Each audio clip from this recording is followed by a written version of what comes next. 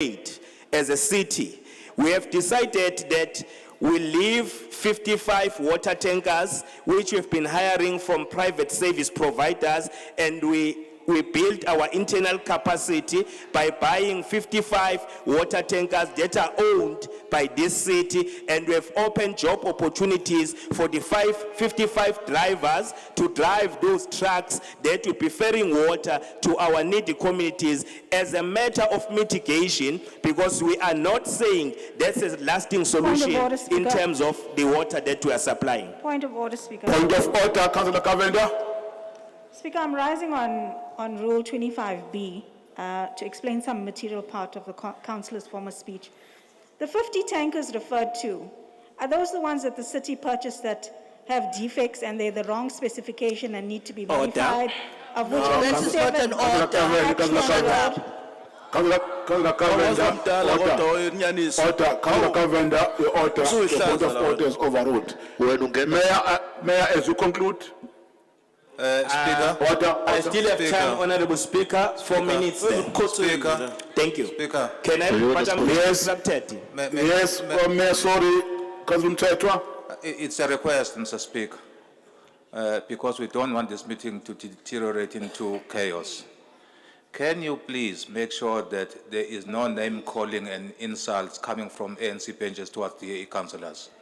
What Councillor Nyanisa is doing, calling Gogo and saying shut up populists out of order. Can you please manage that, please? Thank you, Councillor Mtetwa. We take your concern. I'm sure not only ANC councillors, but all councillors here should behave. We have said that in the opening of our meeting, when we are making that appeal, we have made that appeal to hip hop parties. But I take your point, Nyambosa. Thank you very much. Mayor? Speaker, We do all this, Speaker. Honorable Speaker. Speaker. Councillor, They don't having the floor, understand. Mayor. When I'm telling the truth, they are disrupting me. Mayor, this is Kavenda. not directed at you. Councillor Kavenda. Speaker, are you just going to ignore the fact that she asked me to shut up and you're glossing over it by just deferring it, not taking any action? How are you managing this council if the discipline is going to deteriorate to an extent where we call ourselves honorable and she says to me to shut up? This is being live streamed. I do not accept it and I demand an apology. Now, Shut up, I Mr. apologize. now, Councillor Kavenda. Shut up. Councillor Kavenda, I note your concern.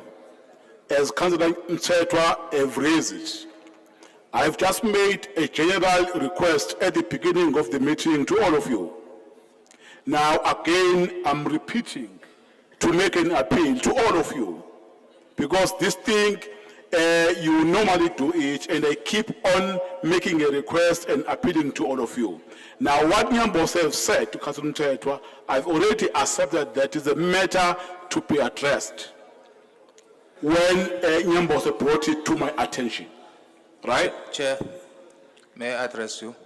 No. Maybe- I'm still addressing Ms. Kavenda. Okay. Yeah. Now that's Please- how, please note Councillor me. Kavenda, I think we should close on these matters of behavior, conduct being unruly, because that matter I've been raising with council consistently. Councillor Mtetwa, then we allow the mayor. I was saying, Chair, maybe before you extend it and expand it to all of us, because we know who said it, that being Councillor Nyanisa, can you then ask her to withdraw and apologize to Councillor Kavenda? Then you can extend that to all of us. Councillor Nyanisa, if you have said or uttered those words, can you please withdraw?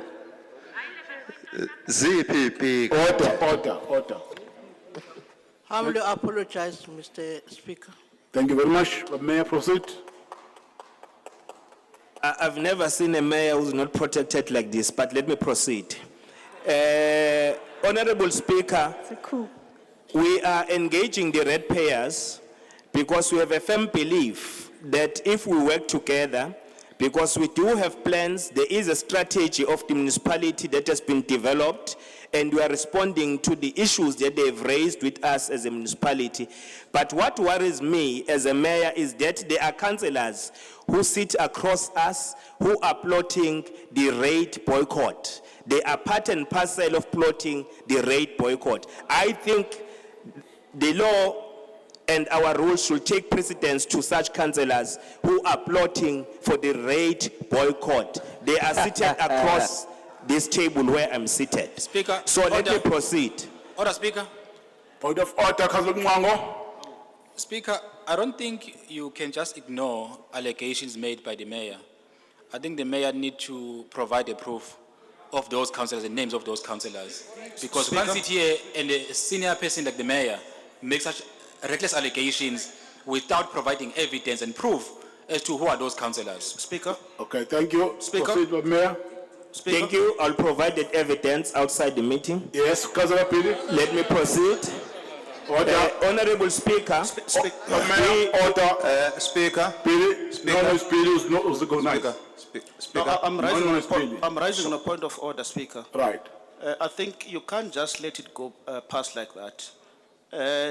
What the mayor is saying is not factual, or if it is factual, then he must provide evidence to this. But you are council. raising a point being raised by Mwango. Why? But you've not addressed it. No. But you're not addressing Who it. told you not to address it? He's continuing and he's No. speaking. No. Pili, listen. He must That- mislead this council. That point has been raised by Mwango, right? It's been raised by Mwango of the evidence. The mayor is saying he will provide that evidence. He's saying we'll provide. But he's misleading the public No, and no, the but- council. No. order, no, Mr. Speaker. no. Order. He can't be allowed to do that. Order. Let's allow the mayor to finish. Mayor?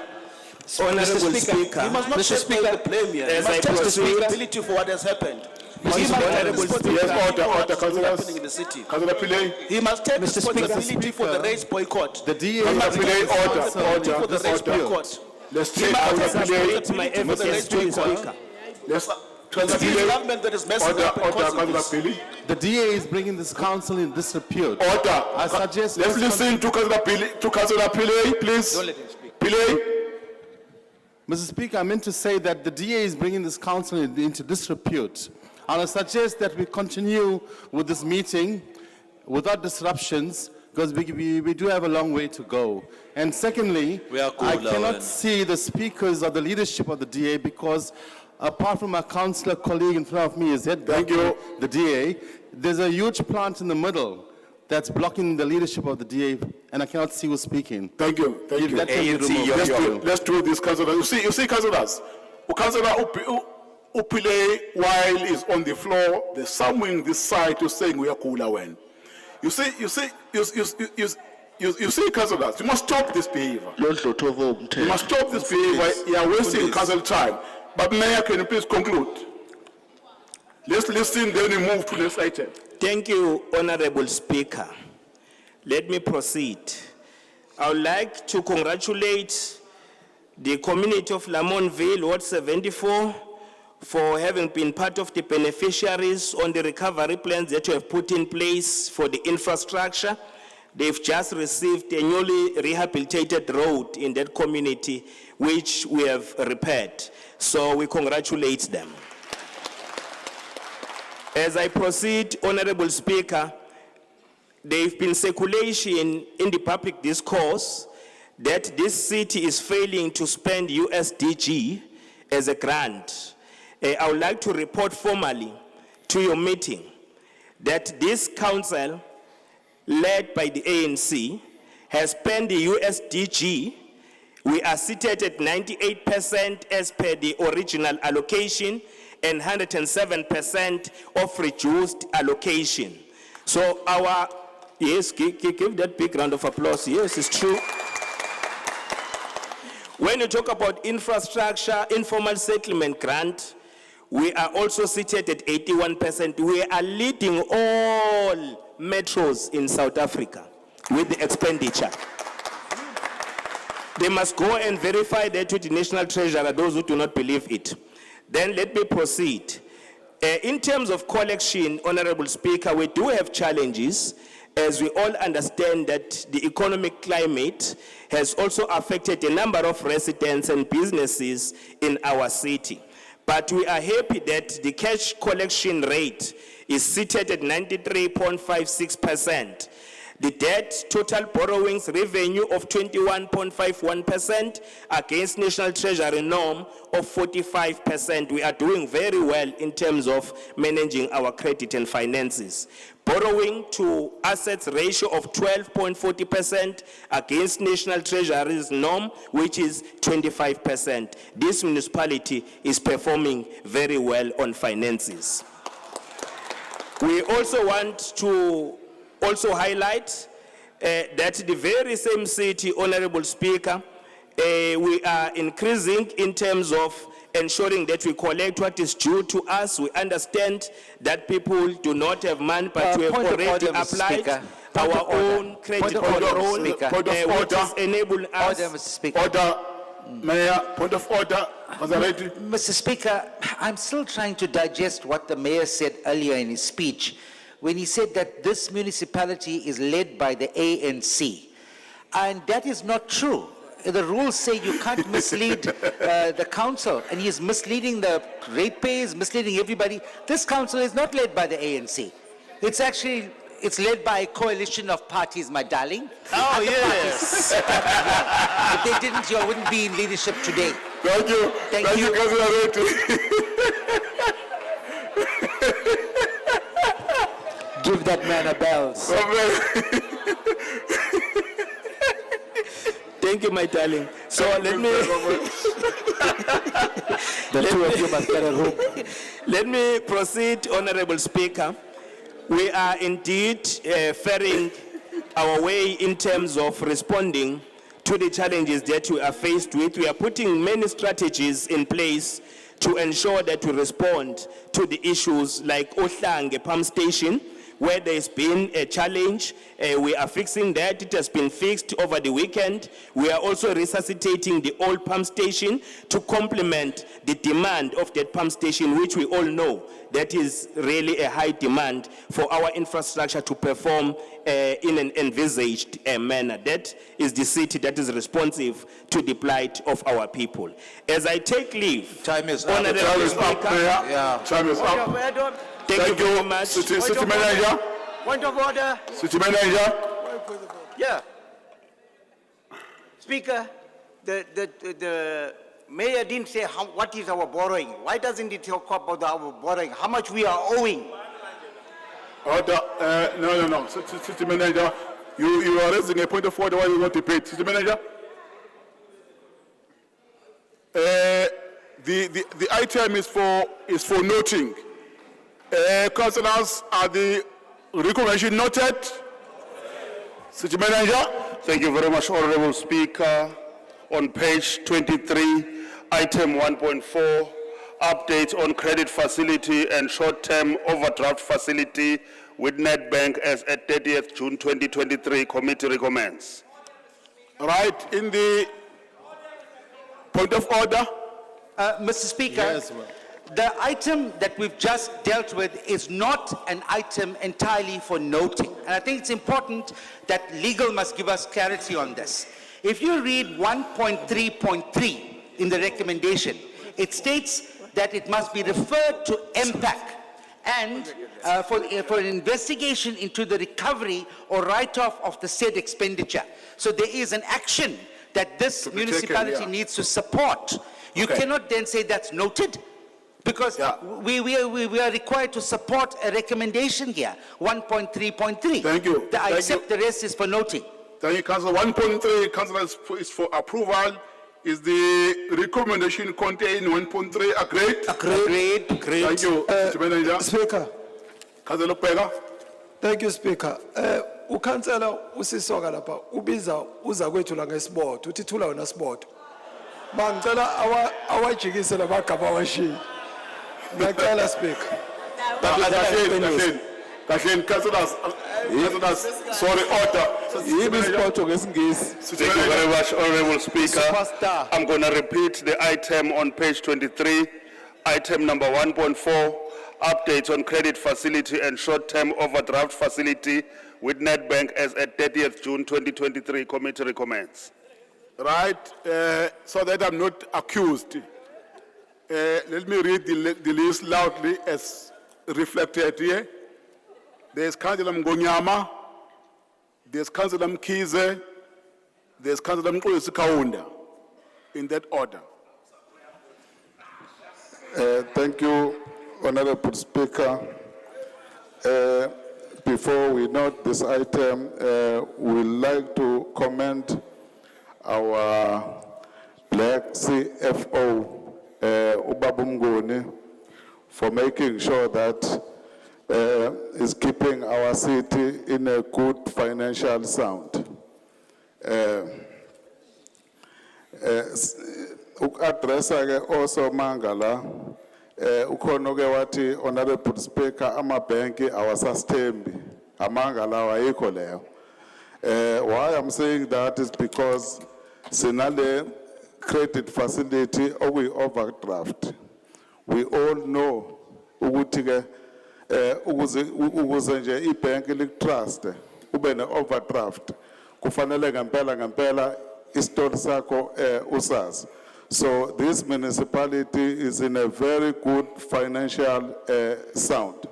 So amanga ke lawa aqhamuka ngaphesheya, so siyabanxosa zakwethu because bayathanda ukukhuluma ama-figures ukuthi they must pass the budget. Siyobathatha serious ke ngalelo langa. So siyafisa ke speak ukusho ukuthi sinotha le ukuthi le facility asisebenzisile. Le facility ke asifisa uba reckless kuyona because we all know ukuthi ithe kunjalo ukuhlaselwa ama disaster. So sigcinela into enjenganalezo ukuthi in case siba nama rainy days sikwazi ba nama reserve. Also Honorable Speaker, sinawo ke amanye ama financial institutions esi-investe kuwona imali yomkhandlu ayikho le ethi amabhenki awasasithembi. So ke zonke le ndawo esi-investe kuzona imali si-investe ngenhloso yokuyandisa iyanda ke nangempela. So mawungasuye nje lapha eTshwane abanawo le facility le esixoxa ngayo esizoyinotha namhlanje bano minus. Siyafisa ke nje ukubonga kakhulu siyinotha le item sisho sithi ke kumasipala wethu cha senza kakhulu kahle kakhulu kuma finances oza kwethu abasijoyine nje bayiphasisa ibudget khona bezowa understand ama figures ngoba ngibona sengathi nazi izibalo lezi ziba yiproblem. Siyabonga Honorable Speaker. Thank you very much, Councillor Mngonyama. Councillor Mkhize.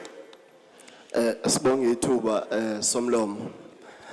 Somlomo sithanda ukubongela umkhandlu weTheku ngokuthi uqhube kahle kuma finances awo. Fisa ugcizelelo kade kusho umeya ukuthi ngempela kwi country kuma metros is number 1 in terms of spending kwi USDG. Laba bangazi abangaphesheya ozakwethu abahambe bayobuza eCape Town ukuthi iTheku liperforma kanjani in terms of ama finances. I think iCape Town izokwazi ukubatshela. Angithathele lithuba Somlomo ngidlulisele ozakwethu njengoba bade bekhuluma abanye abasazokhuluma. I know Councillor Govender Cross uyathanda ukulalela umeya uma ngabe ekhuluma, and then so no mayor na uzothola ithuba lokuthi aphinde amgride futhi. Thanks. Thank you very much, Bob Mayor. Last speaker. Ngibonge Somlomo lamaqabana akhulume ngaphambi kwami ngikhavile ngiyabonga. Thank you very much, Bob Mayor. Councillors, are the recommendation noted? Noted. Thank you. There's no item for approval. City Manager. Thank you very much, Honorable Speaker. We're now on page number 24, item 1.5, investment report for the month ended 30th June 2023. Committee recommends. Thank you very much. I've got a councillor ready with that minute donated. Then I've got Mayor Mxolisi Kaunda, 2 speakers only. Councillor ready? It is a sad day for our municipality, Mr. Speaker, when we must address the alarming fact that we have just 45 days cash on hand.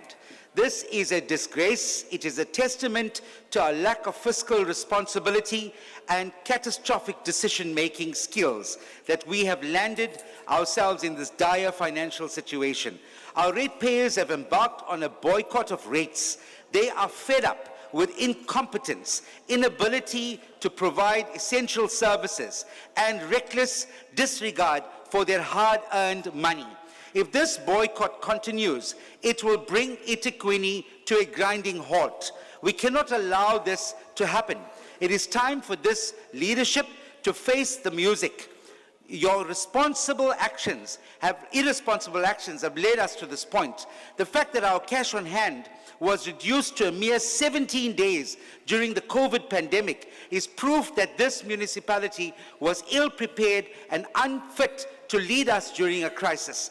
The ratepayers demand accountability, transparency, and effective leadership. If you cannot provide that, then it is high time for you to step down and to make way for leaders who are committed to the betterment of our municipality. The time for playing games is over. Decisive action is needed, and it is needed now.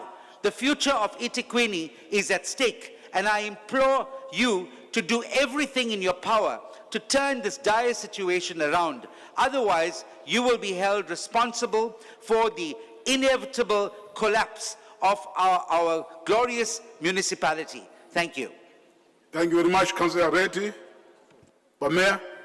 Honorable Speaker, sometimes I wonder which city Honorable Reddy is talking about, because I'll give factual information that is before me. Firstly, companies like Toyota, Mondi, and many companies which are located at the Southern Basin, they gave us clear directives that for them to keep their investment in this city, they would like this city to show evidence that the city is attending to the issues of infrastructure before September.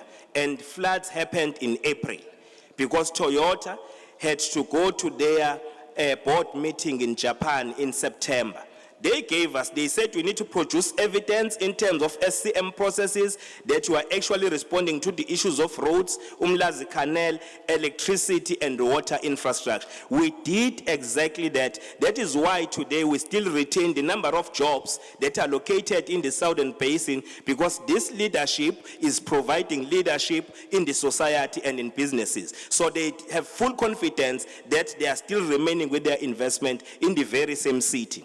I must also highlight that we are still attracting investment with all the catastrophic incidents that we have received and experienced as a city, but investors, they see the eThekwini municipality as a conducive environment for them, and it has a good investment climate. So we'll proceed to maintain and sustain such a status. But let me remind this council, the latest report that talks about the day's cash on hand.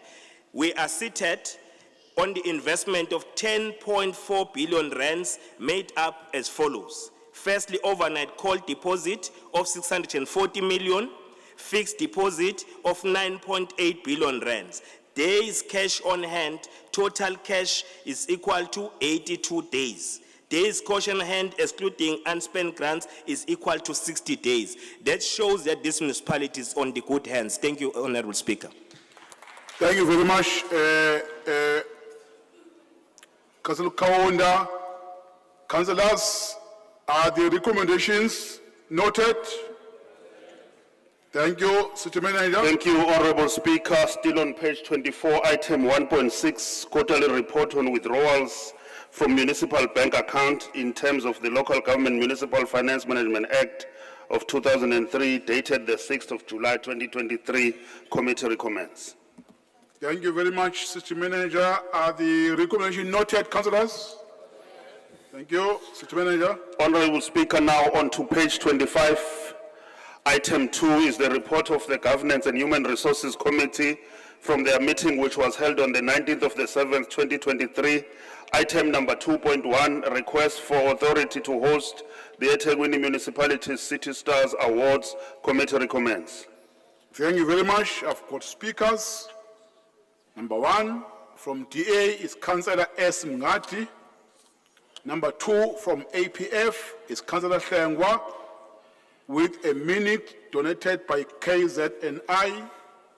Number 3 is Councillor Gubega from Action SA. Number 4 is Councillor Reddy. This van with a minute donated by Mosa.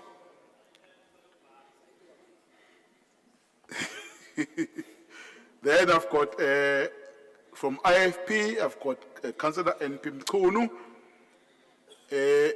Thank you. Then Councillor Komeni after Mchunu. Komeni with a minute donated by JP. Then lastly, I've got Councillor N. Kuzwayo. Those are the speakers. Yes, lastly. Thank you. Councillor Mgati. Sibonge Somlomo. 1,740,000 rand. This is the amount being requested by governance under the leadership of Councillor Madlala.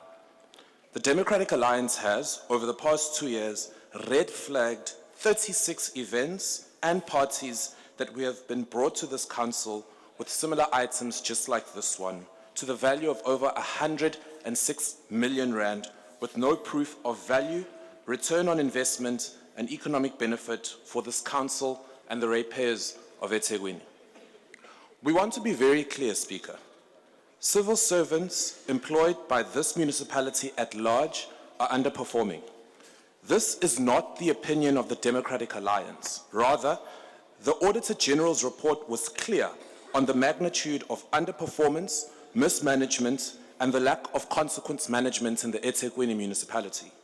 Yet, in an environment of sluggish economic growth, an environment of shrinking budgets for maintenance of municipal infrastructure in units like water, sanitation, and electricity, that costs ratepayers of this city billions, we want to spend 1,740,000 rand on a party to hand out certificates to, I quote, the eThekwini City Stars.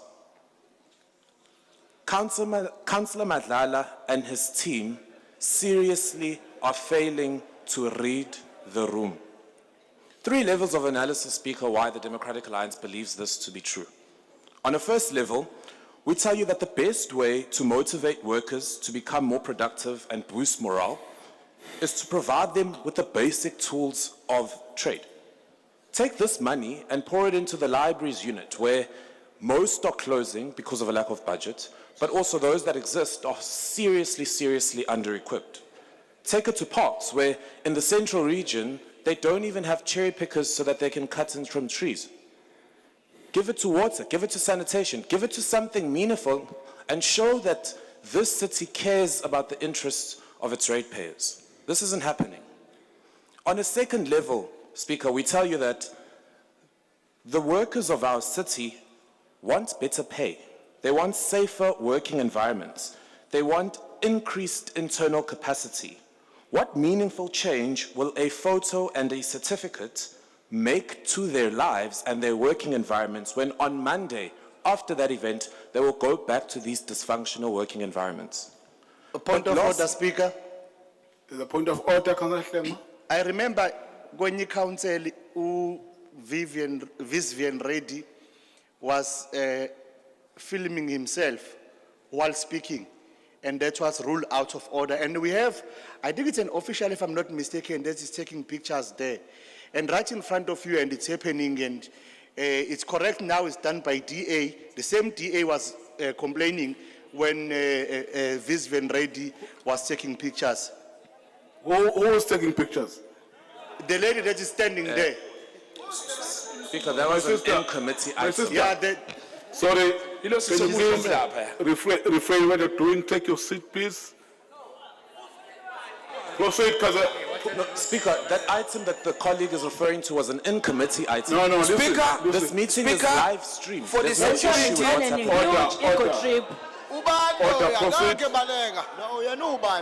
Order, proceed, Councillor Lugard. Thank you, Order, Speaker. Councillor. Speaker, Order. That is on the floor, please. Order. On a point of order, Speaker.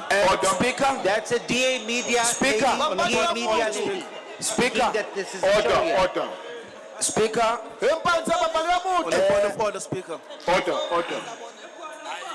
Councillor Ntuli. Ngicela ukuzibuzela nje speaker kwenza ukuthi umuntu angagcini ngathi akakuhloniphi. For the sake of umhlangano. Billy, please, lawyer.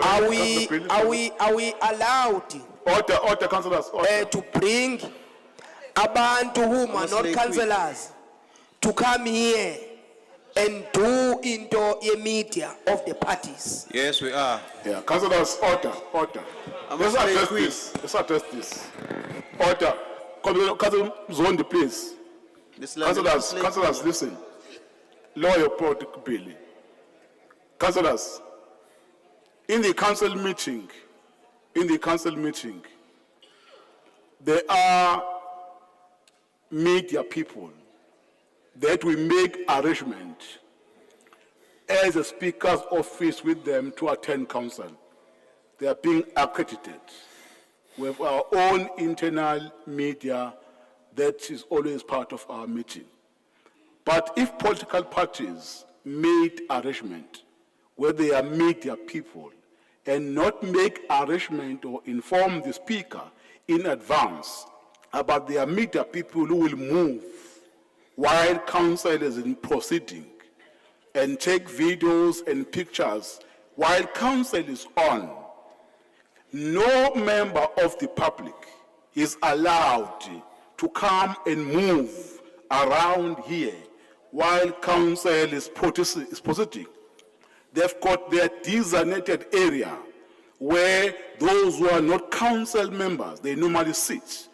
Most of them that are sitting at the back, then they are officials. No one is allowed to participate and be around a council when we are running business. Now, I want to request Councillor Mngadi, I assume this is the person who yourself, we have made arrangement with her to come and take pictures of you while you are debating. Let's not do that in future. Popularity contest. Order. Who's that now? Who's that? Councillors, order. Tell that lady. Same lady. In future, Mngadi, let's refrain in doing that. But proceed and complete your point. Ngiyabonga, Speaker. Speaker, on a third level, I want this municipality to speak to this issue of benefit, because I think benefit is an important concept when we talk to public funds and where they go. So the budget structure of this item, I want to bring Council's attention to page 26, has 11 line items. Item 6, 7, 8, and 10 speak to tangible things that are assumingly going to go to the individuals that are going to be benefiting from this event. Item 6 speaks to frames and certificates for 30,000. 7 is pictures and framing pictures, whatever that means, for 50,000.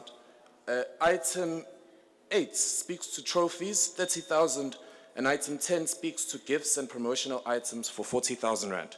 Now, if we do the math there, that's about 150,000 rand, which totals about 9% of this budget. The remaining 91% of the budget being requested here for this event is going to service providers, of which 900,000 is going to the venue and catering of 200 guests to the value of 4,500 rand per person. Now, I want us to be very clear that if Councillor Madlala and his team seriously were reading the room, this is a direct slap in the face of the ratepayers of the city. Because if they did, they would realize that in an environment of non-compliance, in an environment where there are issues of consequence management and external reports are damning on the functionality of this municipality, and in an environment of general underperformance, it indeed is a slap to the face of ratepayers if we approve this kind of expenditure. Speaker, the Democratic Alliance will not support this item.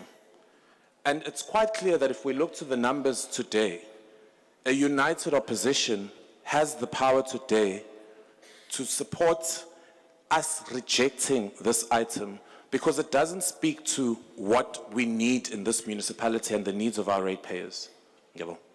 Thank you very much, Councillor Mngadi. Councillor Hlengwa. Somlom.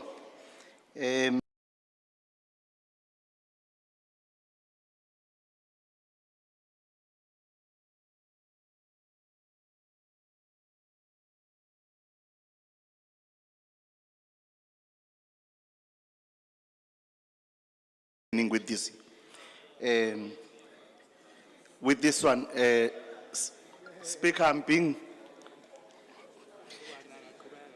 Councillor Hlengwa, you are protected. We are Councillor Hlengwa. At 2 o'clock, we have to go for lunch. Godwa, I'm playing my mind of whether to provide lunch today or not. Maybe if I don't provide lunch, we are going to lose energy to be destructive. I'm thinking of not providing lunch today. Nilambe nkhathale nekuhlupa. Agreed. I'm joking, but councillors, honestly, that's not. We are going to break at 2 for lunch, but we'll break after all the speakers that have been recognized have finished to make their submissions. Thank you.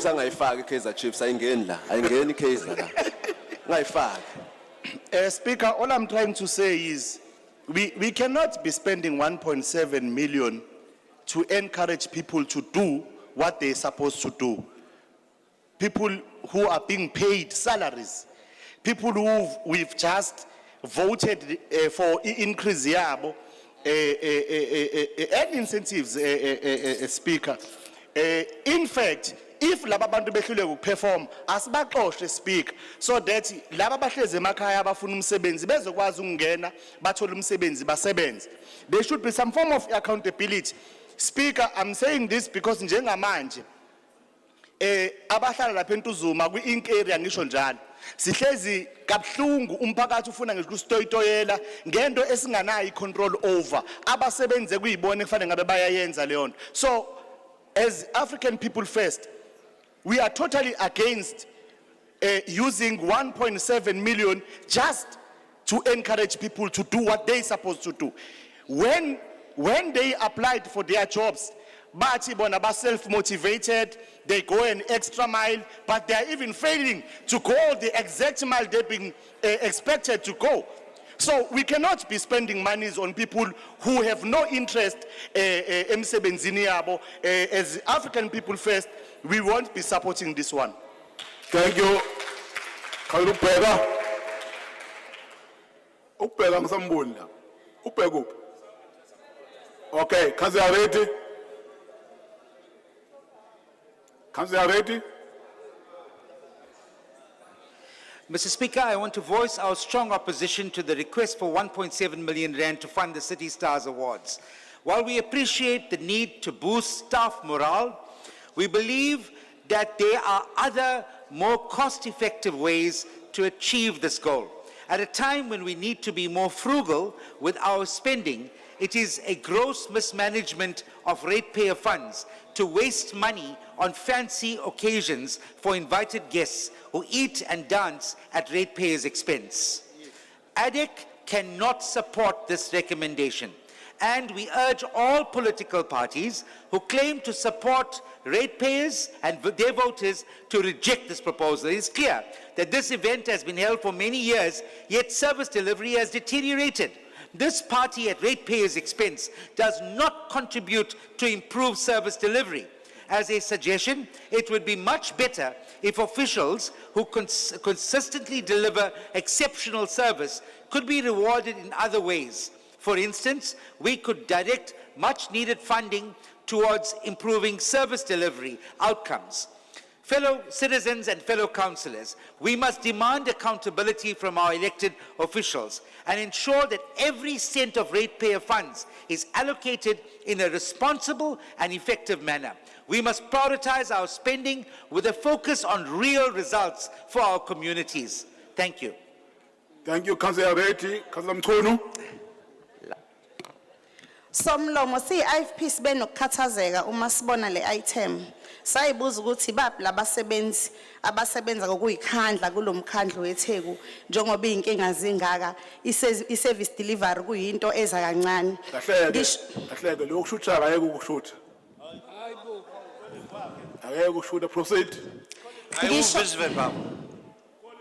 Order, proceed. Visivan is video recording himself. Hayi isikhathi samthama nje. Order, councillor, proceed. Ngisho amakhansela akhona kuwo lomkhandlu abukeka njengabantu abangasebenzi labasebenzela khona ngenxa yabasebenzi bamasipala abamavila. Order, councillor. Order.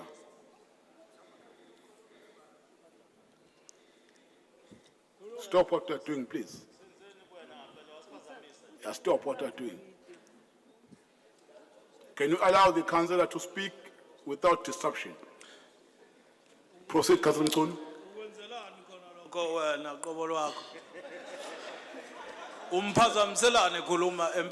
Councillor Mkhunu. Point of order, Speaker. No. Point of order, Speaker.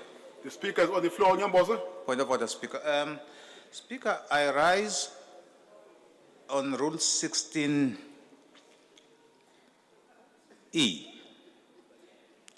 which I think you are trying to apply in telling people not to record themselves.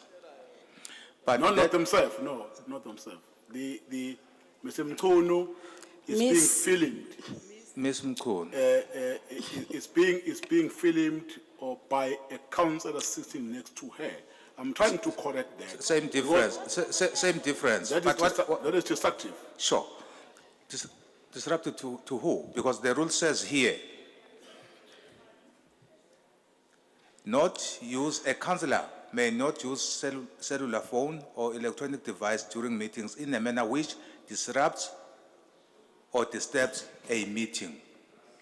Who is disturbing a meeting? How is that disturbing a meeting? How is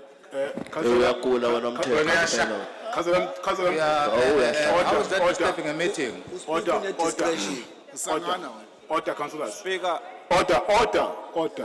Councillor Mkhunu. Order. Councillor Mkhunu. Itheku Please proceed.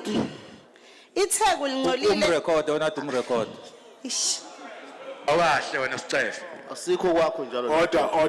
Order. Itheku lingcolile umphakathi uhluphekela ngisho amanzi ugesi nokunya okuyinkinga eziningi. Not so long ago kunodadewethu olahlekelwe impilo yakhe eNtuzuma ewela emgodini wadalwa ikhukhula ezakhukhula iblogwe.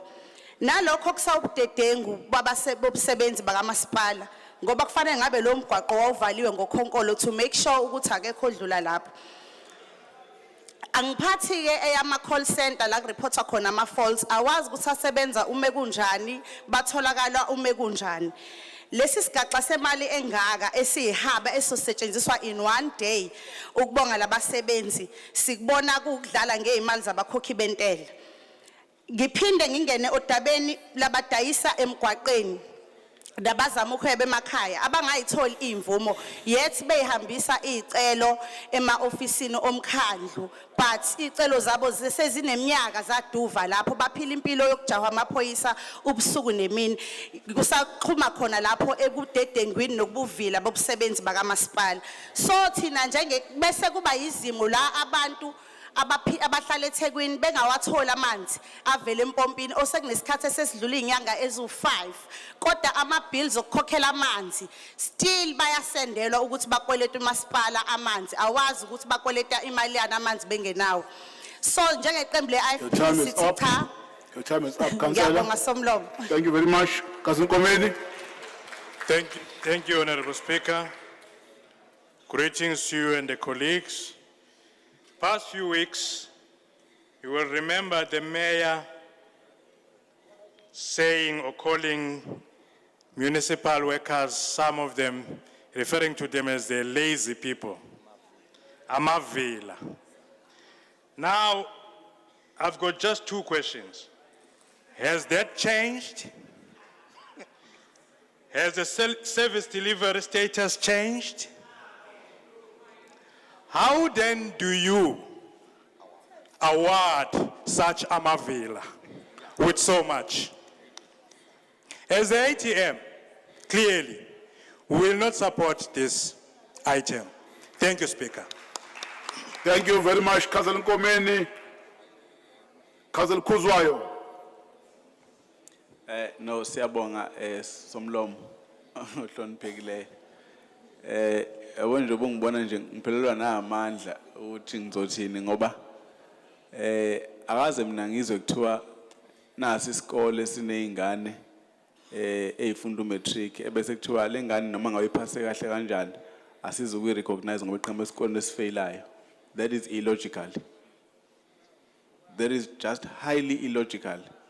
Akusho ukuthi masipala mawukuthi khona umuntu ongenzi kahle usho wonke umuntu wenza kahle ayikho into kazifa ngamvunye la sine responsibility yokulida lo mkhandlu thina njengoba sila and kuleyo responsibility leyo ifaka ukuthi sikwazi ukuthi sibancoma abantu abenza kahle mabenza kahle sibagxeke futhi abangenzi kahle babengenzi kahle kodwa sikwazi ukusiboha abantu ngabhande linye bonke sithi hayi banje noma sithi banje yaya sengikushilo ke lokho speaker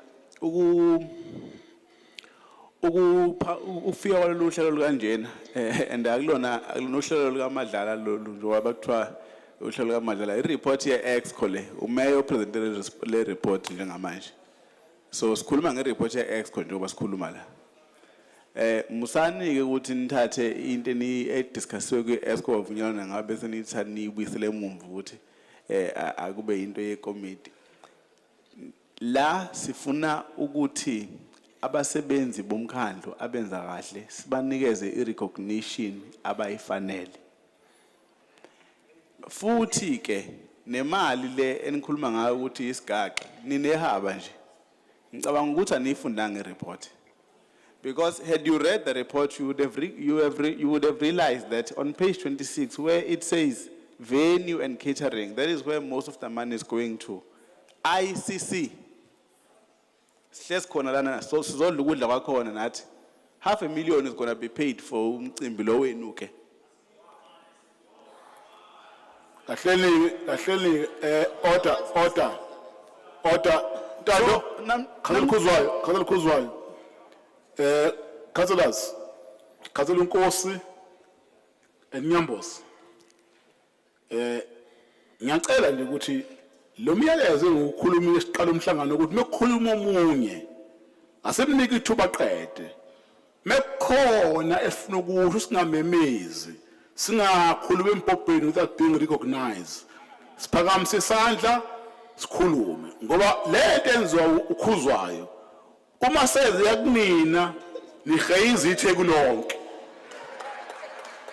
ngiyacela ukuthi njoba niqala ingathi mase isuka lempi nifaka uspeaker phakathi ngoba mase iqala lento to speaker into eniyenza ngingekho Point of clarity, Mr. Speaker. kahleke bamkosi No.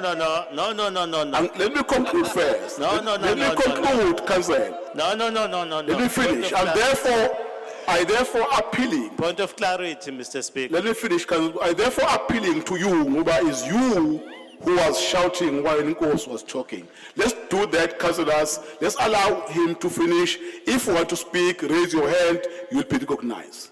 Tando. Kodwa umhlobo ukhansela uNkosi Thakazwelanga yini Ngiyabonga speaker. Order. Councillor Nkos want to address the speaker. Yeah, no, point of clarity, Mr. Speaker. Are you referring to us, what is a highest?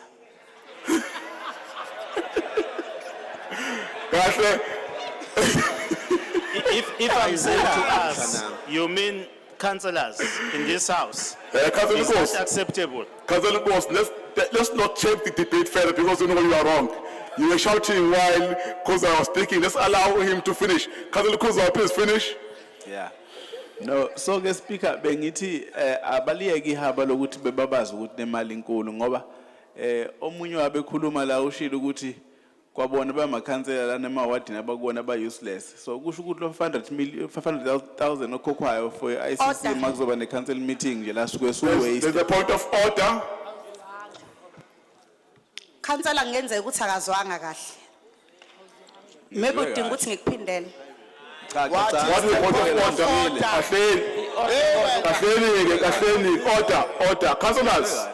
Councillors from the ANC bench. The point of order is being raised to Councillor Ntando Kuzwayo, not to you.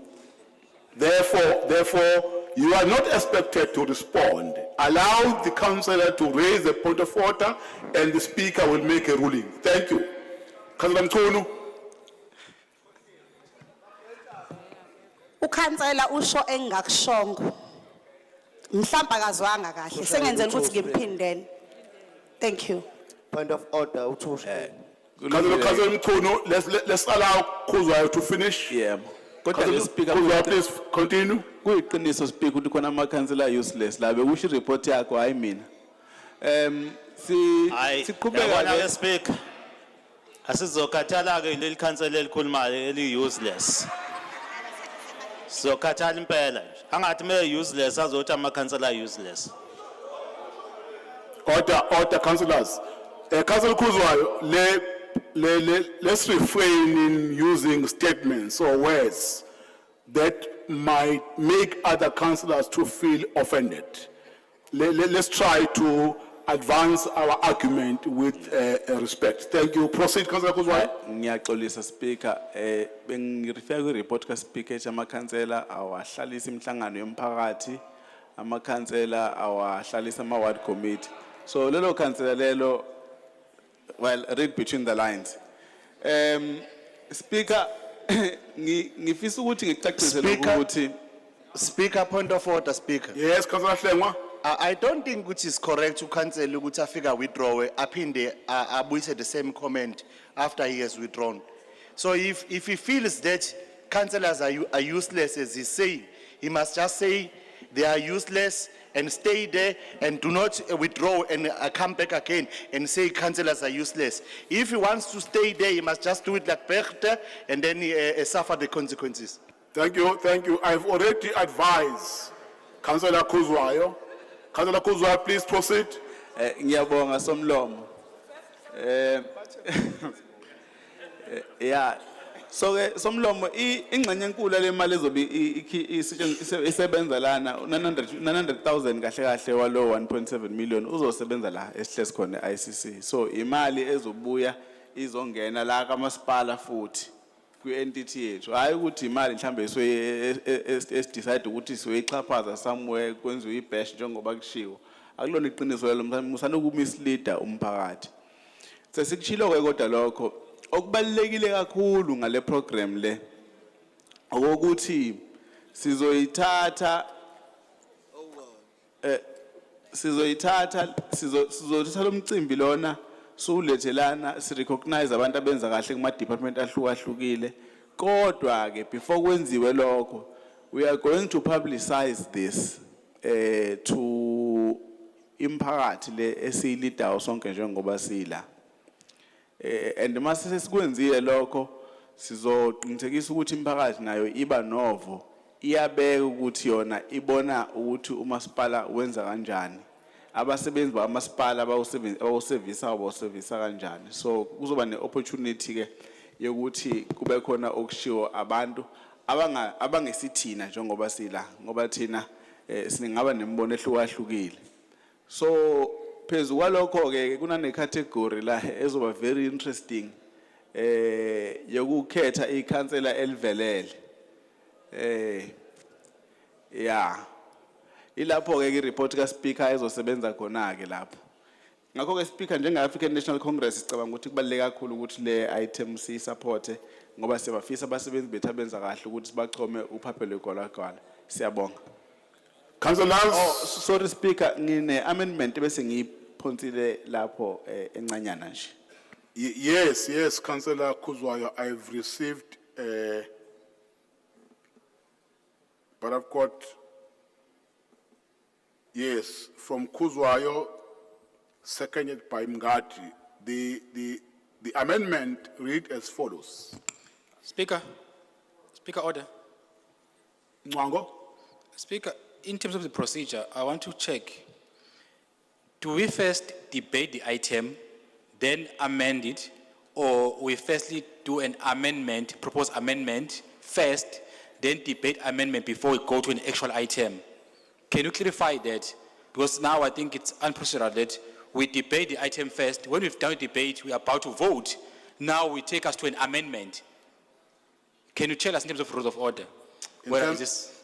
In terms of our rules, Councillor Madlala? Yeah, no, thanks, Babu Speaker.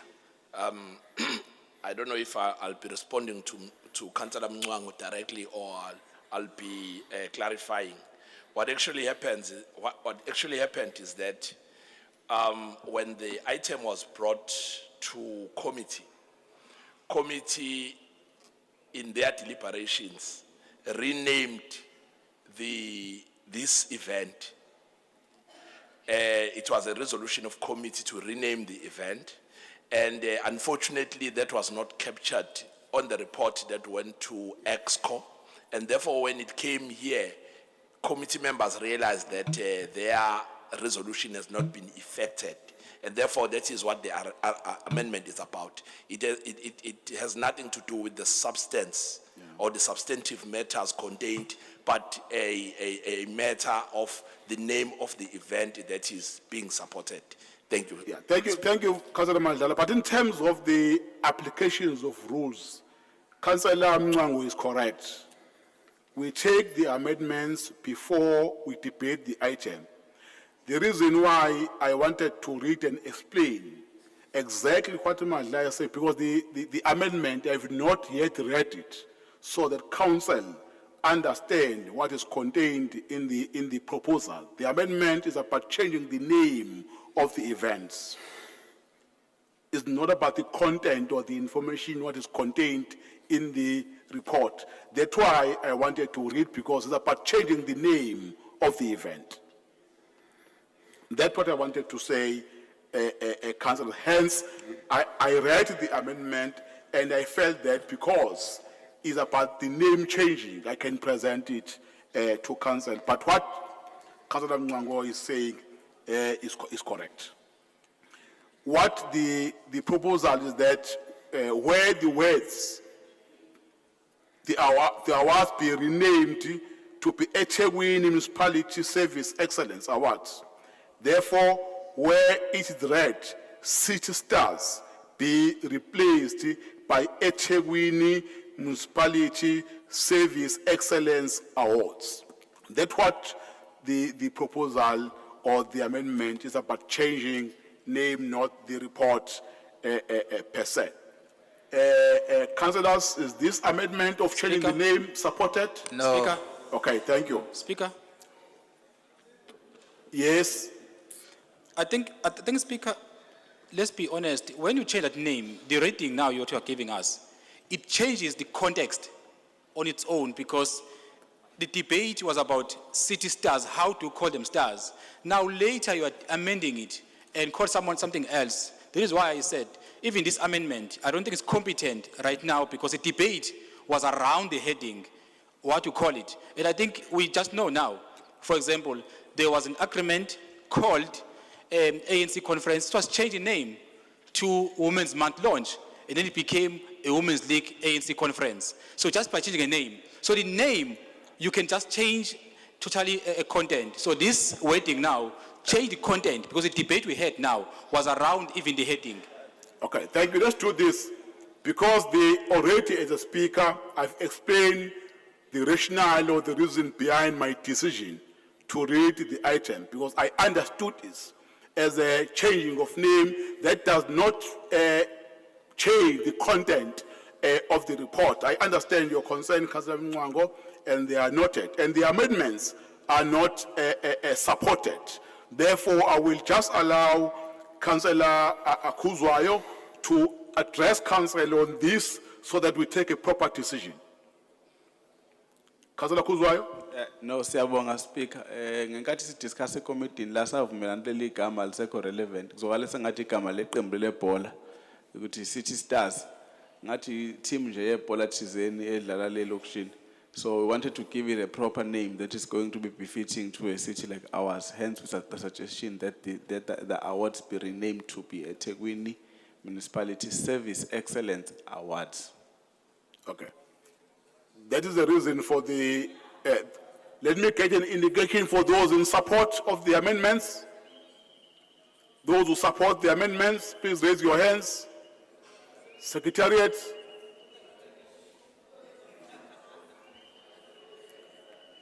to change the names from City Stars to Excellence Awards.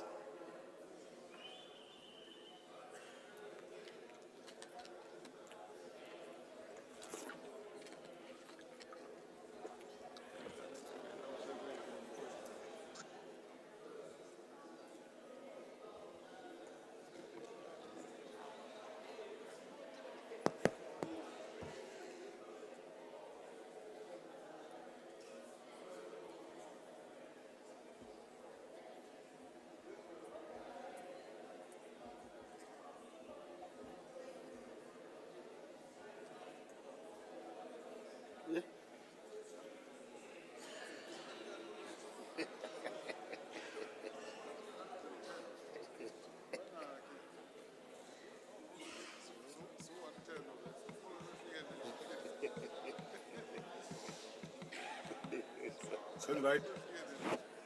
Thank you very much. Those who are against?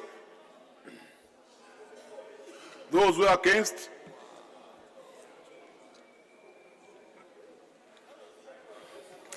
DAIFP.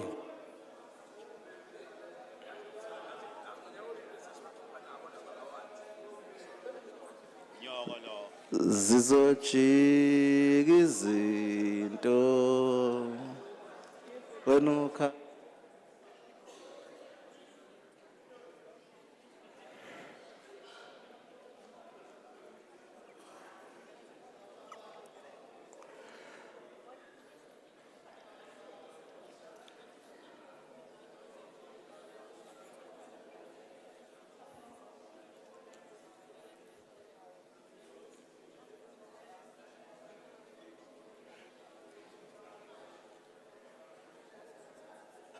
Thank you very much. Those who abstain?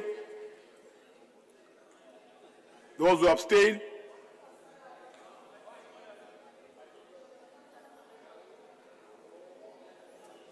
Thank you. I didn't see number.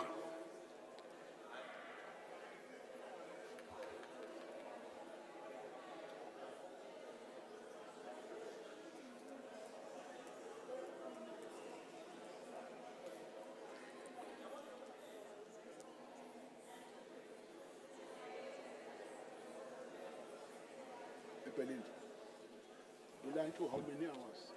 You learn to how many minutes?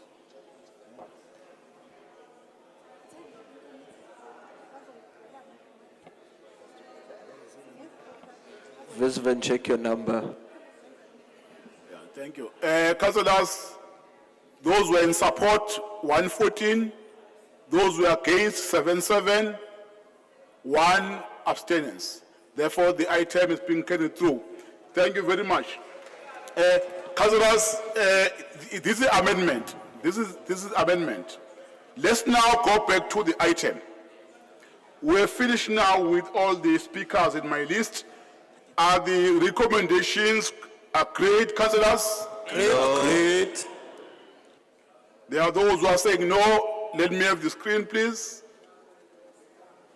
Page 25, item 2.1. It's 2. Yeah. Upon 2.1, yeah. That's where we are. Right? That's where we are voting. So that we are clear. Those who are in support of the item, raise your hands, please. Secretariat.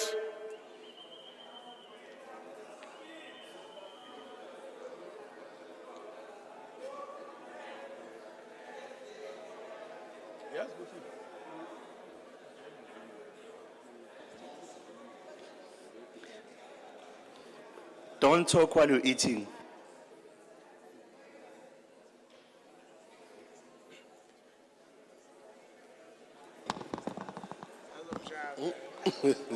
Akukho kuzoshintsha. Thank you very much. Ngashisi Zandla, those who are against the item.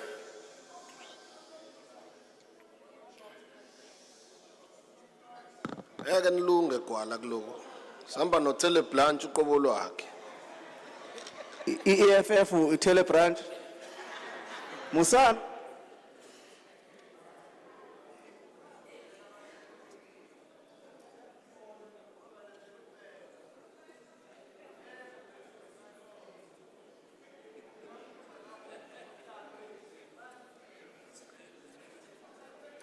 Inka.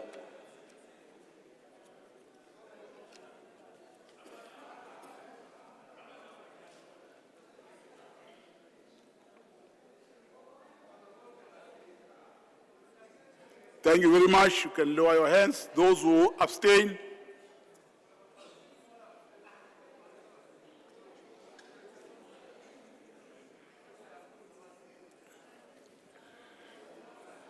Thank you very much.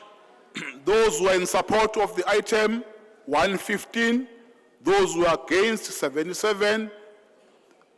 Abstinence is 1. Therefore, the item is being carried through, councillors.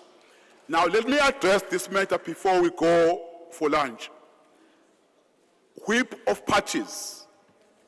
Make sure that while you go out for lunch, we spend only 45 minutes for lunch and come back and continue with the piece of council. Let's not lose time while people are on lunch. Let's break for lunch, councillors.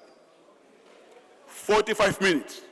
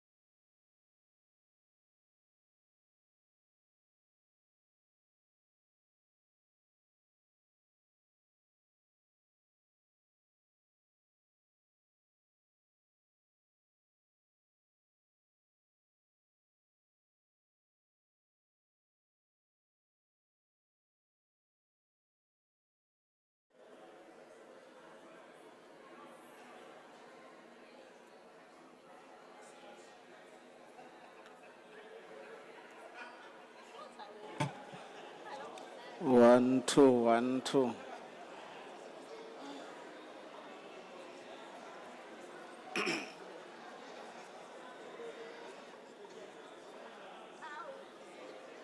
Hayibo Sonlom yanbiza.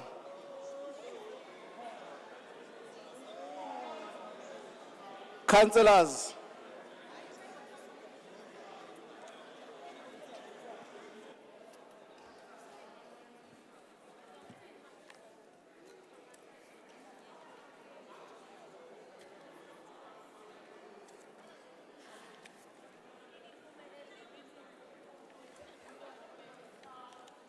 As a civil society support to eThekwini municipality, which won.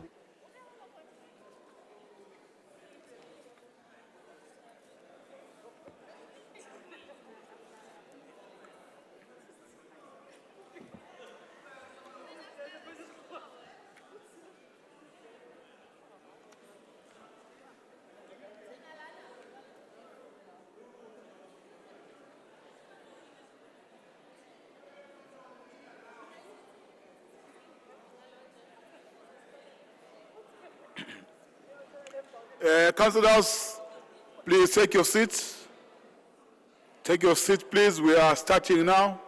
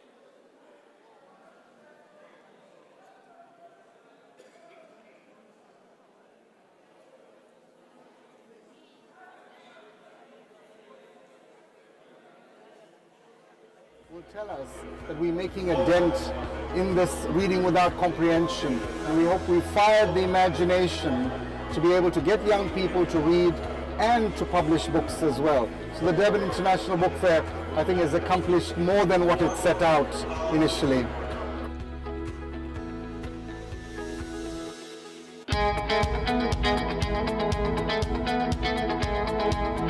Silana namhlanje University Taxi Rank eyaziwa ngoClaremont Rank sizokwenza i-clean up campaign. Into esenzayo ku-clean up operation siyaclean siyashanela sicosha amaphepha ebusuku siya-high pressure cleaner focusing kuma-taxi rank. We are also doing ama-lines ngoba ama-lines kuma-taxi rank wethu faded siyawadweba kabusha through i-department yaka-road and storm water maintenance. Enye into usicollaborate kakhulu ne-unit yaka-APM eholwa uHussein. They have been of great help to us. Basiboleka nabantu under their EPWP program, as well as uSafer Cities naye osiboleke abantu under i-PEP program yabo esisebenza nabo laba. Also, as you can see, TLP Sabenza is from Roads and Stormwater for when last singakwazi ukuxosha khona ngezandla. They're really helping us nama-trucks abo. Enye into esiyenzayo sifinisha ama-potholes. La khona khona ama-pothole rank through Roads and Stormwater. There is also abantu baka Councillors, please take your seats. We are starting now.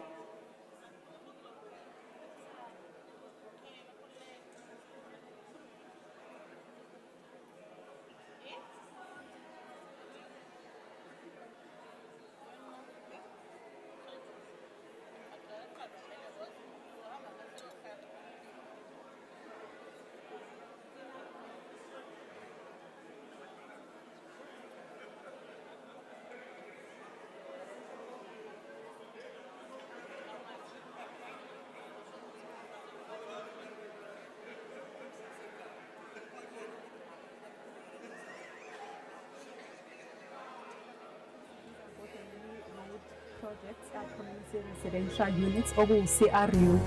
I-project yethu sibheke ukuthi ideliver ama-units awu-128. Kulo 128 units esizodeliver uqale ngomhla ka-17 May 2021. Si-anticipate ukuthi ucomplete ngomhla ka-30 July 2021. Councillors, those who are already inside, please take your seat. Please move to your seat so that we save time.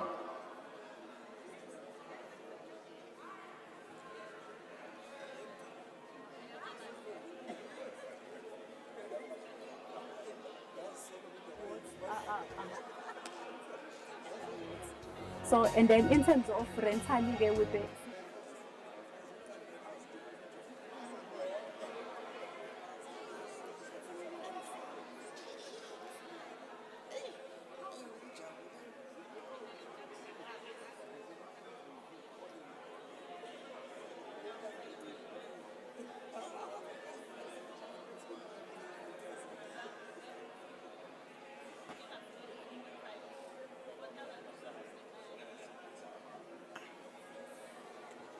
Take your seat, councillors, please.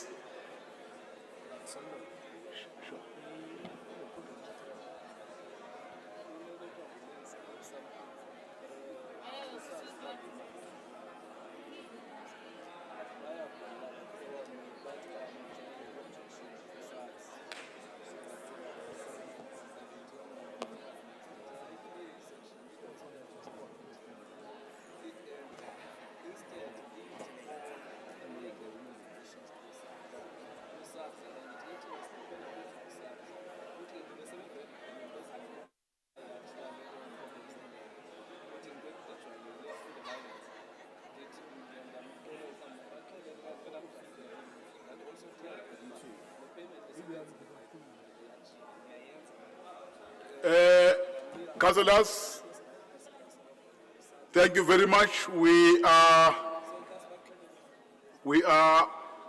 continuing with our meeting. Please take your seat and be quiet so that we will proceed. We were on item 2.1, page 25. Then we adjourn for lunch. I will now allow the city manager to read the next report or the next item. City manager.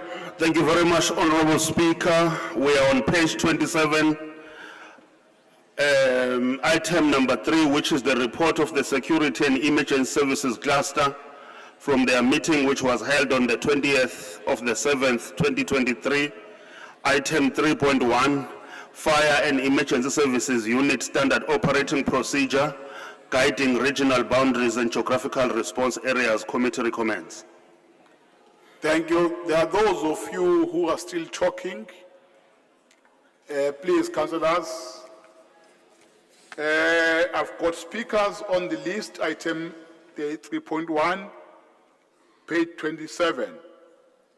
Is Councillor Pullen, Councillor Hlengwa, minute donated. Councillor Nkomeni, a minute donated by JP. Councillor Reddy, with a minute donated. Councillor Mieni, with 3 minutes donated by the ANC. Councillor Jabulo Ntuli from the ANC is the last speaker on the item. Councillor Pullen. Thank you, Honourable Speaker and Honourable colleagues. Please, can I just check that nobody's filming me? Because I'm quite shy.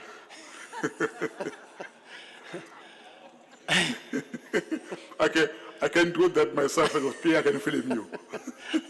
Thank you. Folks, the council looks bad when we don't know which suburbs and roads are served by which fire station. And I'm not on this committee, but I just noticed it happens in lots of departments. Mr. City Manager, please, please, please, can you get maps put in each of the council offices of the ward boundaries so that the staff know which roads and which suburbs are in which ward. It's not rocket science, it's the basics we should be doing. And something else, the boundaries change every 5 years anyway, so you have to keep awake. I'm afraid too that the Auditor General picks this up. He sees that we're not that efficient. And possibly we send in incorrect information because we're listing a suburb in one ward when it's not, it's in another. I regularly get messages, SMSs from the electricity department to say that XYZ suburb has got no power. And I phone them up and say, guys, it's not even in my ward. Why are you telling me? So they haven't told the right councillor, so he can't tell the public, so then the public think we're a bunch of dorks. We look silly. So then I'm just going to ask if the fire department can give us an updated standard operational procedure, because it's out of date already, it's wrong. And some of the suburbs they've listed for me are not in my ward, and some of the suburbs that I have are not listed at all. And I'm sure this happens to other councillors. And it's going to happen that there's going to be an emergency one day, and somebody contacts you to say, look, please report it to the fire, or they check on the list and they report it to the wrong sector. And then the people don't know. Please, please, please, help us make our city run more efficiently. Thank you. Thank you, Cousin Pulen. Cousin Hlengwa. Angibonga Speaker. Umuntu ukhathazekile ngendlela isimo esingayo. Ikakhulukazi mawubheka nje indaba yokuresponda kwecishamlilo. As if I'm in agreement with the previous speaker who says it's embarrassing when we don't know which fire station is servicing which area. I want to make a typical example of a house in Ash section Kwamashu which got burnt to ashes. And the first people to respond were from Phoenix. Hence we have Ntuzuma firefighters, which is less than 15 minutes away. We all know that in Ntuzuma we don't have water. Why? The dam was burnt, fully burnt. In Ntuzuma, there is firefighters, but they could not come Bezetamini, where there was fire. And today, we are sitting without water as from last week. Nisenza inhlekisa manje leadership. Sesiphenduka umagezela endishini sigezele emabhakedeni. I don't know when was the last time I showered. I'm now using a bucket system to bath. It's embarrassing. And really, we cannot be taken 10 years or 30 years back. This is apartheid. What we are living now, it is indeed the days of apartheid, but sadly under the hand of our own people. And this must come to an end. Thank you very much. Thank you, Cousin Gomeni. Thank you, Honorable Speaker.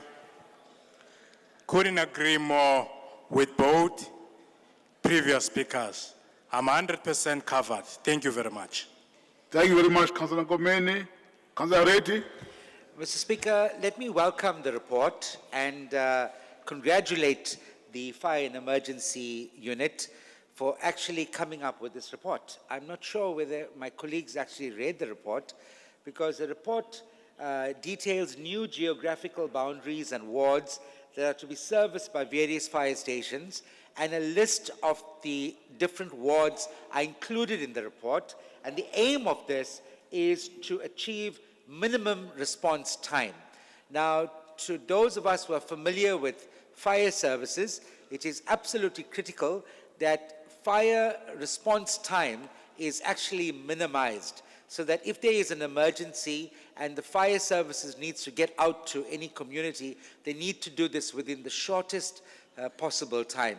And this is the attempt, this is what is being achieved in this report. So I would like to thank the committee and the Fire and Emergency Services unit in particular for coming up with this standard operating procedure that is detailed in this report. Thank you, Speaker. Thank you, Councillor Reddy. Councillor Mieni, Deputy Mayor. Thank you, Honorable Speaker. By the opportunity, sibingelela umeya womkhandlu omkhulu kwaZulu Natal iTheku, sibingelele bonke amakhansela ala endlini esifazane ngenyanga enkulu yabesifazane, sibingelele endlunkulu. I'm a little bit covered by my colleagues, but I want to raise this. When you read at this report, in the committee, it was highlighted that in some of the wards, this information is outdated. So we resolved that in our next meeting, the unit will come with a revised program. What we are here to say is, councillors, nalu uhla lwamawadi, nazi izindawo lani serviswa khona. And I think, Speaker, we need to address this in future. That whenever is the time for us to debate, we stick to the content of the report, so that when we count time, because as we are here, people outside are listening, so to be out of content just because we want to politic, angeke usilekelele, okuzosilekelela ukuthi si raise ama views to within the report which is in front of us. This report is here for noting, and it's also want to say moving forward. Some of the councillors have also raised this, because I think councillors who are sitting in the committee, they go back to their caucuses to report, because I think that is going to assist. When colleagues engage, they will engage from an informed point of view. Siyabonga kakhulu, Speaker. Thank you very much, Deputy Mayor. Councillor Ntuli, Jabulo. Sibonge Babu Speaker, sibingelele umeya kanye nawo bonke ama councillors nabasebenzi bomkhandlu weTheku. Babu Speaker, uDeputy Mayor usengikave kahle kakhulu, bengithi ngizokhuluma emva kokuba ngizwe ama speakers oqala, kodwa umama uDeputy Mayor ungikave kahle kakhulu. Siyabonga. Njenge ANC siya welcome and siya note i-report. Siyabonga kakhulu. Thank you very much, Councillor Ntuli. Are the recommendations in the report agreed, councillors? Agreed, noted. As for nurturing, are the recommendation noted? Thank you very much, City Manager. Thank you very much, Honorable Speaker. We're now on page 30, item 3.2. Request for authority to engage the Provincial Road Traffic Inspectorate Department for the use of its Umdloti facility for the inspection of dangerous goods vehicles. Committee recommends. Thank you very much. Page 30, item 3.2. We have Councillor Mbonambi from the IFP. We have Councillor Mieni, the Deputy Mayor. We have Councillor Reddy. We have Councillor Ntuli, the last speaker. In that order, Councillor Mbonambi. Angibonge Somlomo. On a point of order, Mr. Speaker, my apologies. Yes. Speaker, I know it's not in the rules, but it's become a sort of a trend in the municipality where the chairpersons of the committee actually speaks last on a matter. But I see on this particular committee, the chairperson who is the deputy, because she's not in the ANC, that now you get Ntuli who speaks after the chairperson. So it's something I'm a bit concerned about. If maybe we can rectify that and get the chairperson to speak at the end. You are correct, Vice. It should be like that. Yes, thank you. Thank you, Maybe Speaker. in the manner names have been listed here, but what you are saying is correct. Thank you very much. Bonambi. Yo, angibonge Somlomo. Ngikhuleke kuhlaka lomhlabathi isilo samabandla onke ngikhuleke emakhosi laseNdlunkulu. Ngibingelela kulabantwana baseNdlunkulu ngibingelela zonke izinduna zamakhosi and all protocols observe. Siyiqembu lenkatsha lokho okuhlongozwayo sikushala ihlombe siyakuncoma. Ngoba lokho kuzosiza ukwehlisa izingozi emgwaqweni Speaker kakhulukazi kothela wayeka bendlela. By utilizing Umdlozi facility to conduct such inspection is going to assist us a lot to those vehicles in question. Kuzogwema ukusha kwezimoto ngenxa yokuthi ezinye izinkampani zilayisha amakhemikhali okungamele ahlanganiswe. Futhi indawo yaseLovu Fire Training Center ibanga elide nesikhathi sizokokeka ko-driver bama long distance. This will bring stability to other road users. Secondly, there is no ratepayers' money will be involved. First time in history when requesting such authority. See, as IFP, we support this. We're putting people's life first. I thank you, Speaker. Thank you, Councillor Mbonambi. Councillor Reddy.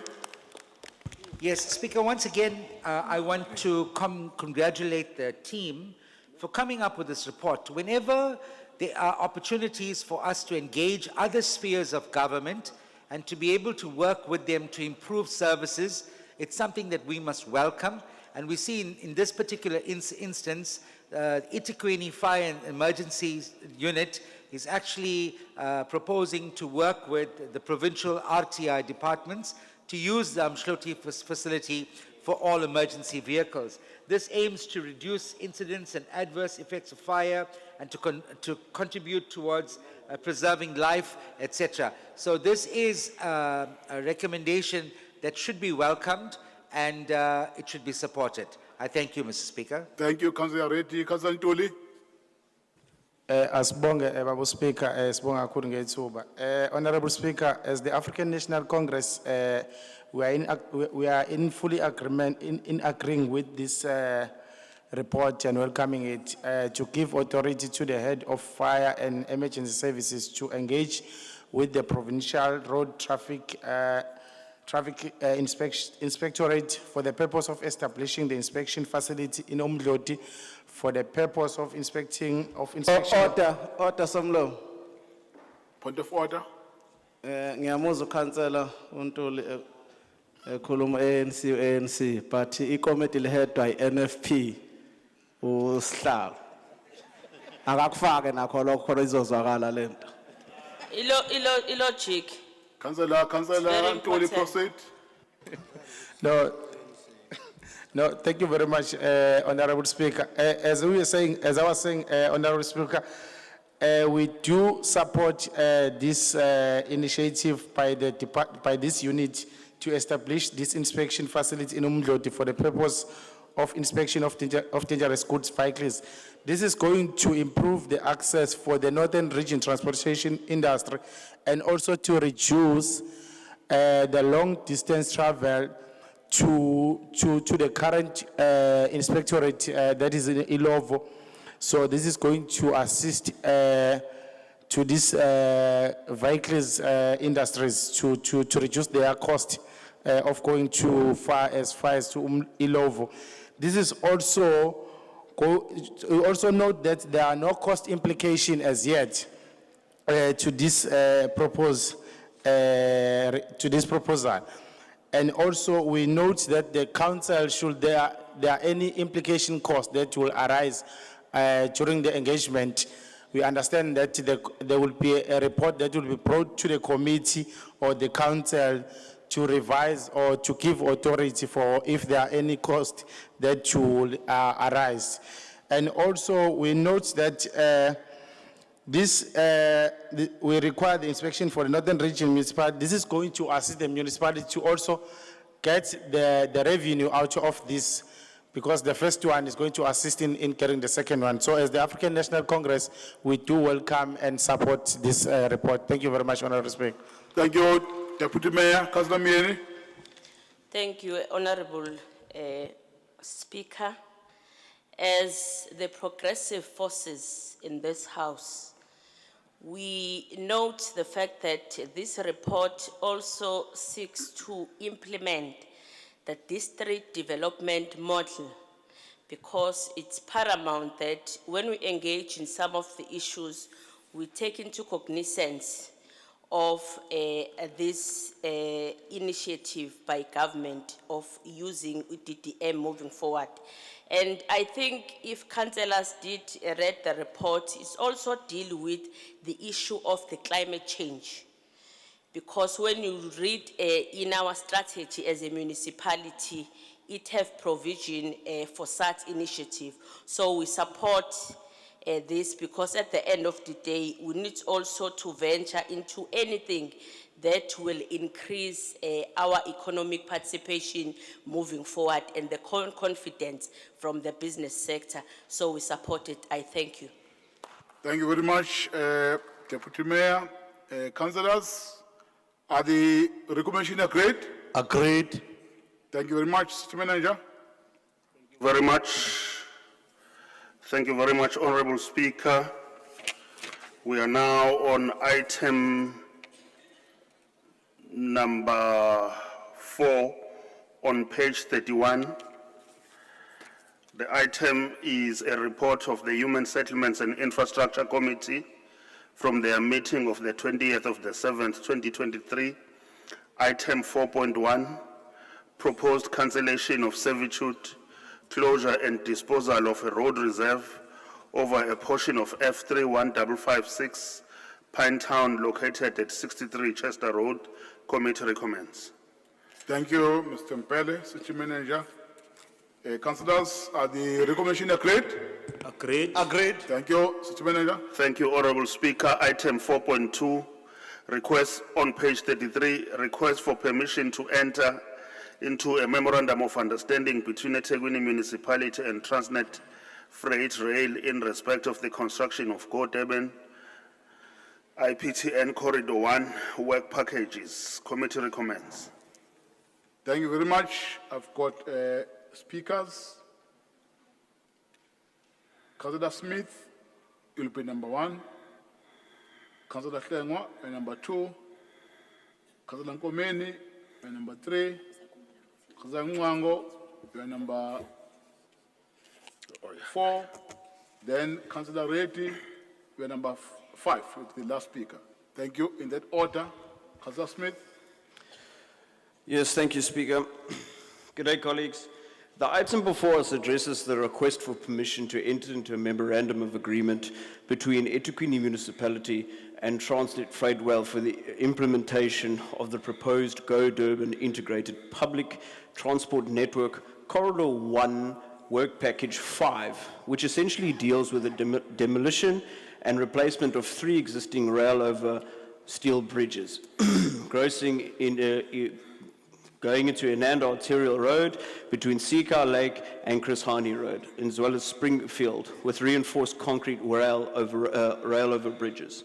In 2013, Eliso Arup or UWP joint venture were appointed to undertake the detailed design and contract documentation based on the 2012 preliminary design, but with the exclusion of the BRT bridge because of the cost implications and a lengthy construction duration. In 2018, Naidu Consulting were appointed to undertake the contract administration and construction supervision in order to undertake a design and construction review of the proposed implementation. The review came back with the following feedback: that the designs did not include the risks associated with the aging rail bridges, which at this point has surpassed their design lifespan. This includes the issue for the bridge clearance for road vehicles, which at present is substandard.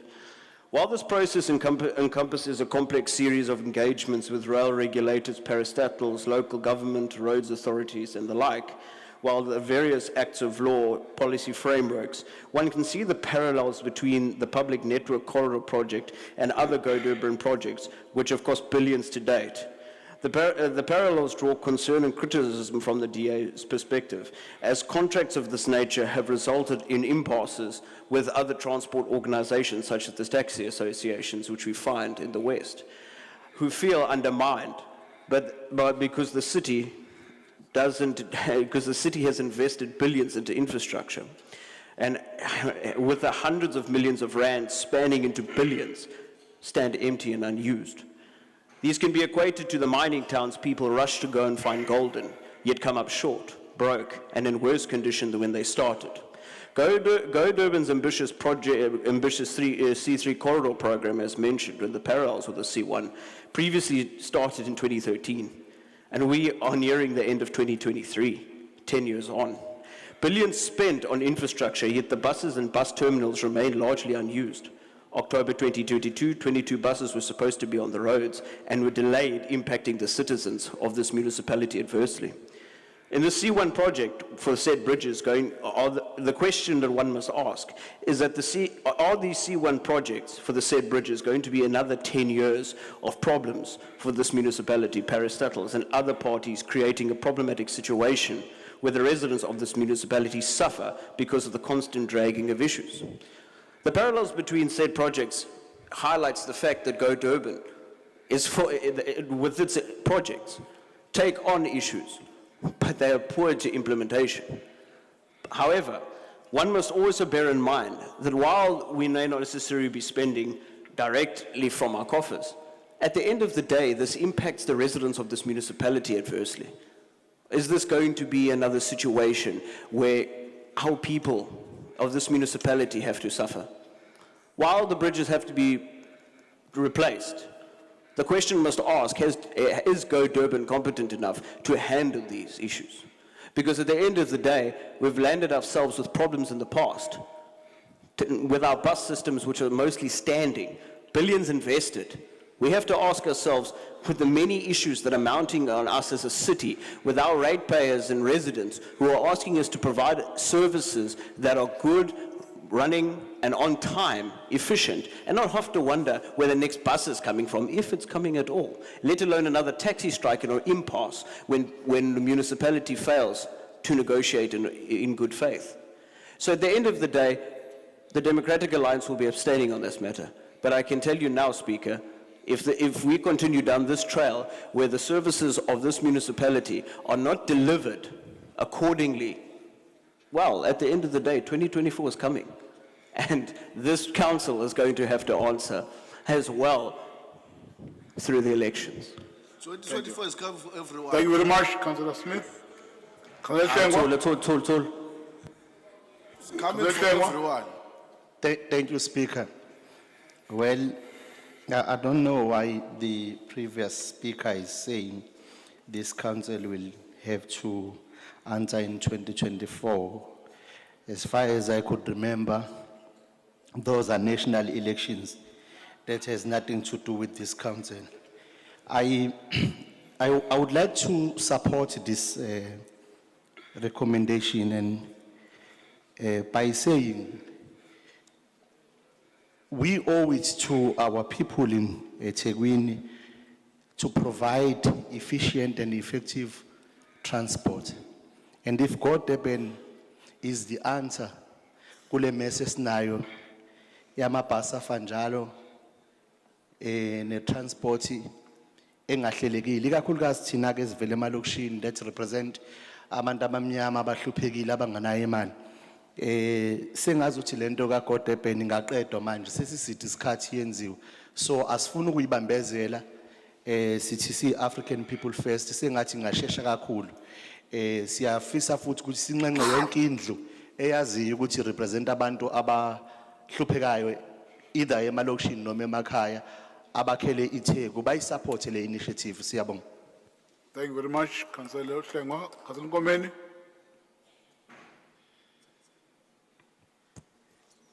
Thank you very much, Speaker. One thing that, and I say this very carefully, in my own discretion, that maybe our people, which is the people of eThekwini, had long given up on this project. But by such initiative, which is brought forward to this council, We as ATM support this initiative because it's seeking to help the long help that our people have been waiting for. I thank you, Honorable Speaker. Thank you very much, Councillor Komeni, Councillor Mwango.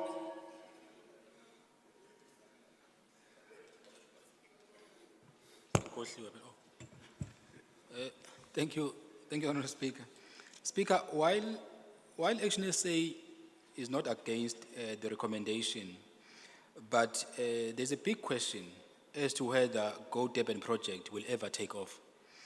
This project was introduced in 2013. I think some of us were there. It was 10 years ago, with a budget projected at 20 billion rand for about 10 years. Now, this is becoming a white elephant. The project was meant to bring investment. And I think the big question we must ask ourselves, are we doing justice to economic growth of this Point city? of order, Speaker. Point of order, Councillor Mhlengwa.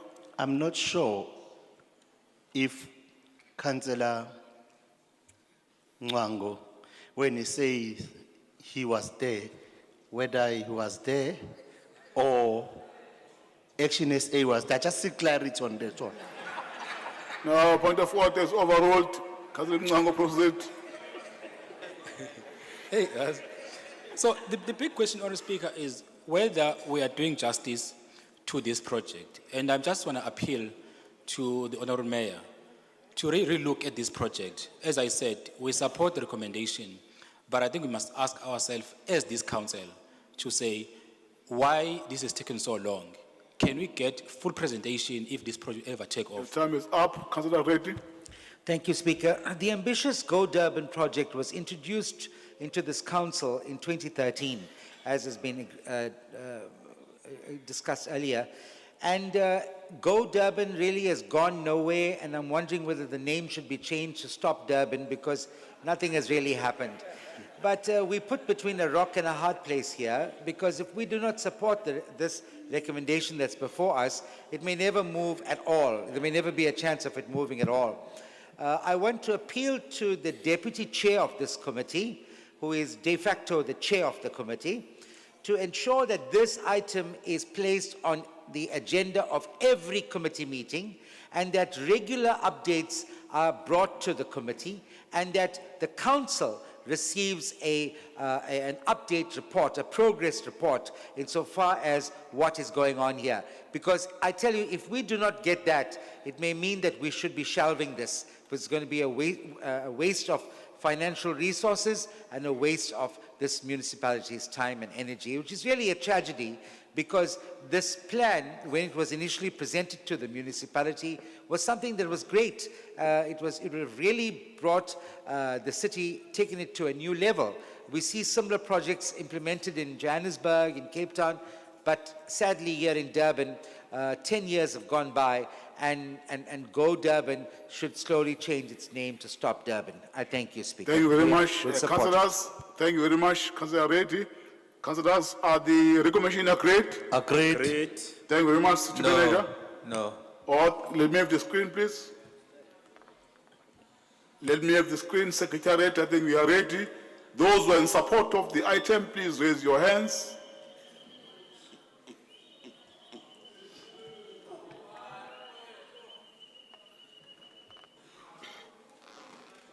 Ayikhala ngempela ke Nyamboza.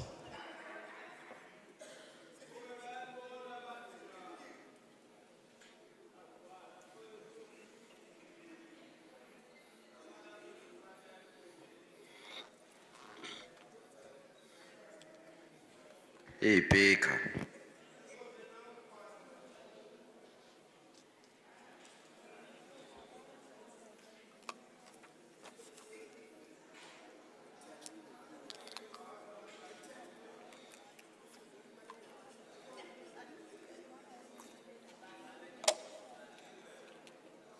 It's all right.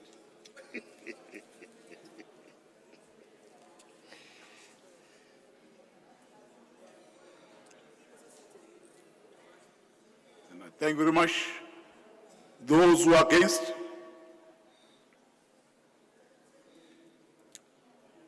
Thank you. Those who abstain?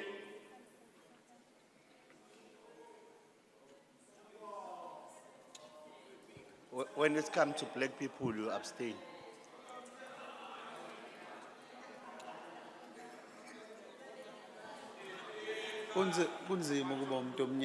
Thank you very much. You can lower your hands. Those who are in support of the item 135, those who are against, none, 0. Those who abstain, 43. Therefore, the item is being carried through with the majority vote. Thank you very much. City Manager, let's proceed. Thank you, Honorable Speaker.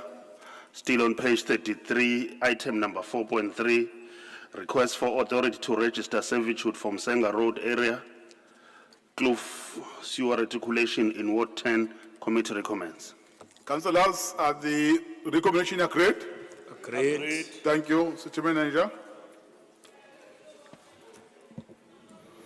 Honorable Speaker, we are on page 34, item number 4.4, which is a request for approval to reallocate block sum within the 2023-2024 financial year capital budget of the Water and Sanitation Unit.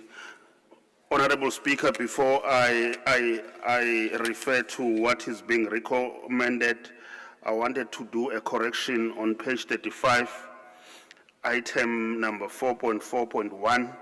There was a question which was raised at the last meeting about the last item, which is the last X committee, which is X663. On that table, you see the table that is written project number, project description, ward, reason, and value. So there was a concern that the Astral Drive, Woodhurst, is not in Ward 39. So we subsequently inquired with the team, and we discovered that that ward is in actual fact in Ward 70. So it was just that correction. Committee recommends. Thank you very much. There are speakers on this item. Page 34, item 4.4. Councillor Ngumalo, we are number 1. Councillor Hlengwa, we are number 2. APF. ATM, Komeni, number 3. Councillor Reid, we are number 4. Councillor Mgwengwe, we are number 5. Councillor Love, we are number 6. In that order. Councillor Ngumalo. Asibonge Speaker, umuntu kabingelele. Fisa nje uqala ngokuthi sibonge ku City Manager ngokusilungisela leya error because enye futhi kade sine concern yayo, I think it's X8663, I mean to say X8408 oku Swallow Road. Because that road ikhona futhi nakwa Ward 99, but I think u City Manager ubesinikeza iconfident ukuthi nje ukufana kwamagama emgwaqo. Kodwa ke ngaphe kwalokho siyaneliseka ke lapha kule correction ebika Ward 39 ukuthi kwa 70 because lo emgwaqo ukho kwa 39. Ngaphe kwalokho ke siya support item. Thank you. Siyabonga kakhulu. Councillor Ngumalo. Hlengwa. Mr. Speaker, there's a Swallow Road in Ward 106 and 64. That's why you need a map. Please get the maps. In Ward 64. Please give Jeff a map. Okay. Councillor Hlengwa. Speaker, with a very heavy heart, would like to support this item.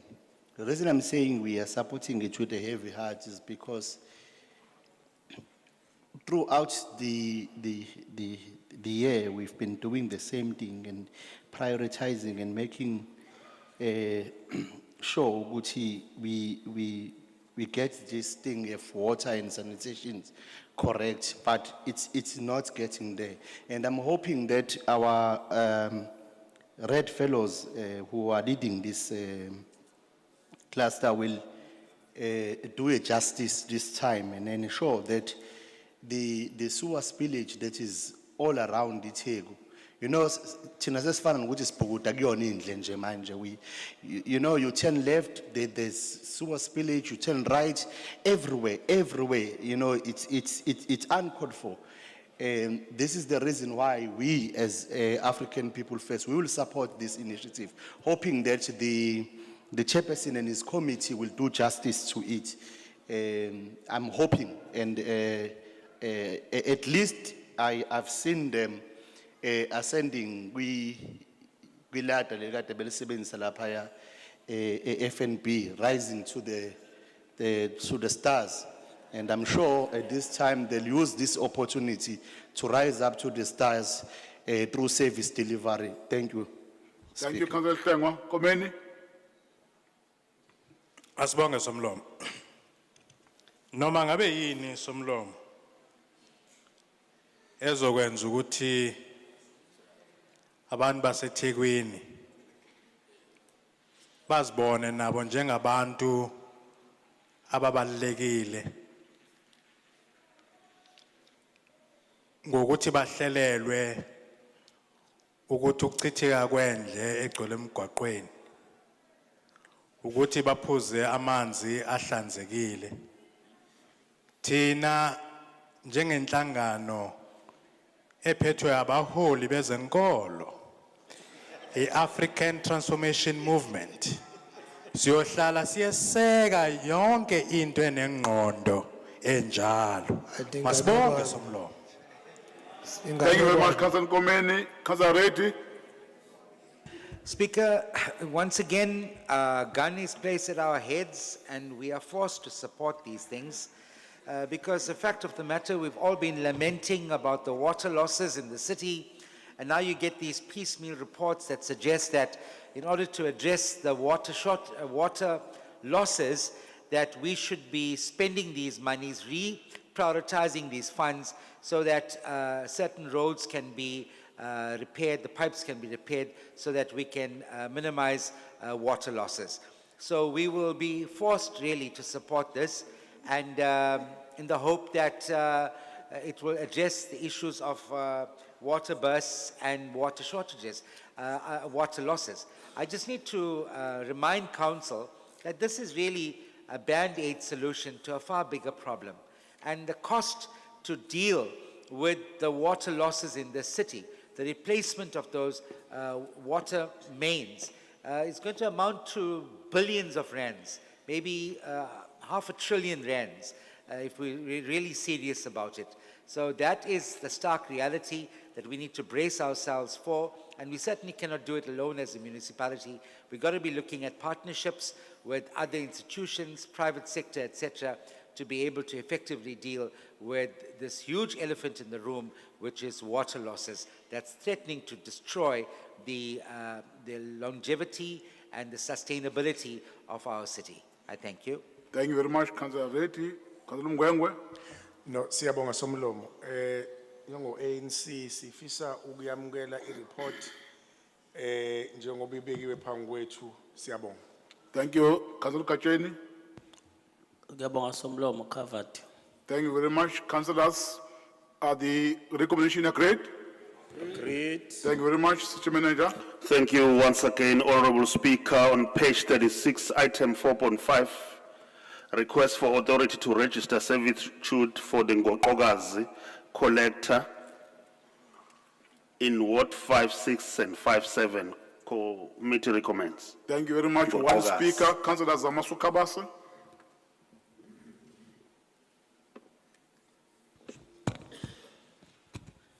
Thanks, Babu Speaker, I'm covered. Thank you very much, councillors. Are the recommendation agreed?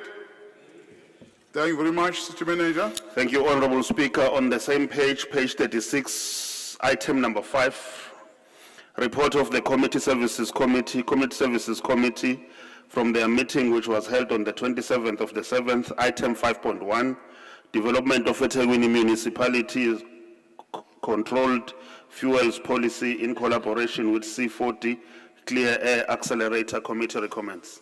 Thank you very much. I've got speakers. Councillor J. Naidu, number 1. Councillor Vis Van Rijk, number 2. Councillor Zamasu Kabase, number 3. And the last speaker. In that order, Councillor Naidu. Withdrawn. Or is it, okay, that's fine. Councillor Reddy. Sorry, Speaker, are we at item 5? We are on page 36, item 5.1. Yes. I was going to speak on this. I just don't have my notes. No, it's fine. I'll pass on this. Thank you, Speaker. Thank you very much. Councillor Sokabase. Siyabonga Speaker. Committee, the Community Services Committee, we urge council to grant head and the team research ukuthi iqhubeke yenze le development yokucontrola i-fuel policy with an aim of addressing poor air quality in eThekwini area. Thank you. Thank you very much, Councillor Sokabase. Councillors, are the recommendation agreed? Agreed. No. Thank you, City Manager. Thank you very much, Honorable Speaker. Sorry, Page Speaker. 37, item number Sorry, 5.2. there's a hand. We don't agree, we abstain. Okay, thank you. Masilahla manje. Okay, can you record that? Abstinence, thank you. City Manager. Thank you very much, Honorable Speaker. We are on page 37, item number 5.2, request for approval to conduct public participation process in respect of the proposed eThekwini Municipalities Animals Bylaw. Committee recommends. Thank you. One speaker, Councillor Zamaso Kawase.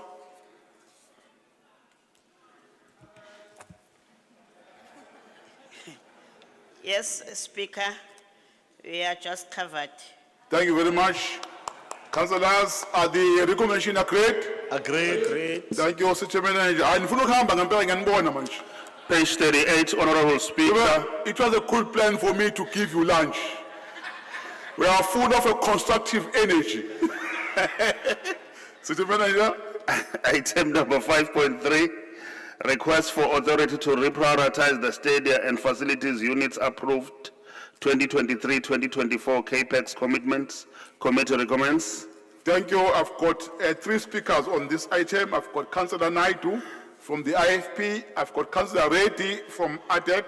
I've got Councillor Sisoga from the ANC. In that order, Councillor Naidu.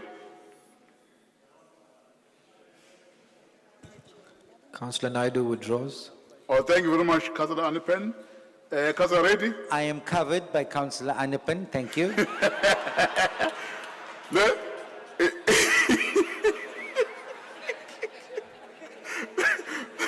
Councillor Sisoga. Speaker Sibongilanje, covered. Hayi lokudla kwamayi bekunamandla namhlanje. Thank you very much, councillors. Page 38, item 5.3. Are the recommendation agreed? Agreed. Thank you very much, City Manager. Honorable Speaker, item number 5.4 on page 40, request for authority for the eThekwini municipality to enter into a new 3-year partnership agreement with the football fraternity to solicit football content. Committee recommends. Thank you very much, City Manager. I've got speakers. I've got Councillor Paruk, number 1, Councillor Hlengwa, number 2, Councillor Nkomeni, number 3, Councillor Reddy, number 4, and Councillor Mngadi Vusi, number 5 from the ANC. In that order, Councillor Paruk. Speaker, we don't agree with to renew this contract for another 3 years because of the contents of the funding of this year. Okay, thank you. Councillor Hlengwa. We are covered by what he did not say. Thank you. Councillor Nkomeni. We welcome the report, thanks. Councillor Reddy, you are covered. Covered, thank you.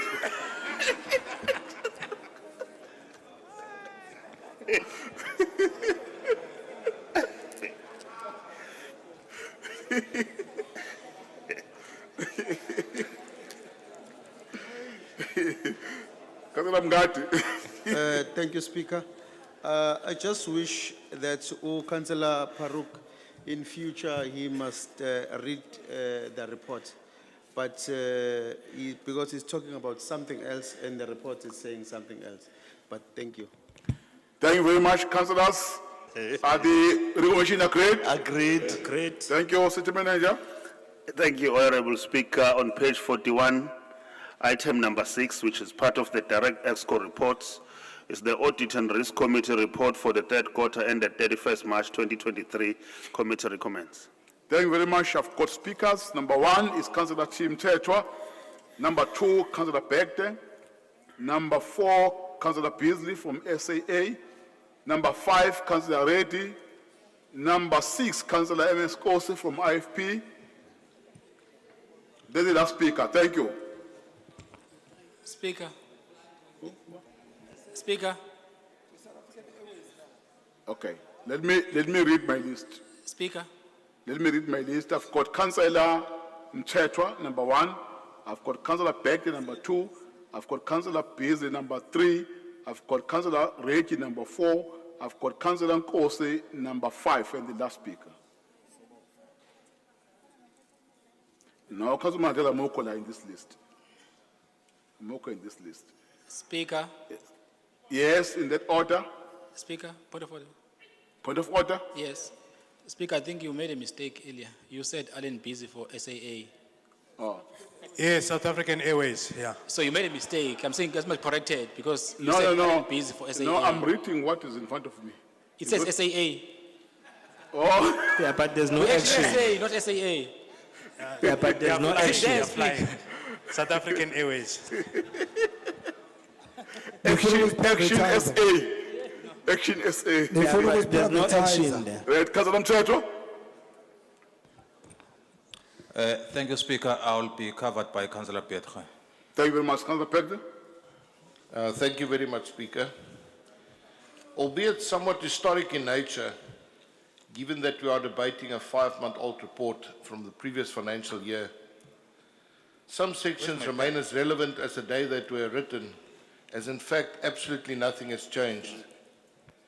This against the backdrop of dark streets, water losses at an all-time high of 57%, with leaks and bursts running unattended for days. Contractors returning to attend the same burst time after time, and the most simple of materials being constantly out of stock. Despite warnings from Ngeni Water, the city is using more than they are able to supply. There remains the apathy, this illusion, this belief that switching off phones and by tomorrow everything will be miraculously changed. Let us for a moment remain with the water and sanitation as the city remains engulfed in the smell of sewage, from Westbrook to Phoenix, Umhlanga to Blue Lagoon, city centre to Hillcrest, Bluff to Umkomaas, is literally everywhere, gushing out of blocked manholes, bubbling out of dysfunctional pump stations, washing into stormwater channels and drains, as it finds its way into the city's greatest asset and source of tourism income, resulting in the constant closure of beaches, some of which has remained inaccessible even pre the 22 floods, with the fear of E. coli infection and cholera as a constant and deterring threat to both locals and visitors to our shores. Low capital spend has resulted in the loss of grant funding that has become a stark reality, which, despite political assurances that it is always under control and problems are always nothing more than opposition propaganda, we will later today be faced with decisions regarding the final 22-23 adjustment budget, where procurement delays, safety and security risks, high cost of living, and ineffective financial and operational controls, notably so in the acquisition of under 200,000, resulting from a supplier self-service or SSS system, becomes evident. We will hear of irregular expenditure in the impact report, of culprits getting off the hook due to delays in finalizing CIU reports in the financial misconduct report, of shortfalls due to below-target revenue collection in the Section 71 report. The one report, which we will not hear about today, but which likewise as inevitable and soon to be tabled reality, relates to the risk of toxic political environment in the implementation of administrative interventions, packaged in whichever way suits the tonguefall, which is a measure as per Section 154 of the Constitution. We note thus, albeit with amused concern, an anticipation of the fourth quarter report aligning to what the management report says, the overdue audit report for the third quarter. Thank you. Thank you very much, Councillor Begde. Councillor Read to number 2, eh? Yes. Mr. Speaker, the audit committee and the chairperson's findings. No. You are number 3 is Councillor Beasley number 2. Number 3, I'm sorry. It was in Tetra, Bekte, Beasley, and you are number 4. Apologies. Councillor Beasley, number 3. Ageko, thank you. Councillor Reid, you may come in. Speaker, the audit committee and the chairperson's report of the audit committee is a very, very important piece of information for every one of us. You know, when the AG looks into a municipality's books, one of the reports it considers is a report by the audit committee. Now, one of if you look at the highlighted findings here by the chairperson, it vindicates what many of us have been saying all these years. And I'm hoping that the mayor has a copy of this report, because he highlights certain key issues that we've been talking about all the time. A 60% increase in non-revenue water, 59% non-achievement of key performance areas under the Service Delivery and Budget Implementation Plan. What does it tell you? It tells you that our city is not attending to service delivery issues. It means that our officials that are responsible for delivering services are not meeting their own targets. And something has to be done about this. Now, there is also recommendations on measures that can be implemented on how we can improve the findings that's been highlighted by the chairperson of the audit committee. I think we should be focusing a lot on that, and I would urge the executive committee to ensure that these form part of every executive committee agenda, so that we don't wait for another year before we find suggestions on how these issues can be addressed. It should be an ongoing thing, and it is something that is beneficial not only to us as councillors, but the city as a whole. I mean, if you look at things like ICC, the impact of the closure of the Hilton Hotel, picked up by the audit findings, the negative impact of the Ushaka Marine World, and the financial instability of this institution, also raised by the audit committee. So I think this is important findings. When you take note of this. Your time is up. Thank you. Councillor Nkosi. Thank you, Honourable Speaker. I normally say that if we were to be honest to ourselves, we were going to take the audit committee report as it is and take it serious. I'm saying that, colleagues, because this is who we are. And if these matters have been attended to, we shouldn't be in a situation where we are. For example, audit committee have pointed out some times ago the issue of infrastructure that is falling apart. And now we have sewer that is running all over, including to our rivers. Now, it's well and good, colleagues, that officials, they do respond as there are responses in the ESCO's report. But our challenge as IFP is that some of these response, their time frame will lapse without seeing any changes. Quite frankly, colleagues, we need to take the audit report very serious. I know that the item is for noting, but if you don't attend all these issues that have been raised by the audit committee and take them very serious, this municipality will be finished. Thank you. Thank you very much, Councillor Nkosi. Councillors, are the recommendation noted? Noted. Thank you, City Manager. Thank you very much, Honorable Speaker. Page 42 rather, item number 7, noting of reasons to amend contract 1X-3756 in terms of section 11 subsection 3 of the Local Government Municipal Finance Management Act number 56 of 2003 for the renewal of leases of the existing office premises at the Lion Match complex situated at 892 Umgeni Road, Durban, for a period of 3 years. Committee recommends. Thank you very much. I've got 3 speakers. Councillor Nkosi, you are number 1. Councillor Reid, you are number 2. Councillor Ntuli from the ANC, you are number 3. And the last. Thank you. Councillor Nkosi. Thank you, Honourable Speaker. Well, as IFP, we found it very difficult to note this extension of the contract, simply because we do believe that poor planning resulted us to waste a lot of money. There are so many buildings that are under municipality's name that we're supposed to utilize, but we opted to rent those buildings. And also there are so many buildings around eThekwini that are not being used. Instead, they are the ones that cause crime in eThekwini. Why don't you have a plan and then plan to renew those buildings and then save a lot of money? If one may ask a question, how much are we spending with these with these buildings that we are renting? It's quite a huge money. So we are saying as IFP, we submit to this council that it's a time that we opt to get those buildings and have more buildings under the name of the municipalities than wasting a lot of money renting these buildings. Thank you, Mr. Speaker. Thank you very much, Councillor Nkosi. Councillor Reddy. Mr. Speaker, in fact, the previous speaker covered what I was going to say. I just want to add the fact that it's not entirely true to report that there's no cost implications. Because it is a book entry, and while it is a book entry, you must remember that you could always get someone else that could occupy the space and be paying money to the city for the use of that premises. And so we can't just say that it's municipal property and it's available, so we're using it, there's no cost to council. There is a cost that we could, a potential loss to the city by us using our own departments within there.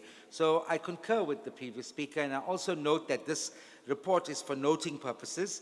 Noting means that it's for information purposes, so we can't uninformation this. Thank you, sir. Agreed. You have listened very well to the advice from the leaker. Thank you, Cousin Ntuli. Okay.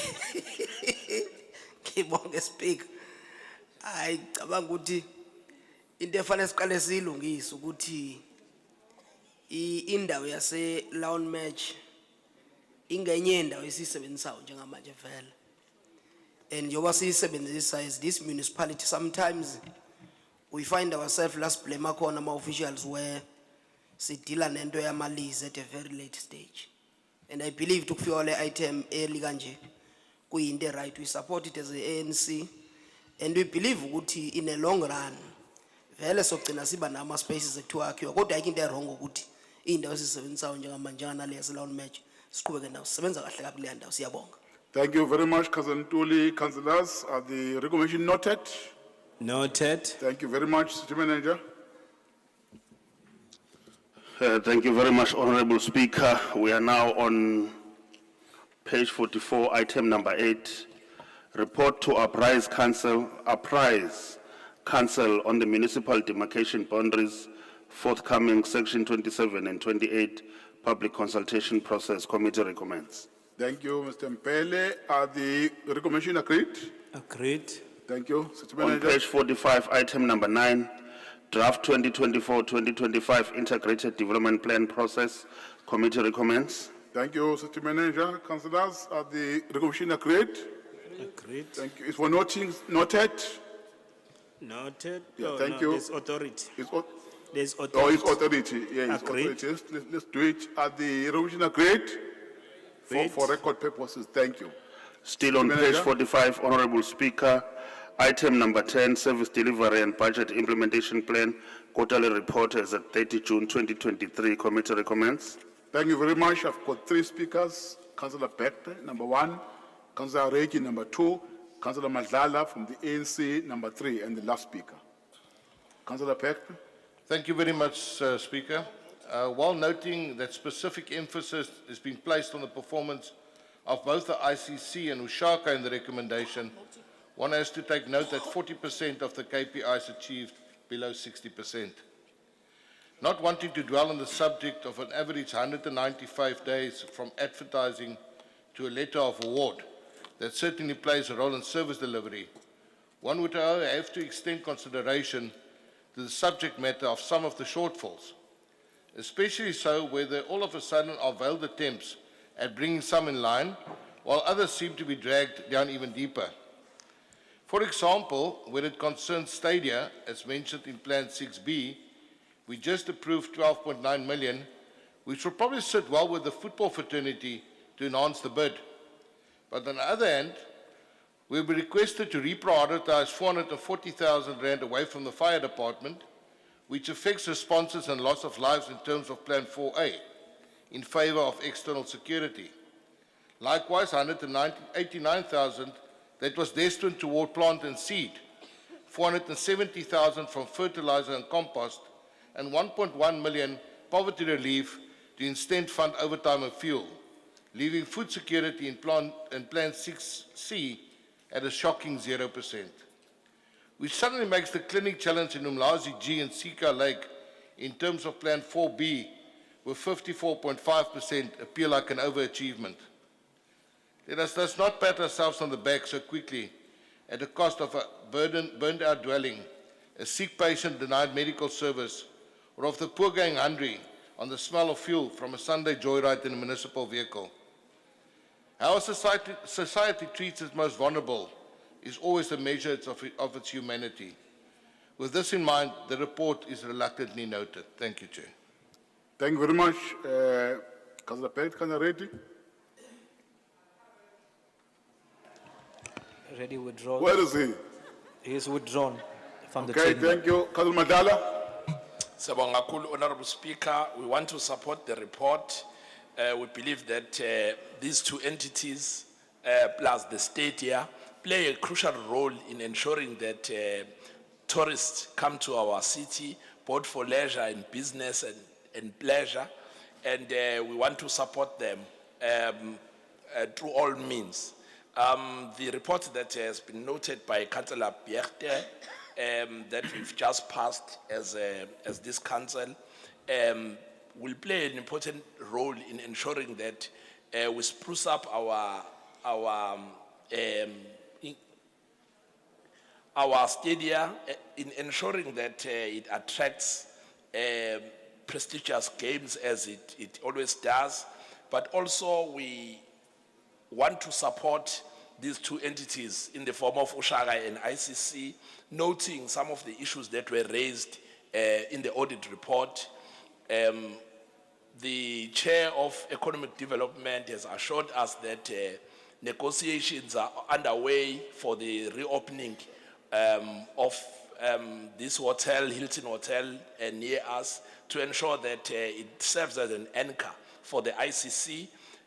Also, you'll remember that there was a report that came here. Councillor Madala, I'm listening to your submission, and I look at the item where we are discussing. Oh, I'm responding to Councillor Piet. Thank you. I was about to conclude, Speaker. Yeah, okay, okay. As the ANC, we support the item. Thank you. Thank you very much. Councillors, are the recommission agreed? Agreed. Thank you, City Manager. Thank you very much, Honorable Speaker. On page 46, item number 11, request for authority to reprioritize 2022-2023 City Administration Unit capital budget to purchase additional computer equipment. Committee recommends. Thank you very much. The first speaker here is Councillor V. Ndlovu from the AFF. Number 2 from APF, Councillor Hlengwa. ATM number 3, Councillor Nkomeni. Number 4, ADEC, Councillor Reddy. Number 5, ANC, Councillor Zungu. Number 6, ANC, Councillor Madlala. And the last. Councillor Ndlovu. Thank you, Speaker. The EFF is covered. Thank you. Thank you, Councillor Hlengwa. Thank you, Speaker. I support the recommendation. However, I'm just puzzled. Uguti, who advises us when we are buying computers? You look at the laptops that we are carrying. Maybe for computer games they are good, but for the work that they need to be used for, they're not. You sit with this computer and try and type.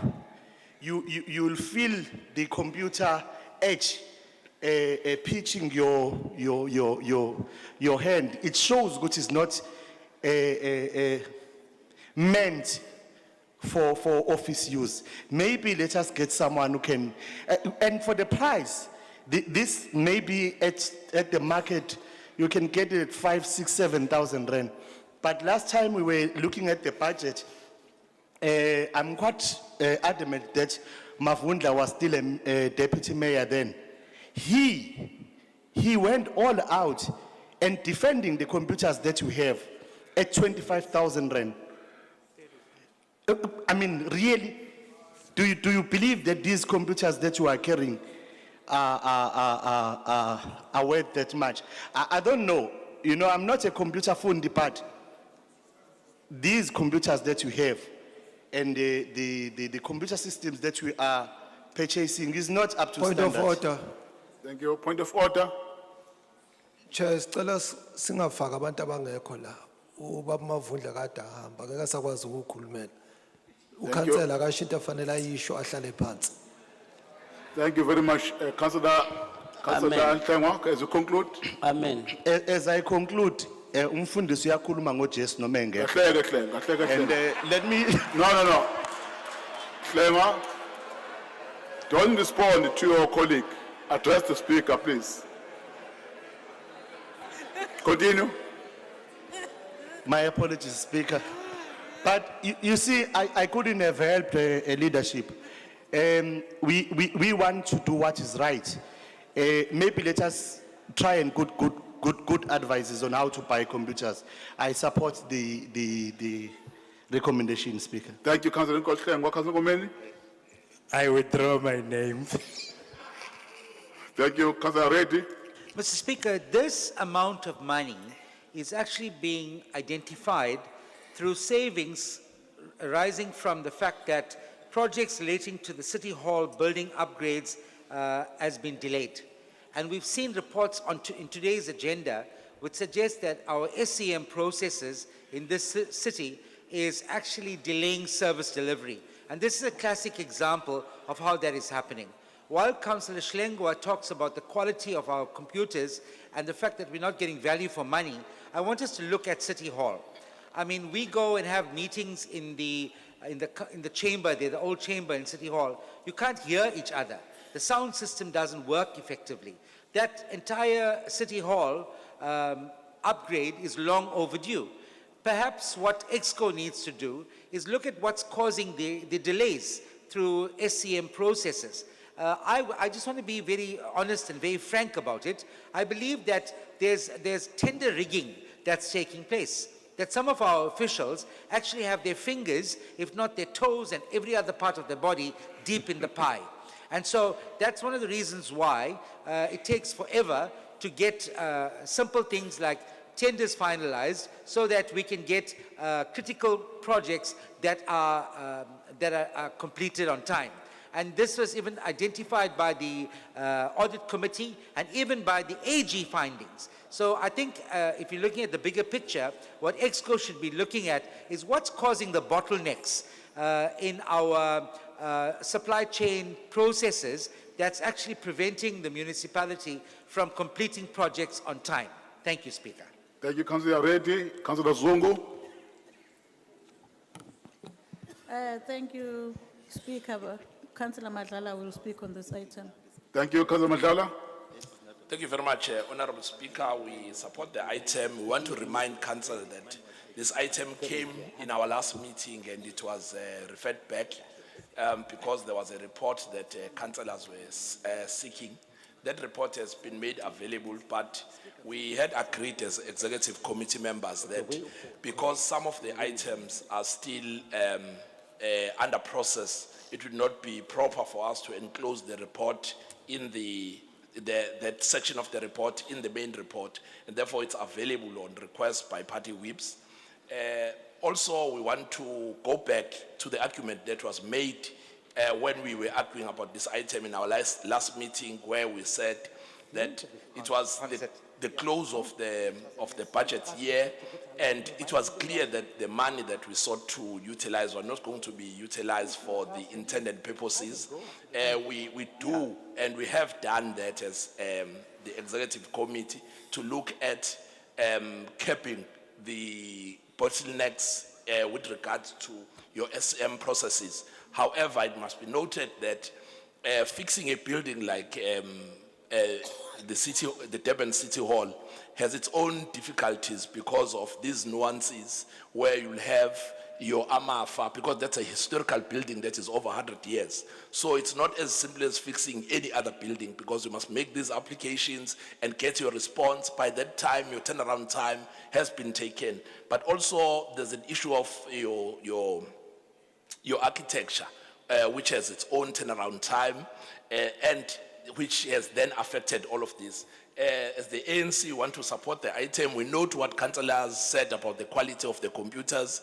This is the first complaint that we are getting. We didn't know that there's anything wrong with the computers. Anyway, I must admit that I'm not a fundi, and therefore we thought this is the quality. But as councillors, we cannot argue around the brands and all of that, because that will be interfering on the realm of the brands, and that is supply chain, and we are out of it. As the ANC, we support the item. Thank you.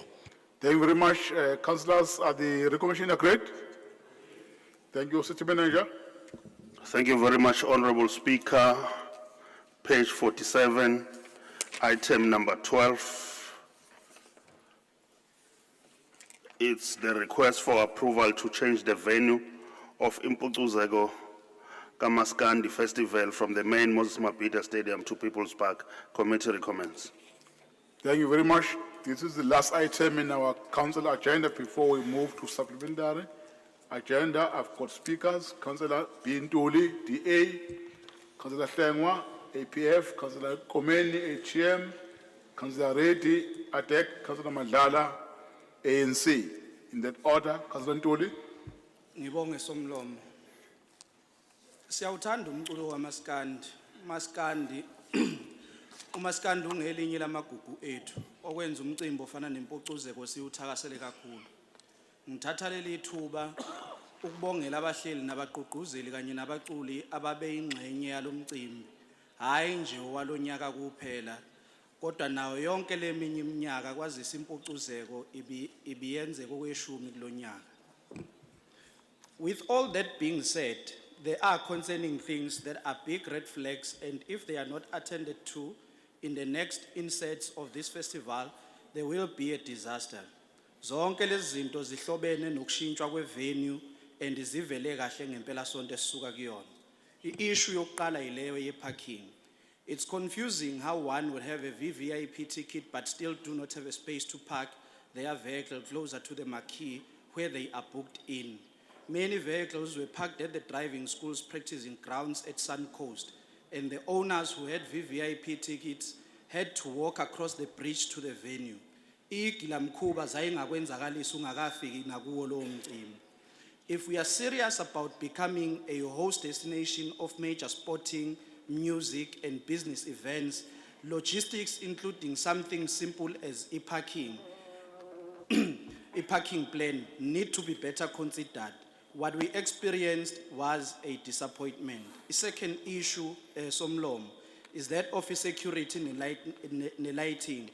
In entering the venue, the security checks were appalling, and it was very dark, to an extent that it was impossible to identify the crew members from the commuters.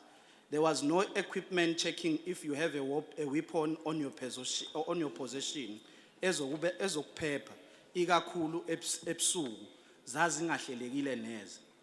The third point, Speaker, ilelo lama makine infrastructure. In Umlazi eTheyatin. In Umlazi eTheyatin. Point of order from Councillor Mwango.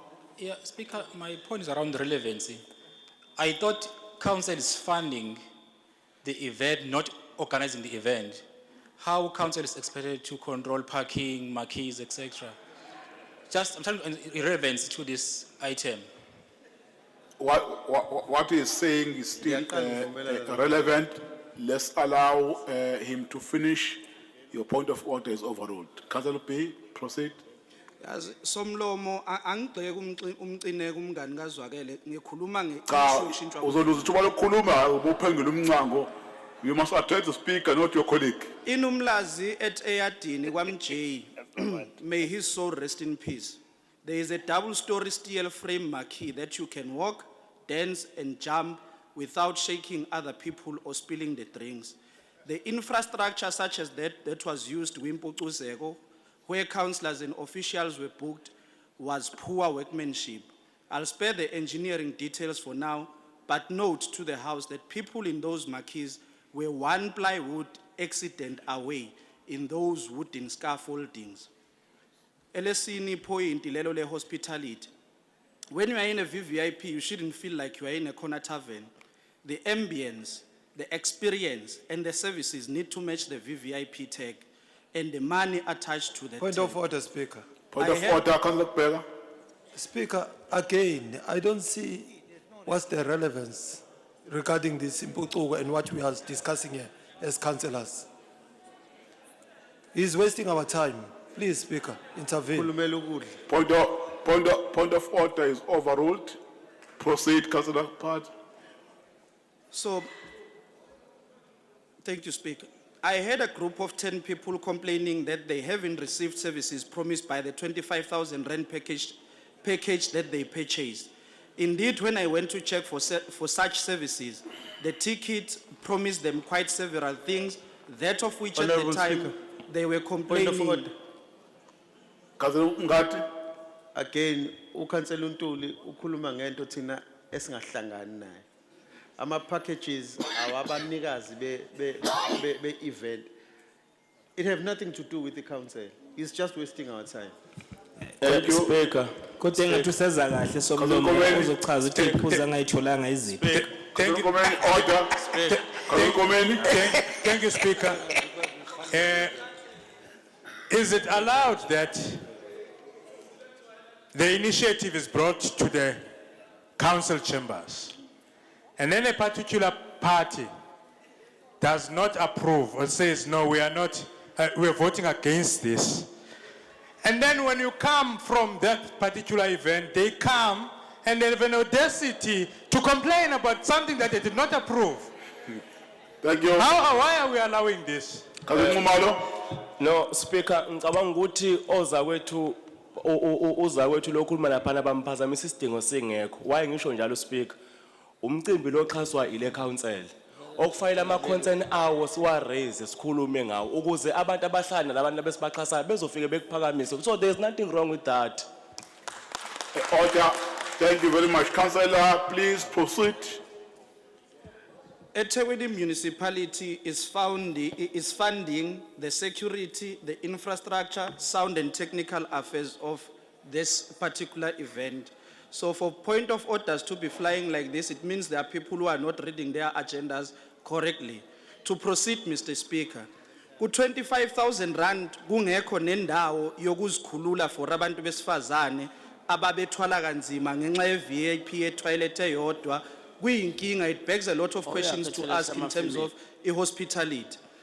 Point lesihlanu, Speaker, is that of the sound and screens. I do not mean to gloat, Mr. Speaker, but I can assure you that my TV at home is bigger than those 32-inch screens that were there, and my home theater is far superior to that sound. Ukuba indlamlenza inyuswanga ngomshini mhlawumbe ngabe angiyibonanga nakuba ngingayizwanga kahle ngenxa ye sound ebhedayo kodwa kusenani ngoba ngayibona ngoba yakhushula yayisiwa phezulu. Changing the venue from Moses Mabhida. Order. Changing the venue from Moses Mabhida to People's Park was not a solution to the people's demands. The best solution could have been assisting the suppliers who can meet the demands of the commuters to trade inside the stadium for that particular day. The logistics and matters of concerns I have thus listed wouldn't have been that appalling. Consider that in future. Mhlawumbe okunye obekungenze izinto zibe lula ukuqonda lokhu okungaphambi kwethu is how much exactly was spent per line item, so we can ascertain Order. value for Order, money Speaker. from the services that Point were of rendered order. in People's Park. Point of order. Thank you very much, Honorable Speaker. I think the Honorable Councillor is talking about the cost, but ama items awa highlight lawa owner endlini masibheka salary yakhe iyafuneka lifestyle audit. Thank you. Councillor, proceed. Looting. Nyabonga Speaker. Looking at the agenda, this item, I see these things were given to the organizers from this municipality or financially sponsored by the municipality. Knowing how things work in eThekwini, I conclude that the problem is not the NPO or the NPO organizing. As the DA, we had the worries from the word go. The municipality is still unable to empower the vendors and the traders who are of need to the interest group Kamaskandi using this event. These are the types of events of which if they are marketed correctly, have a power of unlocking the hidden economic potential of the tourism industry in eThekwini. Impucuzeko, in its nature, has a meaning to millions of Nguni people across Southern Africa who listen to Maskandi. It is a gold mine. All the municipality must do is to create an environment in which this man can play an effective role in the tourism, arts, culture, and entertainment sector. Ungalezo izathu zizonke ke somlomo njenge-DA sizo abstainer kuloluhlu. Siyabonga. As usual. Thank you very much, Councillor Ntuli. Councillor Hlengwa. Ne abstain nasokuyi attendeni. Hayi awukahle wena. Usijwayela kabi. Hlengwa. Angibonge Somlomo. I think the previous speaker's problem is that he could not pass the budget for the event simply because he finds himself in a cycle of anti-Africanist. However, I want to thank him because he was at the event that he could not pass. Now it proves that sometimes party lines are very dangerous. You say no to something that you know that you want to be part of. Order. There's nothing wrong with party lines. There's everything wrong with being a house Negro. Thank you. Hlengwa. Speaker. Speaker. Councillor Hlengwa. Sula wena, hey, Sula wena. Yes, Councillor Mthethwa. Sorry, Speaker, did you hear what Councillor Mvubu said? No. Don't hear. What is a house Negro in this council? Come again? What is a house Negro in this No, I council? didn't hear that. Councillor Hlengwa, please Yeah, proceed. but Speaker. Order. Speaker. Order, councillors. Order. Speaker. Speaker. Yes, Mthethwa. If you didn't hear, I'm bringing to your attention that Councillor Mvubu has called people in this council house Negroes. He must withdraw that and seriously apologize. What is that? What is that? Exactly. Ask him. Speaker. Ask him. He did it. Yes, Councillor. What is that? Councillor Mvubu. No. Don't do that. What? No. Speaker, don't be quick to... No, Ngati. Don't be quick to want to discipline people. Ngati, please, People who don't do are that. acting to insult. No, Ngati. No, Ngati. No, Councillor Mthethwa is still addressing the speaker. Please don't do that. No. Don't be quick to want to discipline people who are Order. offended. Councillor Mvubu. Yes, I Speaker. didn't hear you, but I'm told you have made some utterances. Can you please withdraw that? No, it's actually talking live, Councillor says. I can Please repeat what I withdraw. said. Please withdraw. I'm going to repeat what I said, Speaker, for your benefits, because you didn't hear. Yeah. I said there is nothing wrong with showing the party line, and I repeat that. But there is everything wrong with being a house Negro. I did not call anyone a house Negro. That's what I said. Okay. Thank you. You've never referred to any individual like If the shoe fits, wear it. If the shoe fits, wear it. Okay, thank you. Yes, my nigga. Thank you very much. Proceed, Councillor Hlengwa. Speaker. Yeah, Hlengwa, please. Speaker. Maybe now I need to refer you to the rules. Right. Order, councillors. Udliwa yini umathomlungu? Do you have your rolls with you? Yes, sir. I want to refer you to Rule of Order 15.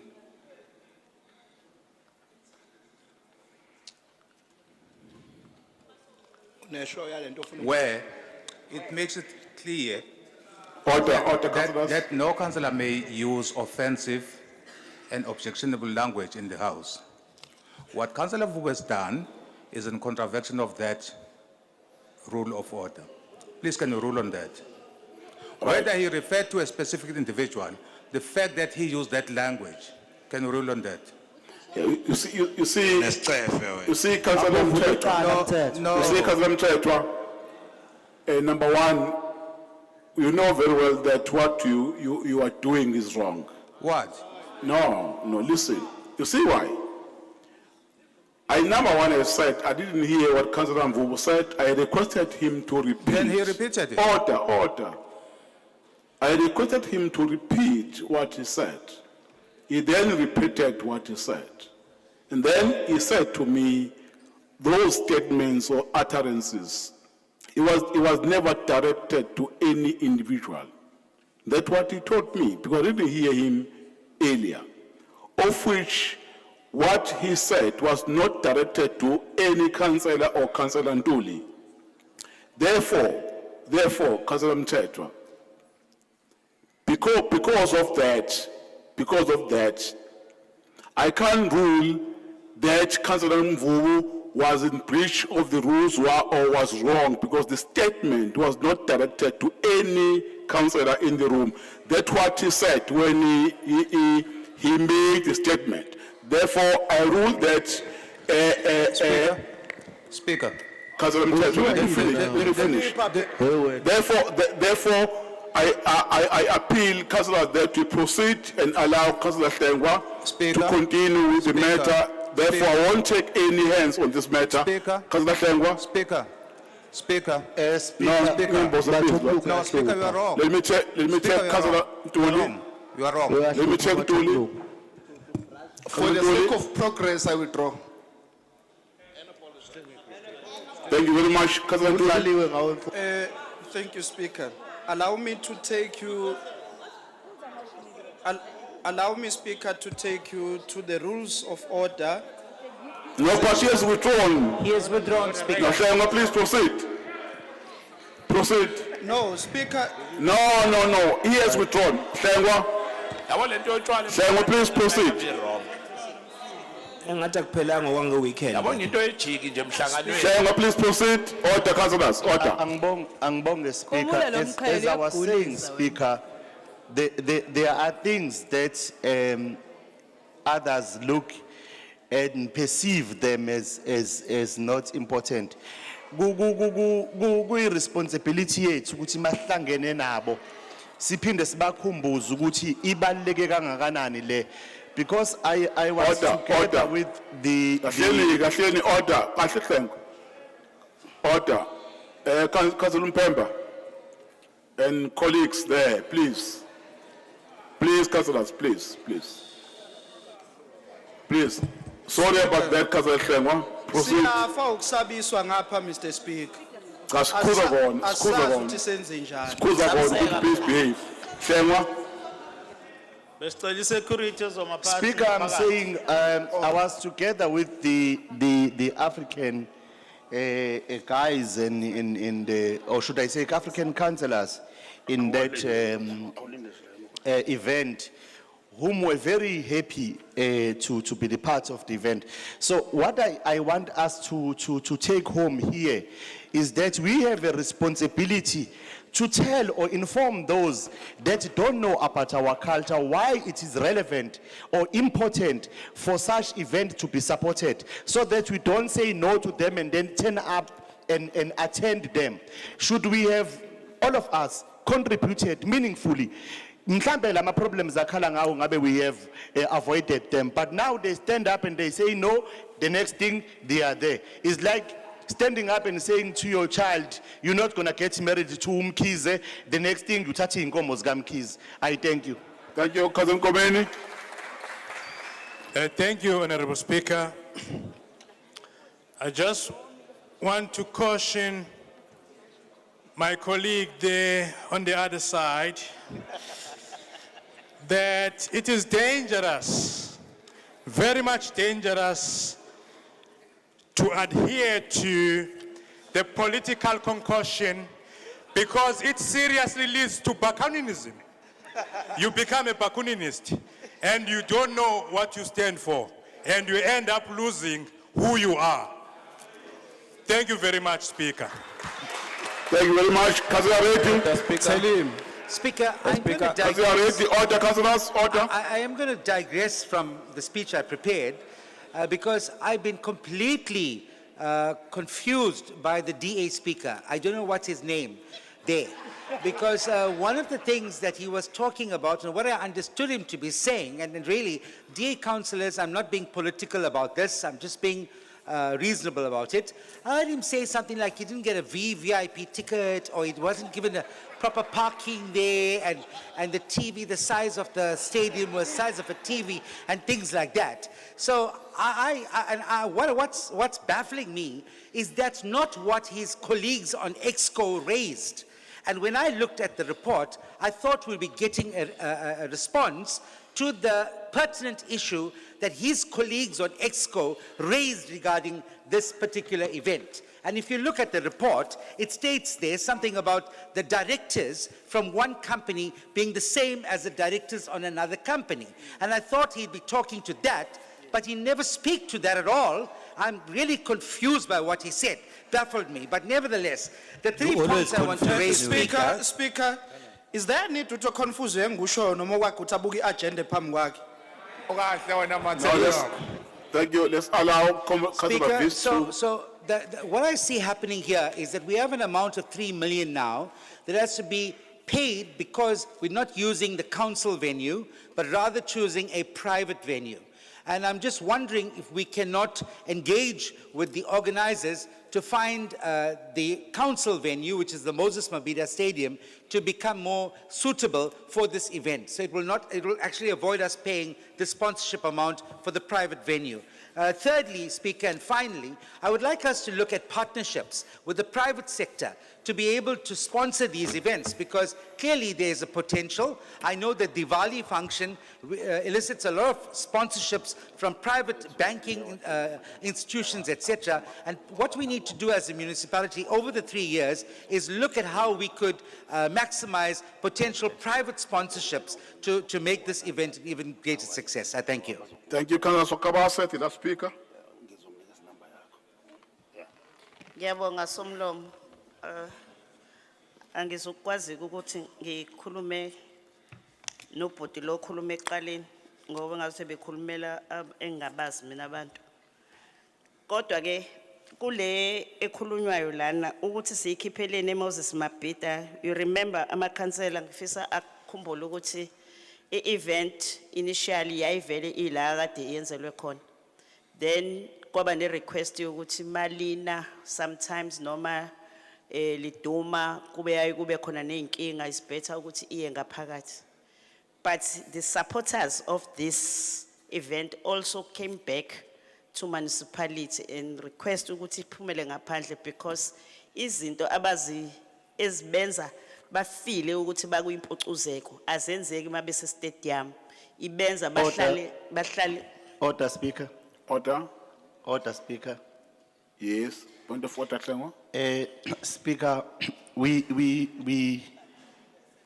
I think we have kucontesti libalayo, Speaker. Ukubonga nje kuJulius Malema ukuthi anyuke ngestage naye nendlamlenze sibona benyusa ngesikafula. Aye, Clengo.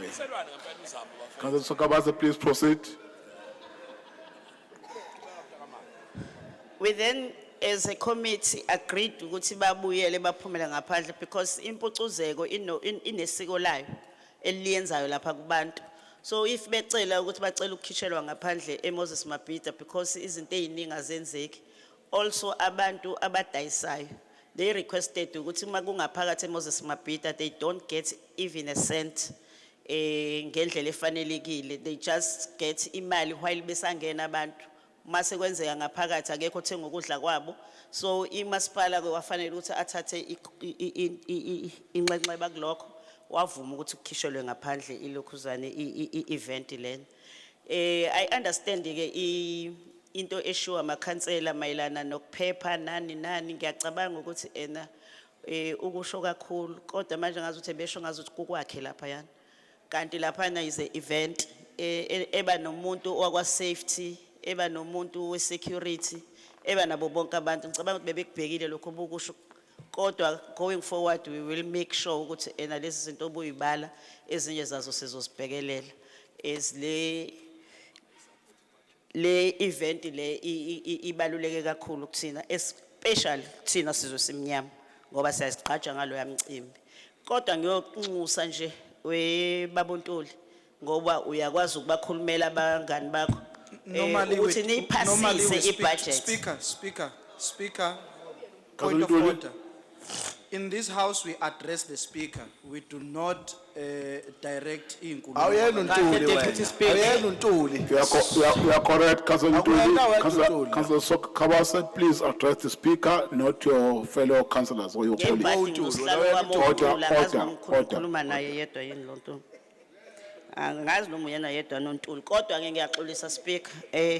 Bengicela ukuthi ukhansela anxenxe nabanye ngoba uyakwazi ukunxenxa ezinye izinto anxenxe nalabo abahambisana naye ukuthi baphasise ama budgets bangizi bezokhuluma sebegxeka njengoba degxeka kusukela ekuqaleni egxeka into yabantu abamnyama ngoba thina siwagxika makuthiwa nje kuyiwe mangashini ngoba kusuke kukhona belungu awugxiki ngisho kodwa mase kukhulunywa ngabantu abamnyama nezinto zabo uyagxeka ngoba ufuna ukongconywa la ufuna ukungconywa khona. Awuyeka abantu abamnyama. Please. Thank you, order, councillors. That's a racist comment. Councillors, are the recommendation agreed? No. Agreed. Thank you. No. Okay, order, let me have the screen, please. No, we abstain. Let me have the screen. Mhlambe usaba ne-screen somlomo bengicela nje ukuthi in the next in the future meetings No, Mayor, no, Mayor, no. Fertilizer, Let me have the screen. Those who are in support of the item. Those who support the item.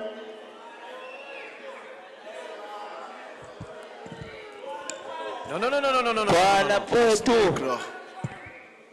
House Negro. It can't be right. Awukodwa Mpemba. Ninomthetho nanihleli nanje. Phakamisa nawe somlomo, phakamisa somlomo, nawe uyayuthanda. It can't be right. Yeah. Equilent, I just confirm. Singena ku supplementary manje. Amaqedwe. Olithola ngani wayini mthetho? Kwala mfowethu. Khuzwayo siya abstain. Awuhlukane nami ngizokukhahlela. Thank you very much. Those who are against. Wena mfana kangiyani weganpiki. Those who are against. Twitter 11 Khuzwayo. Those who abstain. Hileli baselanga kitela le balukuthi.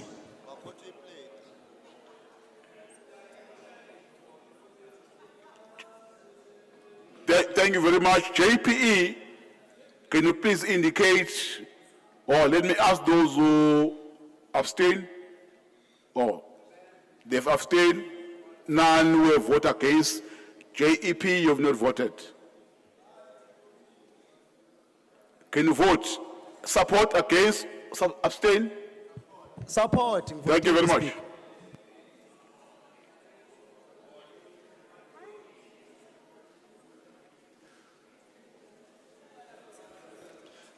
Right, those who are in support, 130. Those who are against, none or zero.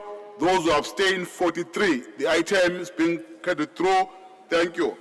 We are now moving straight to our supplementary agenda. Councillors,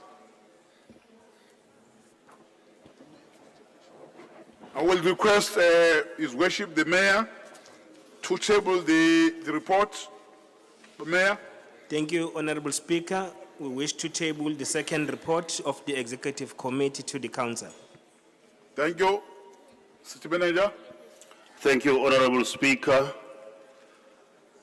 On page 3 is item number 1, which is the report of the Governance and Human Resources Committee from their meeting which was held on the 19th of the 7th, 2023. Item 1.1, Employment Equity Policy Review Committee recommends.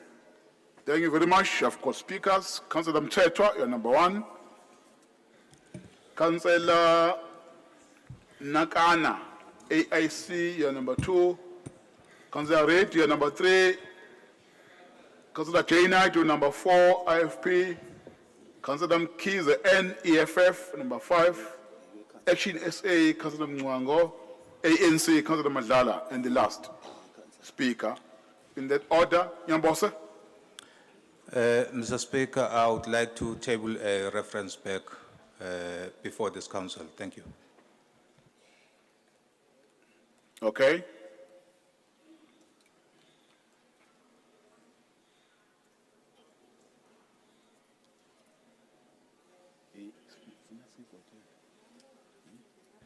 May I speak to what the reference back says, because my handwriting is very easy to read. To assist me. Okay, yes, okay, you can read it. You can. Mr. Speaker, the day would like to propose a reference back because of the following reasons. We believe that it's important that it is referred back to the Governance and Human Resources Committee for proper engagement and decision-making, and also for it to be workshop to the councillors there and all the councillors in the municipality, because we believe it is important that the policy itself is properly understood by us as councillors before it is put before us for approval or otherwise. We say so, Mr. Speaker, because there is a tendency in this municipality that we are expected to approve policies and then with a promise that it would be workshopped afterwards. I would think that that is putting the cart before the horse. It is for that reason, because we don't believe that there's any, bring it back in the next council meeting, but it's important that it is referred back so that councillors are workshopped, so that when we come back, we make an informed decision, having been workshopped. All of us, not only councillors from governance, having been workshopped on the policy itself. Thank you very much. Thank you very much. The reference back has been submitted by Councillor Mchetwa as is read, seconded by Mzamo Billy. Councillors, there is a proposal to refer this matter back. Is the proposal supported? No. Is not supported. Okay. Thank you very much, because Councillor Nyamboso, you have already explained the reasons. I given you a chance to convince councillors, but the proposal to refer the matter back is not supported unless as I get a contrary view. But in terms of the reading of the meeting, the proposal is not supported. Thank you very much, Nyambose. But Councillor Nakana? we do support it. So we've got to put the matter to vote. Okay, okay. I didn't get that indication. That's fine. We support the reference back. Let's We've got to put the matter of the reference back to vote. Let's get the screen. Before we deal with the substantive matter. Let's get the screen. Let's get the screen. Those who are supporting Sorry, Speaker. Kazelu Mwango. Just to check, Speaker, are we not supposed to have input on the amendment? No. The proposer or the proposer of the amendment, we allow him to convince council. Then we subject the matter to a voting process. We don't debate it. But my Speaker is that he is making valid input. I know there's a tendency just to object for the sake of objecting, but sitting here as councillors, we haven't seen the policy we're discussing here. Now, he's making sense when he says, refer it back, allow us a space to engage and understand the policy. And I know the temptation is always say, no. But truth of the matter is... But in terms of our rule, we don't subject it to a debate. We allow the proposal to address council. Then after that, we subject it to council to decide whether they support the amendments or not. If the amendment is not supported, then we proceed, but there are contrary views. Hence, we are subjecting it now to a vote so that is recorded. Councillors, those who are supporting the amendments, those who are in support of the amendments, please raise your hands. Order, can you please lower your hands? Sorry. Thanks, Whip and Pemba. For record purposes, is a proposal for reference back to a committee. Those who are supporting the reference back, please raise your hands. Secretariat, please quickly do the counting. Phamisa Khuzwayo.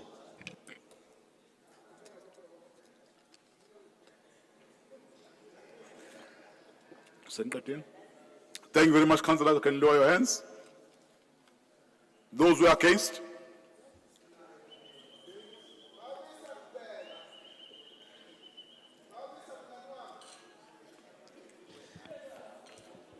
Nawe mngadi ngikuthembile uyaphamisa.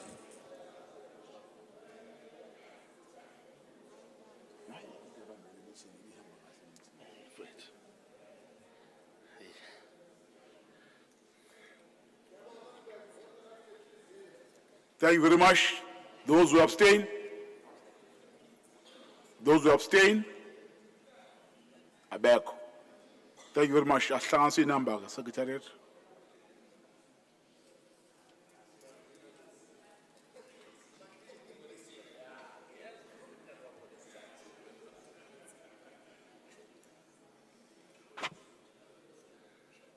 Unkomeni usephumile kavotanga. ATM?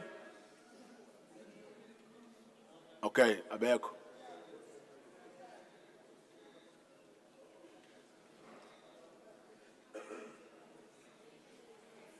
Are you gonna send a speaker? Sini? I don't know. On each item? Send it, yeah. Each item is speaker. And send it in community and impact report and ethics report.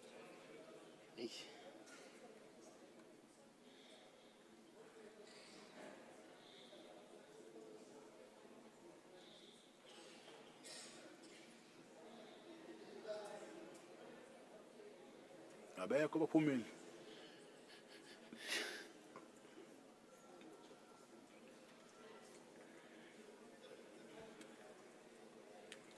Thank you very much. Those who are in support, 51. Those who are against, 121. None abstentions. Therefore, the reference back has not been approved. Let's proceed, councillors, to our next speaker on the item. Councillor Nakana. Chair, no, say I haven't spoken on the substantive matter. I spoke on the reference back. Sorry, you're correct. Nyambose. I know. Thank you, Councillor Mtetu. You know that you're correct. Yeah. Sure. No, Speaker, all indications are that this municipality is in trouble. If Order, councillors. If there are no drastic measures taken to rescue this municipality, in the next few months or so, there might be nothing to save. Whilst this policy speaks on equity, but we do know that it also speaks of a plan. This municipality has been bleeding experienced and very committed employees because the environment is not conducive to their growth. And why is that? It is because of the fact that, Mr. Speaker, policies like this and plans like this get abused to further and implement cadre deployment. which, as we all know, has been the reason why, Order, councillors, let's allow Councillor Mthethwa to, has been the reason why not only this municipality, Point of order, Speaker. point of order. Can the speaker take a question? Come again? Can the speaker take the speaker on the floor take a question? No, I won't allow that. Abengifuna ukubuza ukhulumela belungu yini speaker? I won't allow that. Councillor Mthethwa, please proceed. thank you. I was going to respond, but we're dealing with serious matters here, which is why the likes of Don't be tempted, Councillor Mthethwa, to address. Thank you, Speaker. Kuzwayo. Address There's nothing councillor. stop you from responding. As I was saying, that this municipality has been bleeding very experienced and committed employees, and by all indications, the problems that this municipality is facing in terms of properly responding to the issues of service delivery, which is why you would have the muted section 154, which could tend to be section 139, is the failure of the municipality to self-sustain.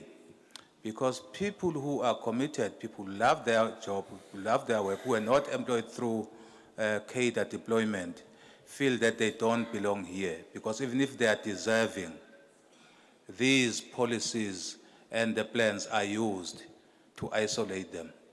It is a sad day that council today decides turning Ngulubise again.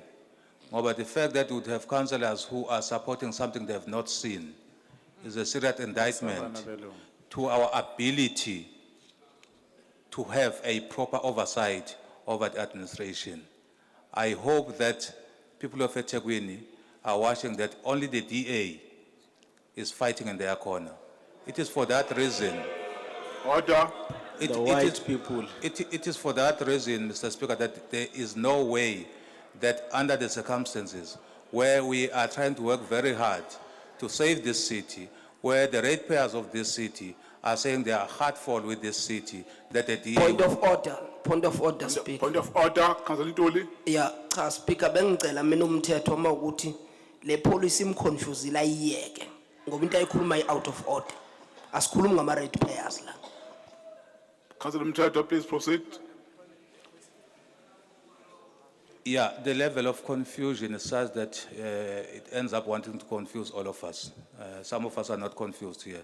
But, Mr. Speaker, to cut a long story short, the DA would never support this in its current form. It is for that reason that we would want these people of this city to make sure that they work with the DA to hold this city and its administration and the political leadership accountable. Thank you very much. Thank you, Councillor Mthethwa. You never support. Councillor Nagana. You never support employment equity. You don't support anything that uplifts black people. Councillor Nagana. We only support Zandile Gumede. Thank you. Anything that's Thank- black, you don't support. We only support Zandile Councillor Gumede. sorry, I pronounced your surname wrong. It's because the way is written here is Councillor Ngukana. Apologies. Okay. Order. Thank you. Councillor Ngukana. Thank you, Speaker.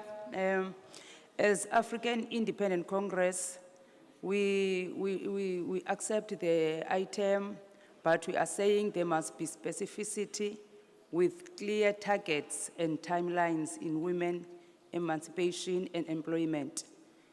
The quota of 50+1 women occupancy of key strategic position of power and other related governance, strategic operations to destructure the apartheid set up of women as second-class citizens. Remember, women constitute a large chunk of our communities. So to empower women is endeavoring to obliterate poverty from its structural roots.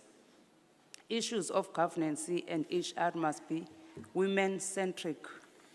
There must be a reviewable 5-year plan targeted for women emancipation for fair and equitable access. The time is up. Thank you very much. Councillor Reddy.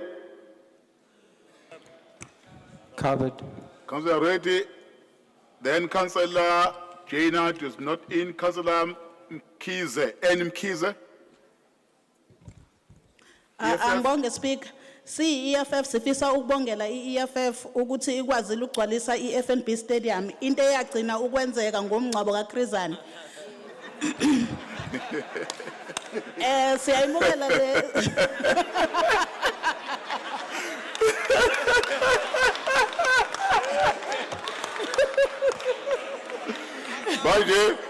Manje la ngibheka indaba ye policy proposal the FNB egcwele. Thank you Councillor Mkhize, please proceed. No, siyayimukela ipolicy le kodwa sifisa ukuthi kwenzeke sure lezinto ezibhalela ukuthi kukwenzeka ngendlela lebhalela ukuthi abantu besifazane bakwazi ukubeleleka nabantu abakhubazekile. Ngiyabonga. Thank you very much Councillor Mkhize. Councillor Mngwango. Thank you, Speaker. Honourable Speaker, ngiyazi ukuthi ngibuye ngivakashe kwaNongoma. Kodwa ngazi ngibe ne-access to this policy. Now, I find it very difficult to even debate something I haven't seen. Now, I'm just wondering, to those councillors who are accepting and supporting this policy, to say, what exactly are they voting for? Have they seen this policy? This is why I'm saying I'm a very concerned councillor here and very responsible person to say I can't sit point here of and rubber order, stamp. Honourable Speaker. Point of order, Councillor Nkosi.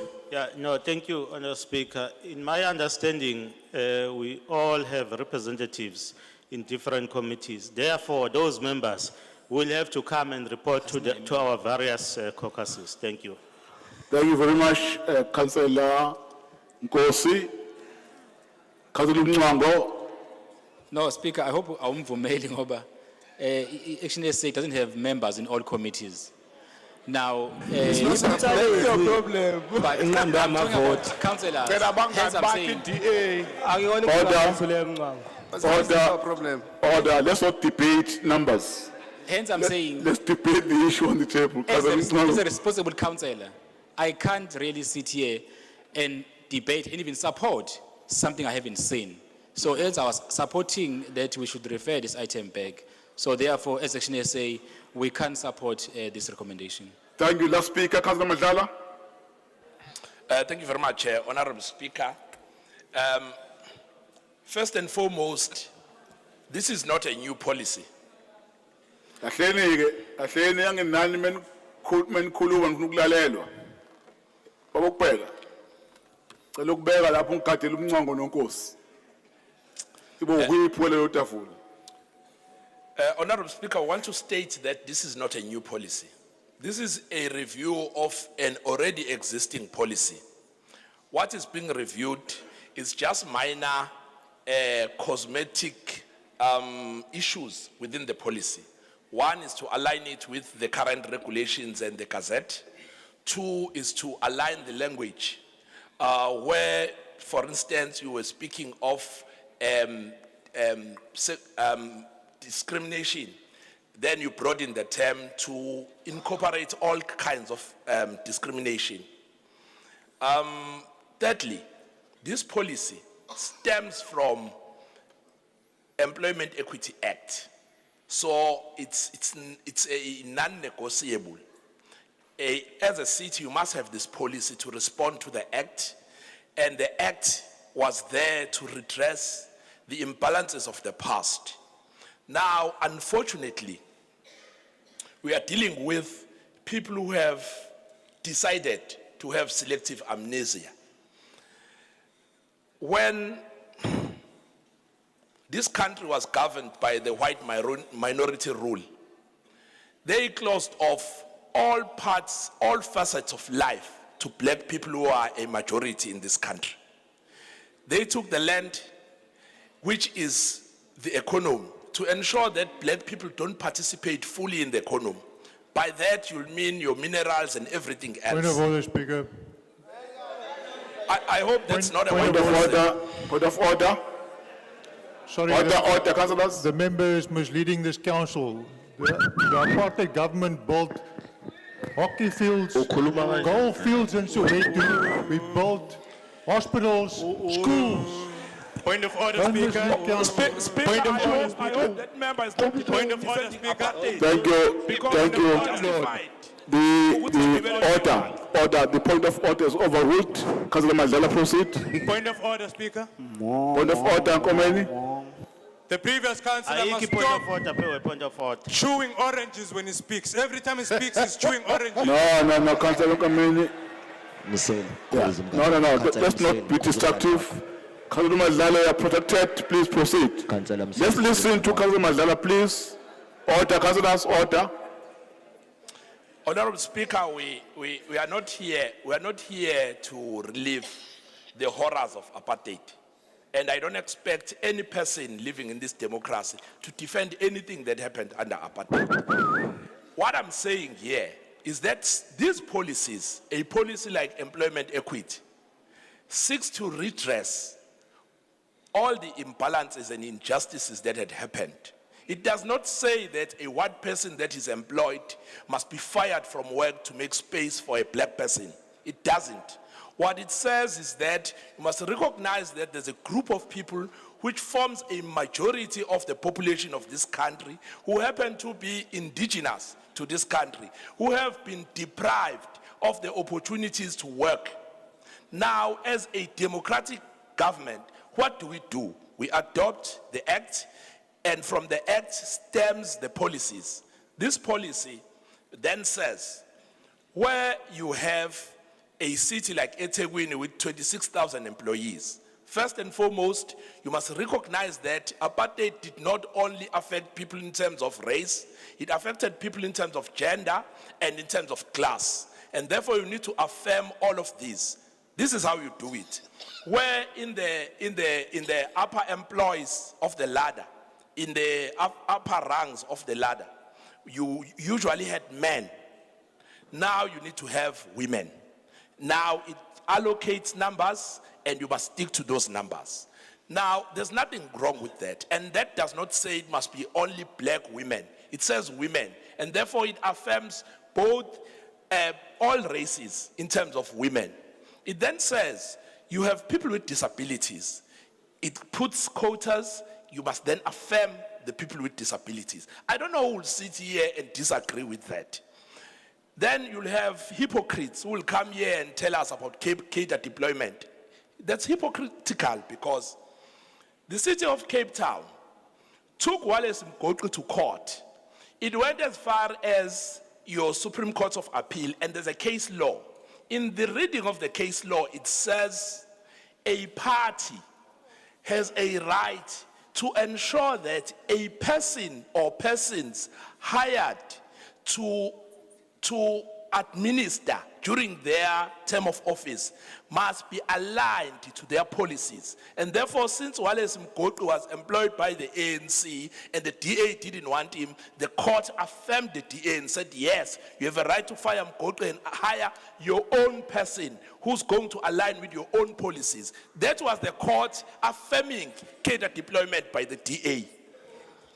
Point of order, Speaker. Balumela kumuntu omnyama kodwa kungaphezulu. Yini inkinga? Point of order, Councillor Billy. No, Speaker, we must not be misled in this council. Wena There is, ungena there is ngapha. there is no court of law in this country that has affirmed the cadre deployment policy. That is pure lies. You can't say that in this council.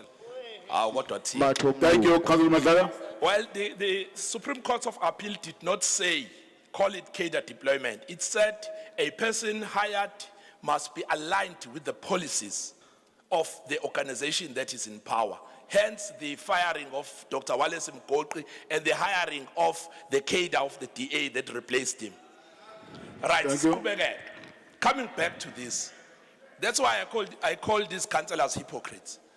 The Governance and HR Committee last week had a workshop. Amongst the items that were covered in this workshop was this policy review. The DA was represented by one councillor in that workshop.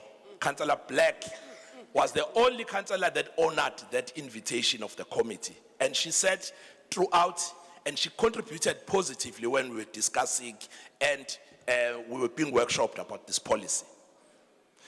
And therefore, we don't think there's any reason for this policy to be referred back on the basis that we still need a workshop.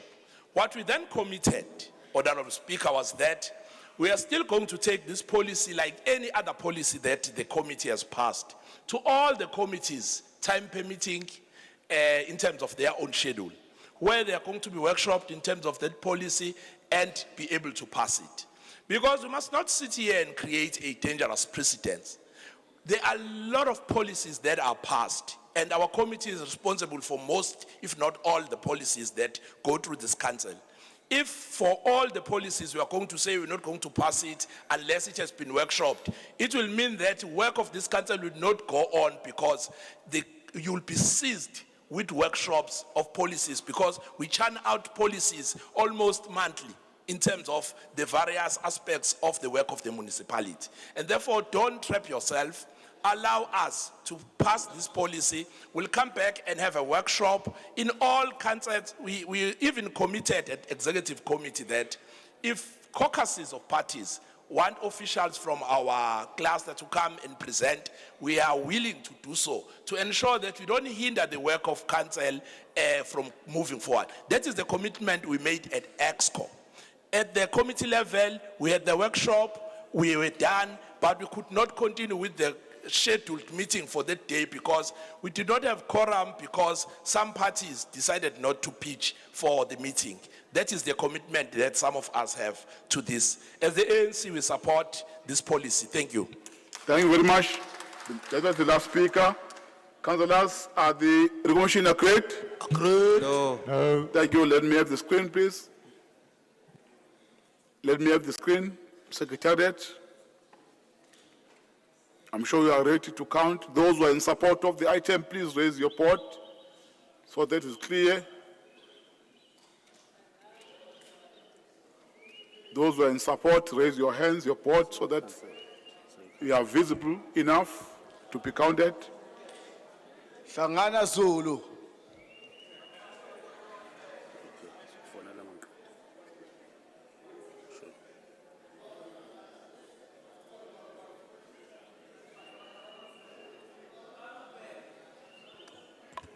Phakama kubheka Zulu. Yeah.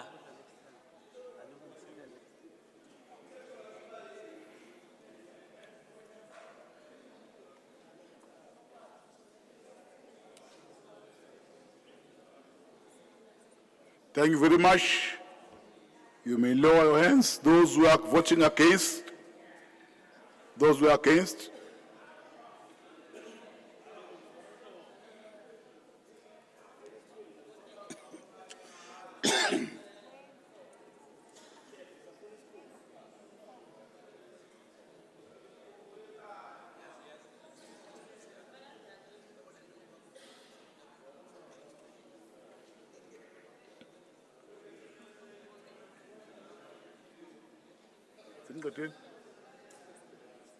Those who abstain, those who abstain, thank you. Let's add the numbers.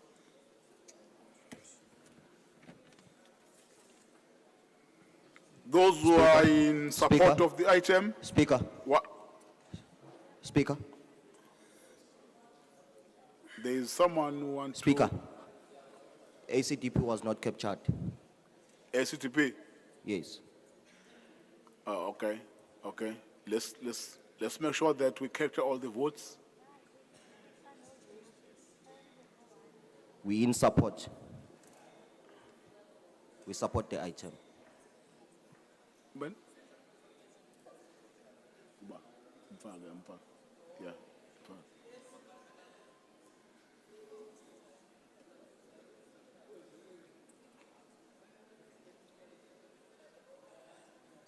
PRM, they're out.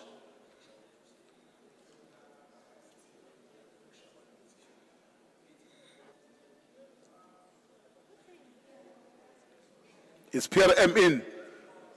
No. No, they're here. Have you voted? Support? Okay. Khona la aphakamisile futhi la. Khona abaphakamisile.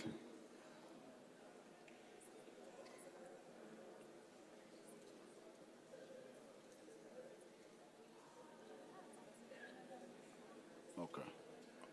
Okay, thanks. Thank you. Thank you, councillors. Those who are in support of the item 127, those who are against 50, those who abstain none or 0. Therefore, the item is being carried through. Thank you very much. City Manager. Thank you, Honorable Speaker. On page 5, item number 2, eThekwini Municipalities Final Adjustment Budget 2022-2023, committee recommends. Thank you very much. I've got speakers.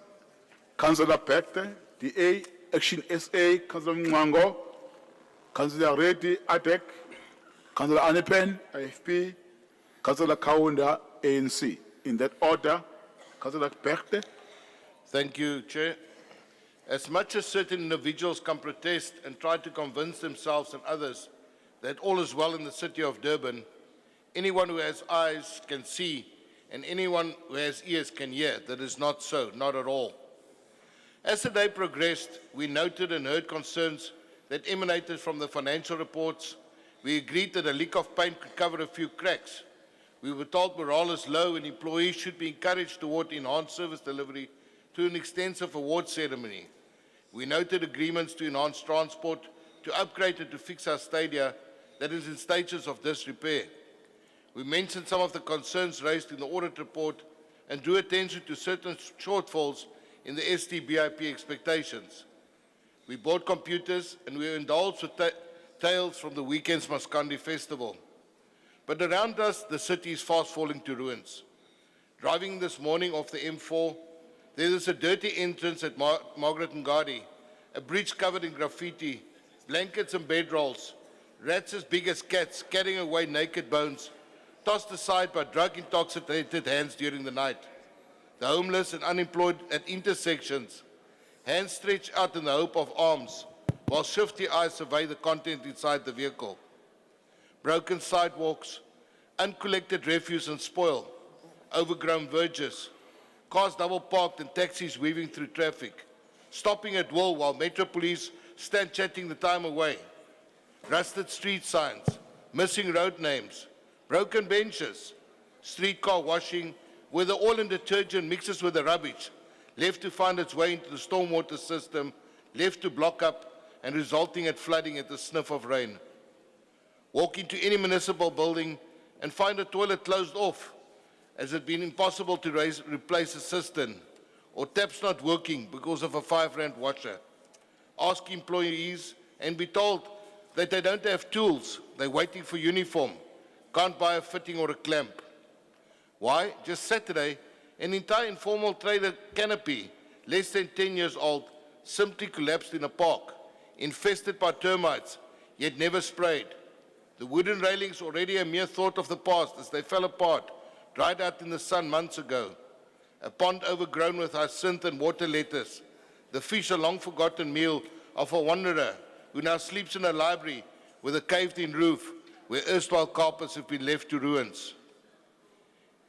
Yet when we had the money, we didn't use it to make these much-needed differences. No, truly. We lost 100 million of the public transport grant, 100 million of the urban settlements development grant, 123 million of the neighborhood development partnership grant. We fell short in infrastructure skills development, electricity demand supply management, the program and project preparation support grant, and the disaster management grant. So how do we make up for these hundreds of millions, factored into the budget, yet lost because the eye was off the ball?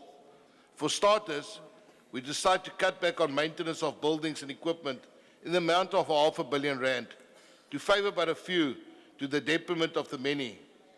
We take 189 million to part fund the EPWP program, 6.64 million to pay soup kitchen volunteers, to take away from the poorest of the poor, to cut back on grants in aid to worthwhile causes that even include the SPCA, and to channel 41 million towards a public employment program, for additional security to guard empty municipal properties, while there are people desperate and prepared to pay for a roof over their head, for millions in overtime, with our vacancies in every department, for fuel to fund after our grocery trips, overtime where little or no progress can be measured, for yet more and more private security to guard the ruins of yesteryear.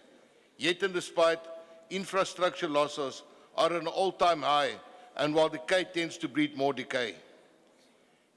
Yet we fail to implement consequence management, where employees are defrauding us of hundreds of millions. Instead, dragging our feet to prosecute until time is against us. We leave senior management's post unfilled in seek of politically aligned allies. We borrow and borrow to the point we are now 8.8 billion in debt. Our water and sanitation infrastructure requires 110 billion to come back on track. Sewage continues to find its way into our streets, our oceans, as we neglect maintenance to pump stations, resulting in the issue of several environmental notices against the city and the city manager. Yet we ignore. We failed to spend the disaster response grant with 195 days delay in the issue of awards. People are protesting every day in demand of service delivery, dignity, a healthy and safe environment, demanding title deeds to properties, waiting for the delivery of service sites, a housing backlog, but also no claims to be reimbursed for those that we have built. No, all is certainly not well in the city of eThekwini, until such time as this municipality can implement what it advocates, until such time as it manages to resource correctly, until such time as the needs of the many are put before that of a politically connected minority, until such time as those in a dedicated effort to implement consequence management, to curb theft and corruption that bleeds our city coffers dry, until such time as we admit that we need fast and urgent help to save the city, the Democratic Alliance will not be supporting the adjustment budget as tabled. Thank you. Thank you very much. Councillor Peter.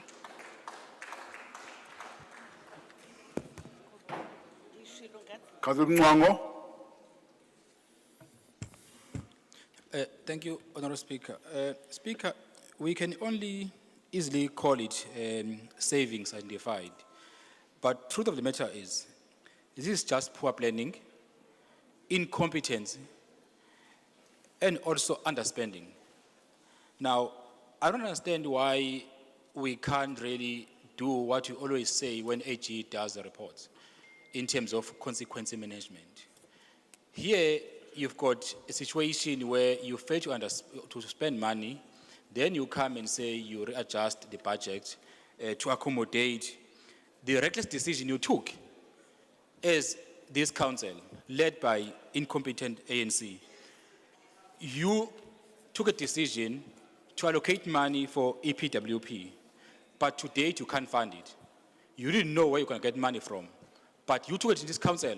Now you come and tell us, because of your incompetence as councillors, you now expect this council to agree again to adjust money to support your incompetence as ANC. Point of order. Point of order, Chair. Councillor Mwango, your time is up. Point of order. Councillor, point of order on. Point of order, Hlengwa, and then Madlala. Speaker, earlier on we complained when, I'm being distracted, Speaker. Earlier on we complained when. Order, Earlier councillors. on we complained when we were called useless councillors. The utterances by Councillor Mngango are not different from what was said earlier on. Now he's even making it worse, calling us incompetent councillors. We took a decision as this council. He says it is a... Mwango. Councillor Mwango, please behave. He says it's an irresponsible decision that we as this council took, led by ANC. He did not say ANC councillors took an irresponsible decision, but he said this council, led by ANC. Even if he was saying the ANC is still wrong, it cannot be correct, simple, because now he calls ANC councillors useless councillors. It can't be correct, Speaker. We cannot allow a person who becomes a principal and now he's having a red pencil and is ticking and marking and is saying we are incompetent. Through what test that we have been put through to be determined that we are incompetent. I'm pleading I'm pleading to his arrogancy that he will withdraw Point and of order. apologize. Point of order. Thank you. Madlala. Ya no, ngiyabonga kakhulu Speaker cha. Bengifuna ukusho kona ukuthi ngesikhathi uKhansela Khuzwayo enza istatement esifana nalesi. Kuthiwa ka withdraw. Siyacela ukuthi uKhansela uMncanga withdraw. Ngisho ngasho ngabe besho iANC, ngisho ngabe besho bani, ngoba usho la emakhanseleni ale council aka withdraw. Councillor Mncanga, may I please withdraw your statement? Umengafuna kaphume. Order.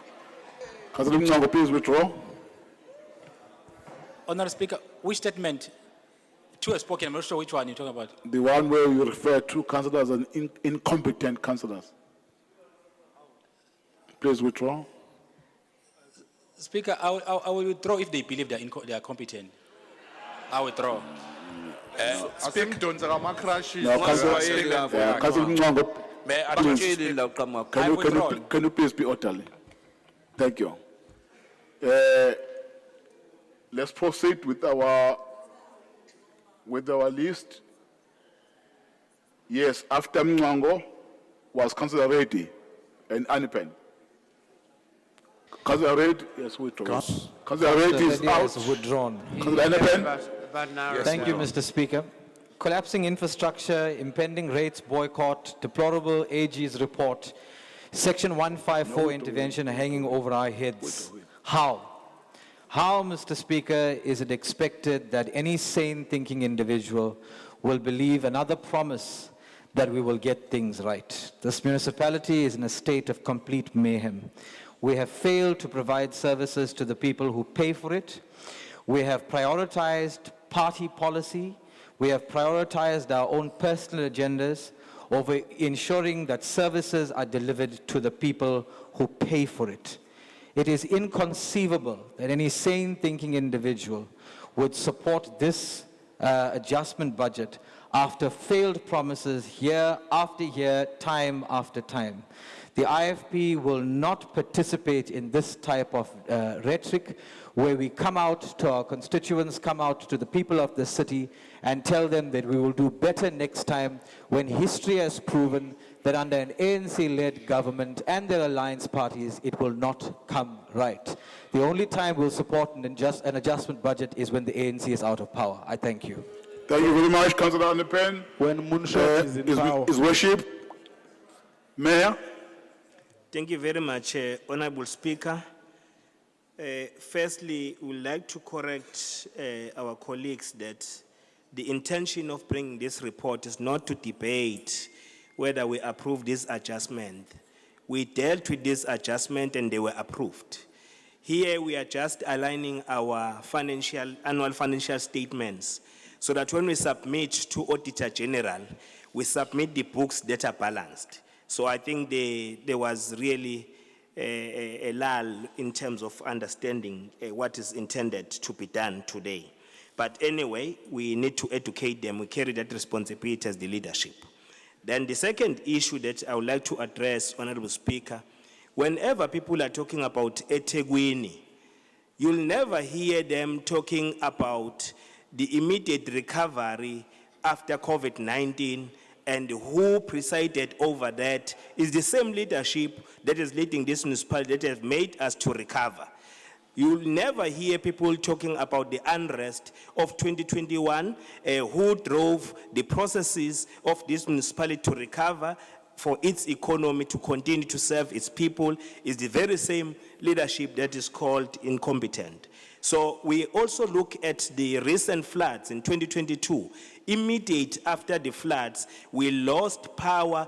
We were only able to serve 40% of our residents with electricity, but there was an immediate response by the very same municipality to ensure that we reinstate power. More than 100 power stations were washed away in this municipality, and they were reinstated within a very short space of time. So when you talk about incompetence, please count that if it's an incompetence.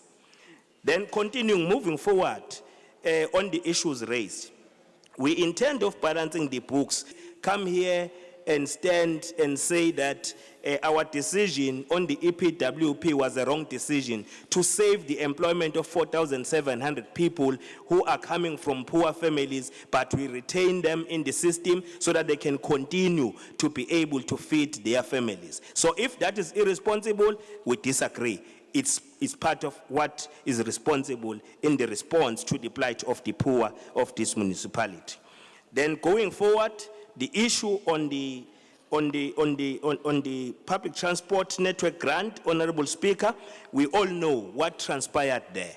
There was a dispute between ourselves as a city and the National Department of Transport on the new approach that we were taking in implementing Go Durban. So it took long for them to come back to us and respond that they approve. So when they approved our request, it was very close to the year end of our financial year. So it affected our books. Hence, we are applying this exercise that you are doing now. Then the issue of neighborhood development grant, same thing applied. As you all know that the issues of land were also identified. The issues of public employment program grant, also there were challenges there.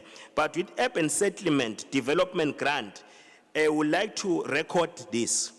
Our 100 million which was taken away from us, it was taken to Johannesburg municipality, which was underperforming in terms of expenditure in the same grant. We don't know the reason why and what criteria was used. How do you take money from people who are seated at 61% and you give it to people who are seated at 40% under expenditure, which was Johannesburg? So we don't understand the logic in that, but anyway, that grant will be coming back. So we are balancing the books. So moving forward, also the issue that we are raising concerning the service delivery, with the same grant, last week we were at HL Mnyama, siyovula ilibrary entsha ntsha engakazi ibe khona lapha endaweni yasemakhaya. Leyo library ezosiza umphakathi wakithi, ngayo le grant siyispendile silida eSouth Africa, ngisho umkhandlu wase Cape Town ule kude kuneTheku.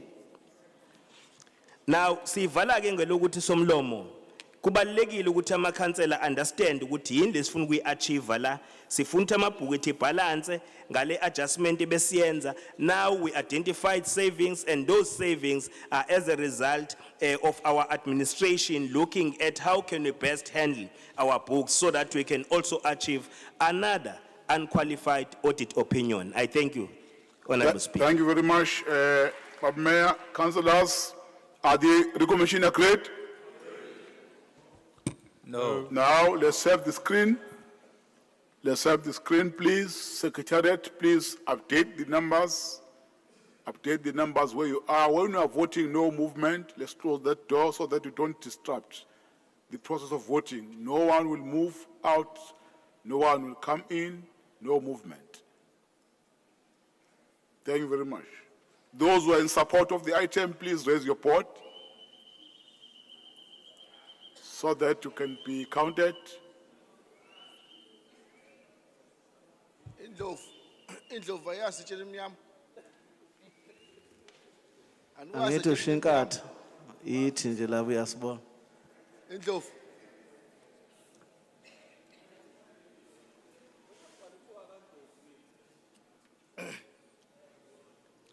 Etshelela imnyama nikwazi.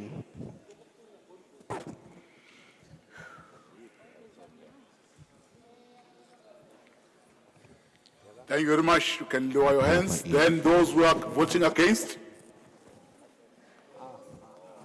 Those who are voting against, please raise your pot. Point of order, Speaker. Speaker. Point of order, Ntuli. Kunento ethanda ukwenzeka la kufanele siyi correct ngoba ngikholela ukuthi inhlamba lento. Ukhansela uNkosi. Jalo mevoto nomkhubo ukuthi kanje umuntu. And leyo nto leyo seze sayinotice asisina ukuthi speaker into eyinhlamba lonto. Ukuvota kuNkosi. Ukuvota. Oh, okay. Okay.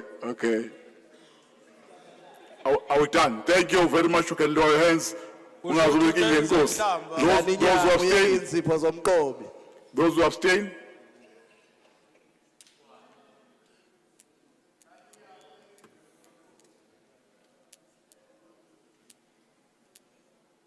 Have you captured everyone now? Thank you very much. Yeah, thank you. Now, those who are in support of the item 115, those who are against 62, there's one who have abstained. Therefore, the item is being carried through by the majority vote. Thank you very much. City Manager, let's proceed. Kodwa somlomo ngempela ichips yenzeni kusompisi ngoba phela angivota kanje isayini yeKaizer. Hey, City Manager. Thank you very much, Honorable Speaker. Item number 7. Item number 3 on page 7, budget preparation process for the financial years 2024-2025 through to 2026-2027, schedule of key deadlines, committee recommends. Thank you very much. Are the recommendation agreed? Agreed. Thank you, City Manager.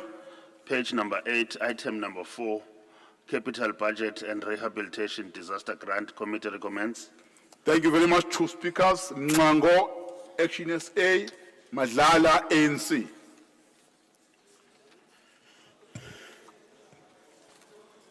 Thank you, Speaker. While Action SA is not against the recommendation, but we would really like to have a commitment from this council that indeed this money will be used and spent at least by March 2024 as stipulated in this recommendation. And having said that, we believe that this council have failed to deal with the issue of sanitation in this city. And this money should be really utilized, Honorable Mayor, to make sure that we deal with sewer crisis. You have provided a plan, and that plan is not really showing how you will deal with this issue. We believe that you will do a monitoring and ensure that the money is wisely spent, because there is no way we can continue allowing the sewer to spill all over the city. As we speak today, there are some beaches that are closed because of this crisis. Thank you. Thank you, Councilor Mngango. Councilor Madlala. No, thank you. My apology. Councilor Mngango manje izosihlupha lento thina abantu abafunde emakhaya. Leli gama luwela isihlulu ukulibiza sithi sisho lelo lwandle kushoko lenye into. Manje bayahleka ondaba kayikhonjwa lapha ngaphesheya ukuthi ngathi abantu labo ukuthi bavalile kanti usho ulwandle wena. Honorable Speaker, siyabonga kakhulu si-ANC so supporta le item. Ukuthi sikhumbuzane nje ukuthi siyileli dolobha sathola u1.5 angabikho umuntu othi akawazi wangipho 5 sathola u1.5 billion rands okufanele silungise ngawo izinto zenhlekelele le isehlele. Kepha ngenxa yokuthi siuthole isikhathi se-financial year sesithambeme kwaphoqeleka ukuthi silethe le report la sizocela khona ukuthi le mali sikwazi ukuthi siyenze ukuthi igxamalazele kule financial year entsha. Sesivumeleneke nabe besinikezile imali ku National Treasury nabanye ukuthi ikwenze lokho bese ukuthi izovuma ikhansela. Kulezi izikhalazo ezikhona zokuthi idolobha lithwele kanzima ngenxa yezamanzi kanjalo nezemigwaqo. Kuyiqiniso lokho and into esesiye engango 134 million rands iyahamba iyalapha ekulungiseni izinto zamanzi okuyikona kokubilika amanzi aclean kanjalo naloko kunye kwamanzi athe ukungcola kancane abebekhuluma ngakho bese 103 million rands uzohamba uye lapha ekulungiseni ingqalasizinda ikakhulukazi le ethintana nezemigwaqo. Kubaluleka ukuthi sikusho ukuthi iningi lale mali isiveze kufana nokuthi sisebenzile ngenxa yokuthi akhona izibophezelo esezenziwe nosonkontreka sekuwukuthi nje kuqedelelwe ukuze ikwazi ukuthi ibonakale isisebenza phansi emgwaqweni. Engicabanga ukuthi futhi sizosenza isiqiniseko silama khansela lomkhandlu sidlala indima yethu yokubheka ngeso lokhozi ukuthi sithi sishale sisikhathi sika March 2024 imali yonke le ibisisebenzile futhi nomehluko ukuthi isebenzephi kanjani ubonakala emphakathini la sisho khona njengokhongolose siye supporta kakhulu le report siyabonga. Thank you very much, Councillor Madlala. Councillors, are the recommendation agreed? Agreed. Thank you very much, City Manager. Thank you very much, Honorable Speaker. Page 9, item number 5, request for approval of urgent amendments to the eThekwini Municipalities Supply Chain Management Policy Committee recommends. Thank you very much. I've got speakers on the item. My first speaker is going to speak on the proposed amendments. Councillor Mthethwa, I haven't received your proposed amendment, but I will collect the amendment, then I will allow you to speak on it. Then, after Mthethwa is ready, and Councillor Mvubu, then the mayor will be the last speaker. Councillor, this is on page 5. No, it's item 5 on page 9. Recommendation A, which seeks to remove section 49, subsection 3 to be deleted. By Councillor Mthethwa, seconded by Councillor Govender. I'm sure you do hear the proposed amendment. Councillor Mthethwa, can you please speak on the proposed amendment? Chair, the amendment seeks to propose that recommendation A, which seeks to remove section 49, subsection 3, be deleted. We are happy with the other two amendments. Okay. The amendment is talking about on page 10, on the first recommendation from the committee. On A, I'm sure you can see all of you. Is the proposal to amend supported? No. Uyifunela umsebenzi wakho umthetho. Thank you very much. Let me get the screen so that we record it. Let me have the screen for record purposes.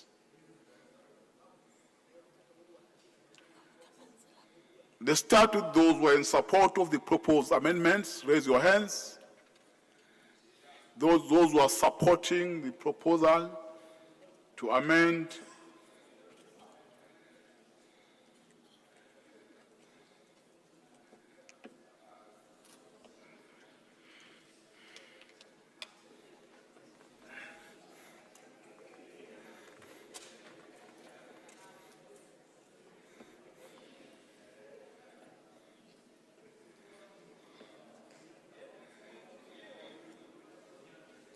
Oh, done. Thank you. May you lower your hands. Then those who are against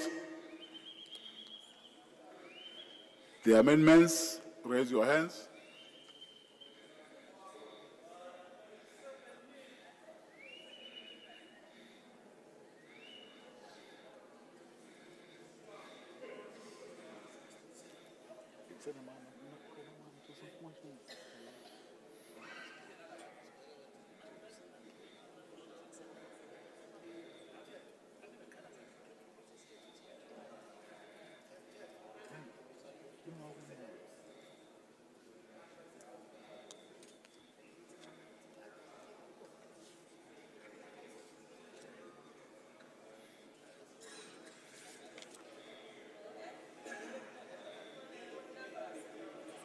Thank you. Those who abstain?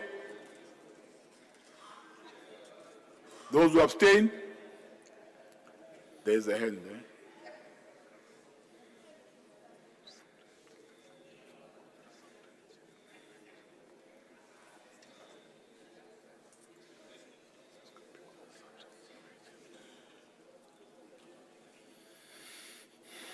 Thank you.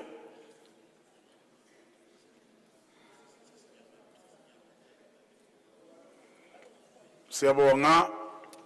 Those who are in support of the proposed amendment 45, those who are against 116, 116, those who abstain 15. The proposal to amend the item has not been supported.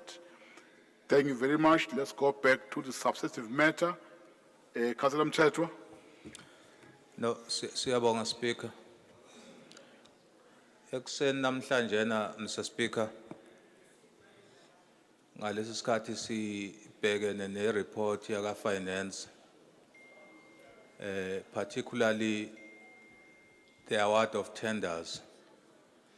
I think amakhansela amaningi azwalisa ukukhathazeka lapha ukuthi kubonakala lapha isigatshana lesi usigaba section 36 ingathi siya abuse wasebenziswa ngendlela engafanele kulo masipala. Now one would have expected that if people were sincere and genuine about the abuse of section 36 just 4 hours ago, they would then support the call by the DA that we delete recommendation A as tabled by the DA. Whilst we appreciate the fact that there are instances where emergencies have got to be treated as such, emergencies, but we cannot leave ourselves exposed to looting and stealing of public money. Therefore, we were hoping that because as municipalities were expected to conduct our business transparently and competitively, at least there would be some measure of transparency and competitiveness to make sure that people don't just sit behind a desk disguised as emergencies when in fact they are feeding public money to their friends. We were trying to table that as a Democratic Alliance, hoping that those who were complaining about the abuse of Section 36 earlier would support us. As a matter of fact, we're expecting any and every councillor who's worried about how public funds are managed in the city to support this call by the Democratic Alliance. We understand about other recommendations, we are happy with those, but we feel that this, while the intention might be good to say let's expedite service delivery in the time of crisis, but we are opening ourselves, knowing how things are happening in eThekwini. We are opening the city and the ratepayers of eThekwini to abuse and looting of public funds. For that reason, the Democratic Alliance will not be supporting this recommendation in its current form. Thank you very much. Thank you very much. Councillor Mvubu. No, thanks, Speaker. It's quite hypocritical, especially for the Democratic Alliance and the Action SA alike. They speak about the monies that gets to be taken back because we didn't spend them on time, which actually gets to deal with the issues of infrastructure, the water and sanitation and the like. Like, they are the very same people who are saying this when we then get a clear policy which seeks to fast-track the procurement process, especially in cases of emergency. They come here, read beautiful speech, long poem, and at the end of the day, they say they are not going to support this. It is as if they enjoy the state of the city as is, because for them it's political mileage to go to those areas with cameras and making all these headlines on social media. So if there is a policy that seeks to deal with issues of emergency without any hindrance so that we can fast-track service delivery, really it doesn't make sense as to why people must oppose this. We must deal with corrupt and criminal activities, but we must not frustrate the people that are actually waiting for service delivery. Deal with the criminal element. Don't frustrate our people. Thank you. Thank you. His Worship the Mayor. Asibonge somlomo ithuba kunobuvuvu kulokho kukhulunywa iqembu le Democratic Alliance ukuthi alinandaba ngempela nesifundo nesidingo zabantu kakhulukazi abayiningi kulomasipala ongama Afrika abonakala enengqinamba eziningi kakhulukazi uma kwenziwa imisebenzi ebhekelene nokushintsha impilo zawo. Ngikusho kwelokhu ngoba akukho okubi kuloko kuphakanyiswa kule amendment yale policy ye-SCM yethu ka-2022. Okokuqala esikuvezayo lapha ukuthi siyakusupporta thina njengokhongolose ukuthi uma siseyinkingeni enjengeinhlekelele kungasebenzi lo 48 hours council meeting ayi-approvile ngoba uma ku-apply usection 36 1AI lokho kwenza ukuthi kuthatha isikhathi ukuthi finyelwele ekulungiseni umonakalo osukwenzakalile. Ngakho sithi kumele ucity manager anikezwe amandla ukuthi laba bazobefaka izikhalo ngamathenda akhishiwe ngokukhulu ukusheshsha kukwazi ukuxazulula lokho ukwenzela ukuthi izidingo zabantu ihlinzekwe ngendlela efanele. Okwesibili siyakuseka futhi ukuthi ama regulations preferential procurement regulations ka-2022 ayekade enento ayidinga uma ngabe ukhansela itender. Lokho wakudinga ukuthi uqale uye ku-National Treasury akunikeze approval. Njengamanje lokho akusesisona isidingo. Ngakho siyakusekela ukuthi kugudluzwe kwipolicy yethu. Okugcina ukuthi khona lapho kwipolicy yethu in section 58.3 esasithi kufanele ke ku-approve makunama deviation i-executive committee kanti i-executive committee ayihlangene namathenda. Ngakho ke kulokhu kuphambi kwethu somlomo ukushintsha impilo zabantu bakithi zibe ngcono ukwenza ukuthi nasekuhlaleni bekwazi ukubona silungisa izinkinga zabo sibona ukuthi asikwemukele lokhu kuphakanyisiwe izinguquko ezinqala kule policy SCM. Siyabonga. Thank you very much, His Worship. Councillors, are the recommendation agreed? Speaker. Agreed. Speaker. No. Speaker. Thank you. Let me have the screen, please. Speaker. My name is on the item.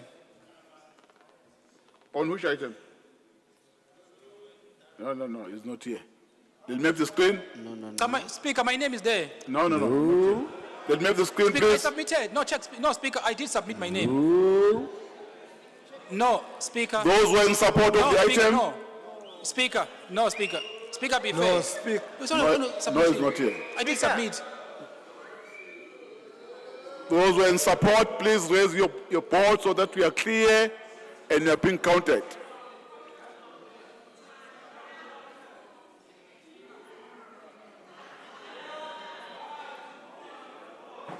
Order.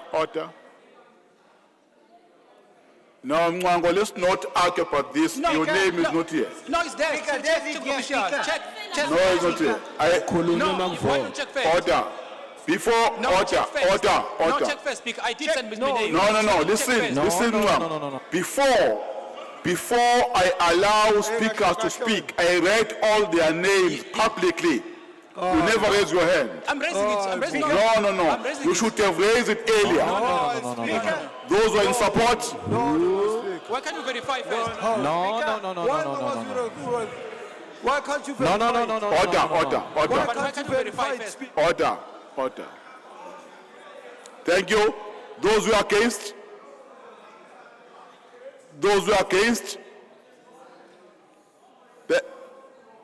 Can you do you see? Do you see those hands? Those who are against? No, where is it? We got it there. We got it there. Thank you. Those who abstain? Those who abstain? Order.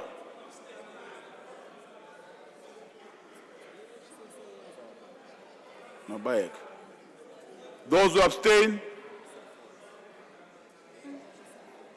Okay. Councillors, order. Order, councillors. Let me repeat. Those who were supporting the item, they voted already.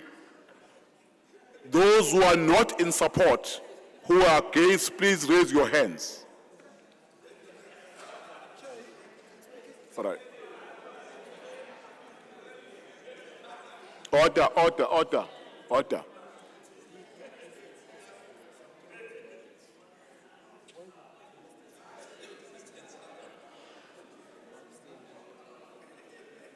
Ni right? Ni right? La? Right, those who abstain?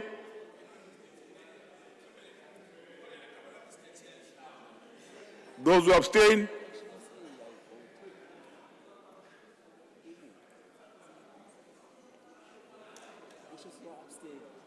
Never vote. Action SA, I didn't get your indication. Why should we vote? Or not voting? No, you know, there's a proof. We've said the proof. How? Ask her. No, no, control Why your are we treated emotions. like this? Control your emotions, Council. Okay, thank you. Musukuthetha. Hey, Thulani, Yeah, can we tell the numbers? How? Asikhulumi nani Thulani, asikhuluma no speaker. Speaker, it's there. I've shown the proof. Kahle mfundisi, kahle mfundisi. Point of order, Speaker. Mfundisi le ekhaya. Order. Councillors, those who are in support, 135. How? Those who are against, 46. Those who abstain, 3. Yikho besithi akufaka uNtuli. Therefore, the item is being supported. Thank you. Uyesihogweni namfundisi. Councillors, listen. We are left with left with two MPEC reports. No. Speaker. No. Order. We are left with two MPEC reports, the ethic report, and the motions, notice of motions. Let's break for 15 minutes to have tea outside. Let's break for. There's also in committee. Let's break for tea and come back. 15 minutes tea break.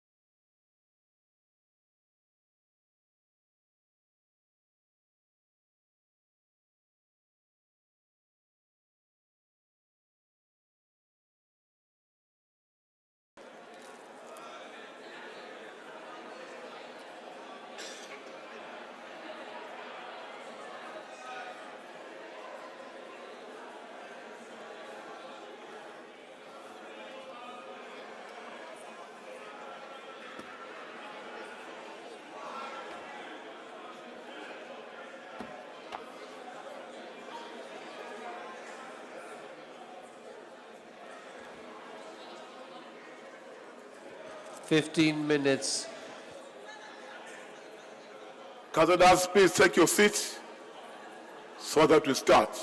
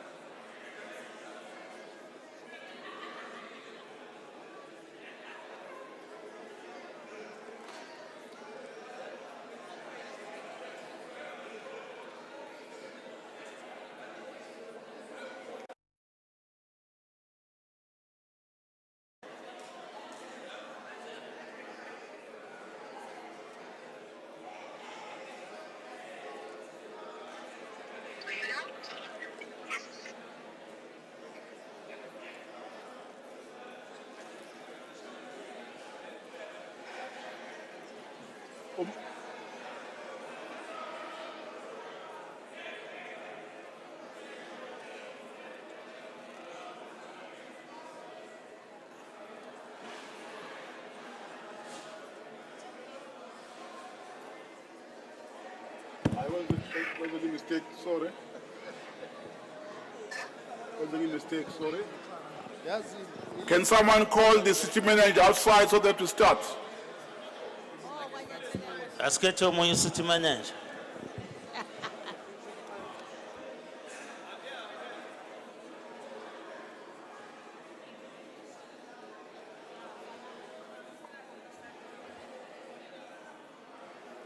Asikhethe omunye city manager we speak. Lento yemhlangano yakhe ephuma ebusuku. Asinawo ama volunteer uyibambele bomkosi. Asinawo ama bodyguard thina. There'll be chaos.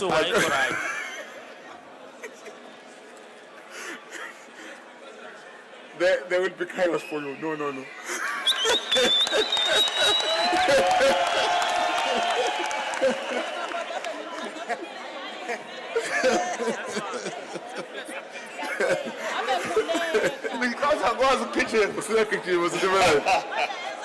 Thank you very much. That's all man. Let's proceed, councillors, with our agenda.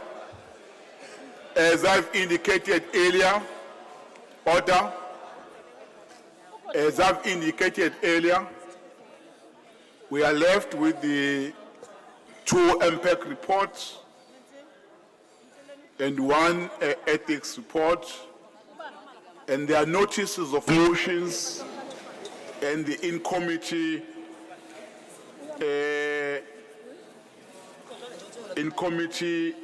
agenda that we have to deal with. But before we move to the MPEC report,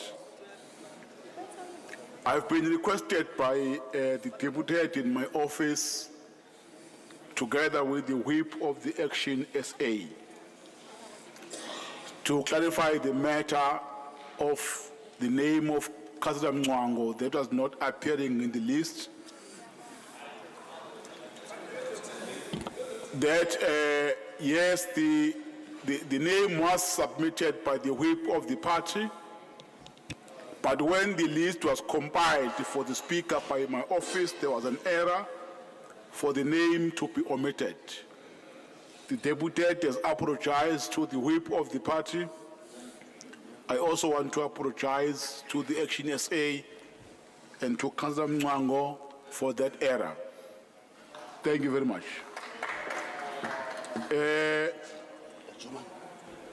Let's now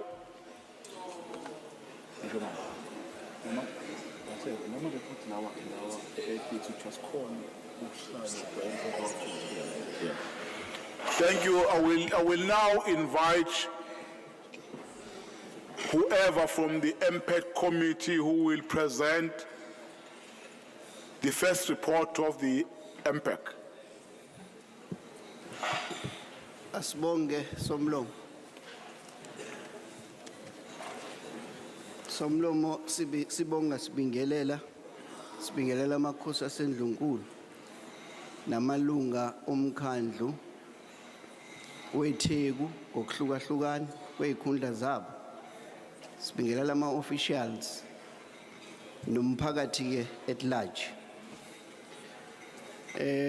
Kuyintokozo kuthina kakhulukazi ikomiti le-MPEC ukuzothula le report ka-2022 to 2023 annual report.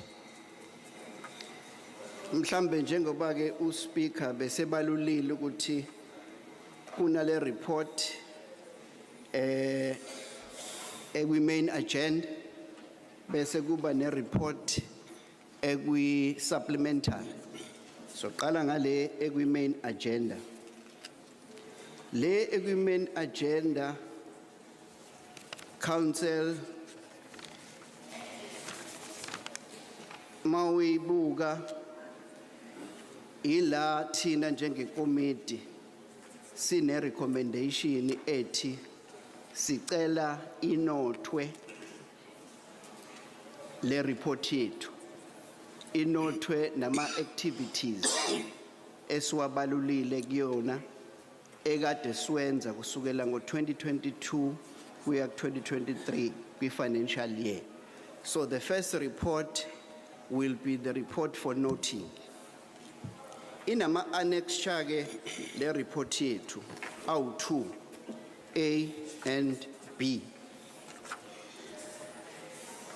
Sizoba specific ke kulama annexures because sibona kwama areas of consent. With non-compliance with laws and regulations, committee recommended that the city manager put stringent measures in place to ensure that consequence management is applied in all instances which result in irregular expenditure being occurred by a municipality. We further request city manager ukuthi quarterly reports being submitted to a council to provide a progress on the implementation of a consequence management. You'll remember ukuthi last time the issue was about a consequence management. This is why it was very imperative for a committee to emphasize in its recommendation. Ukuthi city manager, this is what ekumele akwenze. With expenditure and management control, a committee le recommend that city manager ensures that a plan to improve our controls over payments and beneficiaries of extended public works program is developed by the 30th April 2023. Remember, it's an annual report, this one, and submitted to Auditor General, including measures that will be undertaken to recover the financial losses incurred through payment of ghost beneficiaries. This is the recommendation that we are putting forward to city manager ukuthi take care of it. In terms of presidential employment program, we recommended that city manager ensures that internal control for the recruitment and payment of presidential employment program beneficiaries are improved to prevent unwarranted financial loss for the city. This is what we are actually recommending. On consequence management, which is always problematic, we are recommending that as a committee, city manager monitors consequence management on monthly basis to prevent the delays in the implementation of investigation recommendations and ensure the report of the financial misconduct disciplinary board are submitted to the executive on monthly basis, with action being taken against any official that fails to implement or delay implementation of investigation recommendation. This is what we are saying as this committee of impact to the council as recommendation. We procurement and contract management. The committee recommended that city manager provide a municipality public accounts committee with monthly progress report on the implementation of action plan to address the procurement and contract management findings by Auditor General. We environment and management. This is the recommendation that we actually put for. The city manager, in consultation with head legal, compliance, ensure that the assessment of compliance with the National Water Act is undertaken, and the plan with time frames. Remember, there was an issue of water treatment in terms of licenses. So this is what we are recommending. Utu city manager should take care of it as niggas in the time frame of doing such undertaking to address any errors of non-compliance and developed and implementation, including repair and maintenance plan for all existing sewerage infrastructure. On material irregularities, the committee recommends that the council note the council notes that Municipality Public Accounts Committee will follow up on the outstanding material irregularities to ensure that they are all resolved appropriately, with council being, I want to emphasize this, accordingly advised of such resolution. Material annual performance report. This is what the committee recommends. The city manager provides the Municipality Public Accounts Committee with monthly progress report on the implementation of action plan to address the findings by Auditor General regarding the unavailability of audit evidence to support the reported performance achievements. The city manager to further ensure the evidence requested by the Auditor General submitted timelessly. Because when the issue allows the Auditor General etama reported to users fage ma irregularities because aswa submit in time. So we are encouraging through our recommendation, the city manager must take consideration to it as soon as possible so that he will be able to come back and report to the council.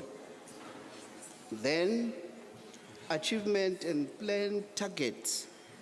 The committee recommended that the city manager provide Municipality Public Accounts Committee with a quarterly progress report on the implementation of action plan to address the findings by Auditor General regarding non-achievement of performance targets. If a target say to achieve on a level, but we are saying the city manager must take cognizance to it on our behalf, so then we'll be able to come back and report the progress to a council, full council, as we are doing now. Oversight and accountability, the committee recommends that all the committees of Section 80, the SALGA, COCTA, National Treasurer, be requested to provide a training to members of Section 80 committees to enable them to effectively oversee and ensure accountability by their respective clusters and unity. This is what we are actually are requesting to a council for city manager to assist the Section 80 committees. So then Annex B, it's where we are tracking off our action plan status of 2021-2023. As council is always complaining that it seems as if we come with the recommendation here or writing off here, we are actually saying because kunalama ama cases noma ama items that need to be deliberated, ayashiwo la ukuthi kulama clusters, this is how they perform. It's resolved among aga, so abantu in terms of consequence management, kufanele bayiconsider nalama report aqhamuka kanje ukuthi aminishe ukuthi there is something that is happening on the ground. So ime kanjalo ke I report yethu yokuqala esicela ukuthi ni note. Thank you very much, Councillor Dlamini. Councillors, are all the recommendations that they've read by Dlamini noted? Thank you. Let's move to the second MPEC report. We second report, Speaker Ngbonga, la council sicela ukuthi le approve. But before umuntu a state lokho osithunywe kona I committee ngokwama recommendations, la sifisa ukuthi ku write off u 290,598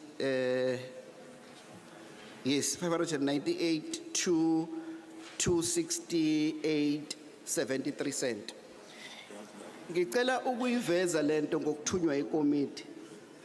Ayikho into ekuthiwa sibene siyithathe kulento yama UIF WEs.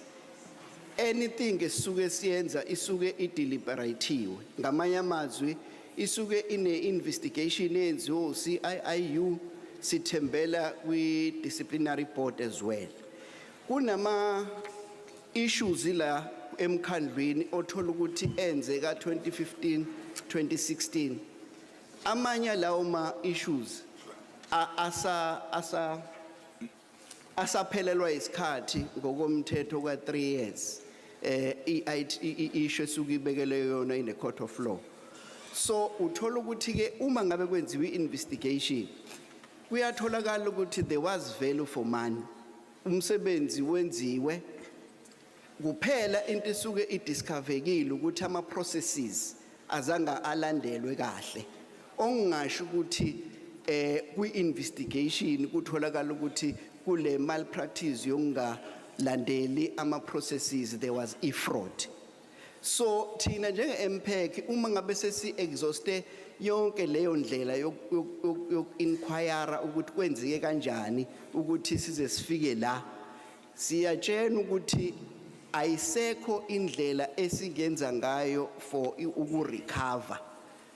Ngamanye amazwi hayi ukuthi sithi sicela ku right off la emkhandlweni ngoba sifisa nje kube njalo. It because I situation esuke isingaphansi kwayo nama reports asuke khona asuke entaila ukuthi noma ngabe kuthiwa siyathanda asithandi la, we have to write it off.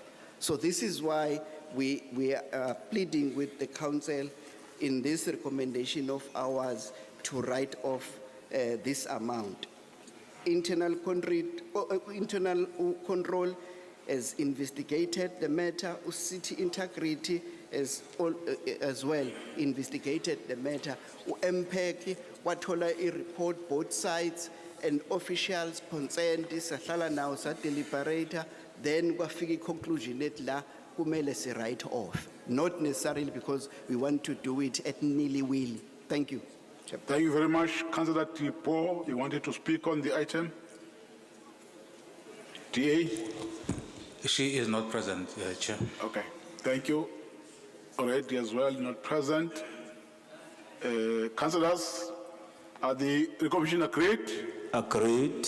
Thank you very much.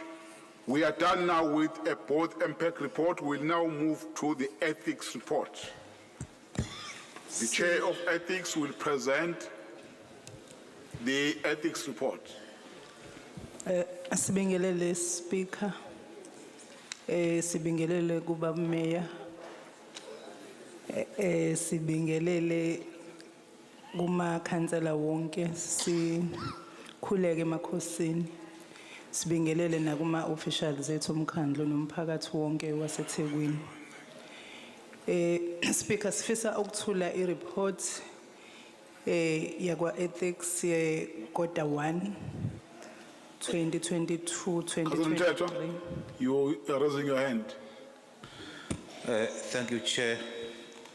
We have just received the report of the Ethics Committee. Therefore, the DA would like to request a 10-minute caucus. Can I give you 5? 7. 5 granted, you can go in caucus for 5 minutes. 5 is granted. Umthetho parity yadlala mfethu sijaha yobuka ibhola. 5 minutes granted. Izodliwa. Ifis.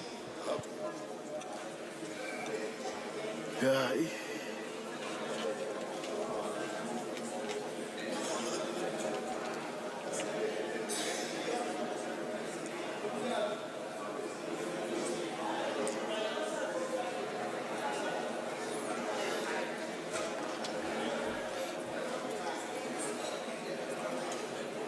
Sisi.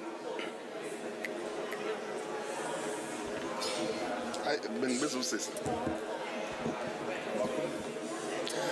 Bengishiye amanzi ami la. Ngokuhamba kahle. Ngeke ufike washaya ucobhana usisi. Yes, phumile nathi ba. Isikhathi ngisuka la manje emva kokukhuluma nomeya bengekho. Njengoba dubuyisa ugijima? Besiphumile bese ngaphandle.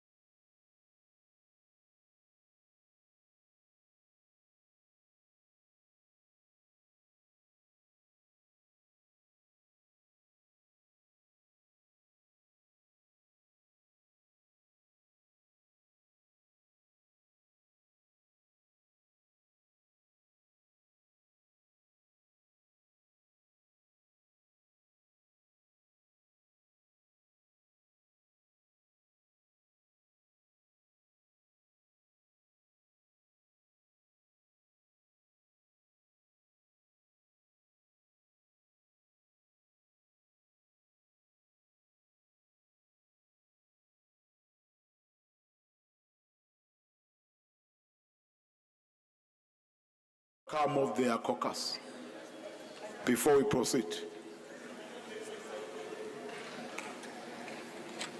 We gave you 5, but you took more than that, but nevertheless it's fine. You can report back to council.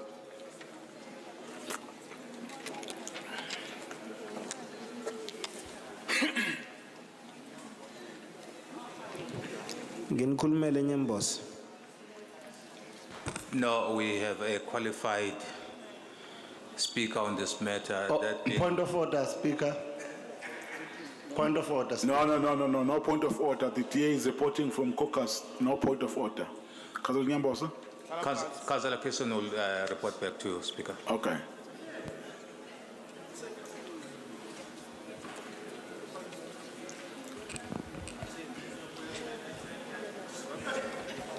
Thank you, Speaker.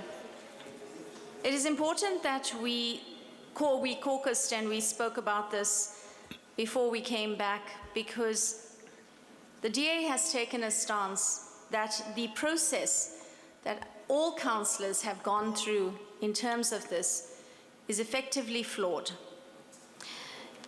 At the first instance, councillors cannot be charged on a preamble. There is entirely much in the Code of Conduct, as well as various rules and regulations. However, they have been charged on the Code of Conduct. What is more surprising is that if you look at the charges, many of these councillors, including those who have been found Point of guilty. clarity, Speaker. Councillor Mpemba? Sifisa ukuthola ukuthi is this a report back for a caucus that was asked by DA, or is it uqala uxoxa a report? It is a report back. Thank you. Thank you. Thank you very much, Councillor Ntuli. I requested the Democratic Alliance to report back on the outcome of their caucus, not to debate the item, because the item have not yet presented to council and allow speakers to engage.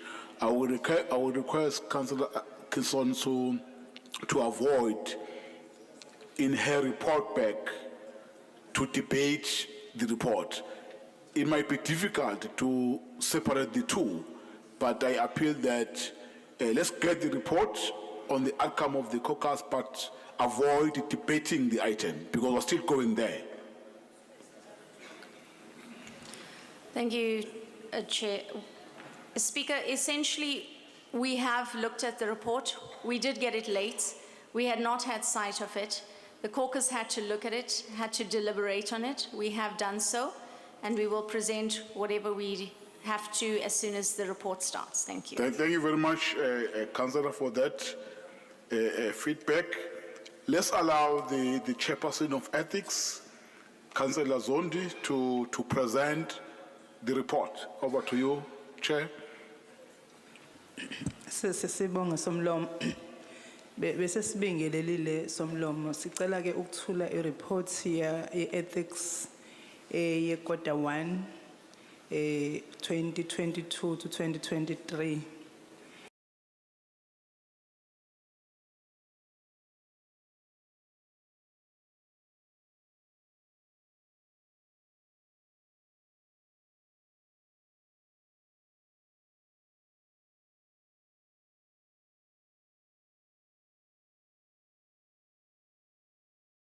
Number of councillors submithile aba nama engagements nama communities nalawo anga submithile I requesta ke ukuthi sidile nama councillor lawo anga wenzile umsebenzi. Then speaker ke sabe sesisetha ke ama date ama councillors to come before I ethics committee. Ama councillors ke I hope ama councillors because asayitholile I reports asephumile lawa athintekayo before sisiqhubeke ne report speaker. Besizocela ukuthi as excuse ama councillor uCouncillor F Majola, Councillor Mbambo, Councillor Dean Sundwane, Councillor TJ Mkhize, Councillor Tim Nguni, Councillor J Speaker. Mapumulo. Speaker. Okay, Chair, there's a hand. There's a hand. Nyambosa? Ngiyaxolisa ukuphazamisa usihlalo womhlangano. Ngifuna ukuchecka nje mhlambe through you ukuthi i-report enjengalena is it not supposed to be in committee now? If we can get legal to guide us in that regard. Okay. I'm just asking. Thank you, Jomane. Can you please guide, should the ethics report be in committee or it can be presented in an open meeting like this, Jomane?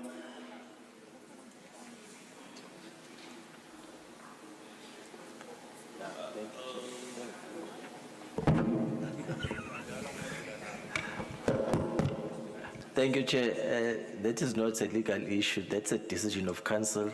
You decide on each of the matters whether it should be dealt with in committee or in an open meeting, looking at the nature of the business to be transacted and the importance of the matter.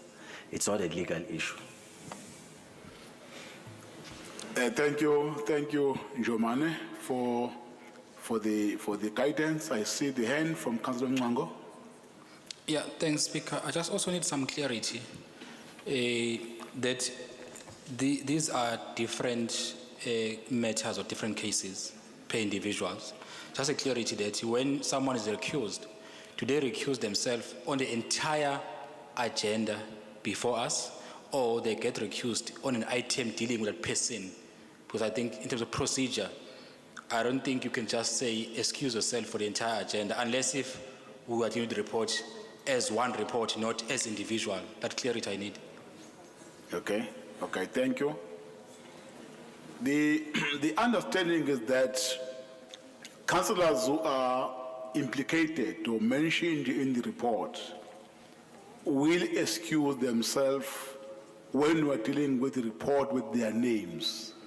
But once council has deliberated and concluded on the matter, they will then allowed to come back and be part of council. That was an understanding, Councillor Mwango. Not that you excuse yourself in the entire discussion or report, even on items where you are not implicated. On the issue of, on the issue raised by Nyambose, seeking a legal opinion on the matter, whether it should be in committee or not. The opinion we're getting is that is a decision of council. Now it's up to us to decide whether a report of this nature need to be discussed in committee or here. I'm not sure whether that decision will mean all ethics committee will be in committee if we take that decision. If we don't take it, it means all ethics matters report will be tabled in an open meeting like this because it's not contained in the rules. And I'm not sure whether we can be able to get some views on the matter now so that we are guided on how to handle this matter. But from the side of the Speaker, we felt that the matter can be tabled and be discussed here in this open meeting. Then only those councillors who are implicated will be excused. That was our view and our approach between my office and the office of the chair of ethics. Councillor Nyanisa, I can see you, Councillor Ntuli. Nyambos, you must stop this thing when someone is speaking to be intolerance. You must stop it. When someone is speaking, while you have something that you want to say, this thing of raising your board is a sign of being intolerance. Wait for someone to fail to speak, then you'll speak. Nyanesa, Ntuli, then Mtetwa. Thank you, Speaker. Speaker, in my history of in this council for 23 years, we've been dealing with ethic report, not in committee. I don't know what is it that today confuses other councillors. especially uba umthethwa ngoba mdala ke nje la emkhandlweni angazi ukuthi indafuna sifake ngaphansi kwamatafula. We always deal with this issue in the committee. So our comrade awayeka ukuba pick and choose. Thank you. Dealing with it here. Mbemba. No, ngibonga somlomo. Kahle kahle ipart yento bengizoyisho ikhavile ngoba masikhipha iadministration sikhiphele eminyango bazophumela kuyona vele baphumayo. Kungcono siqhubeke nje naludaba ngoba kulona udaba oluthanda ukuba nzima kakhulu. Into esibili ile ethinta ukuthi udaba lona uqobo uma ngabe silixoxa ngoba into eba implicator inawo ukubuye ibe ngokuhlukana icase ngayinye ngayinye kuzoba nzima ukuthi sithi akahlale ngaphakathi omunye siqede ngomunye abuya bubi asibagcine eminyango bonke khona somonde sokumnangiya nangiya so kuze sixoxa siqede mase bebuya so besiqhubeka nabo kwespeaker ngicabanga ukuthi ngikakuhle lokho. Thank you. Nyambose.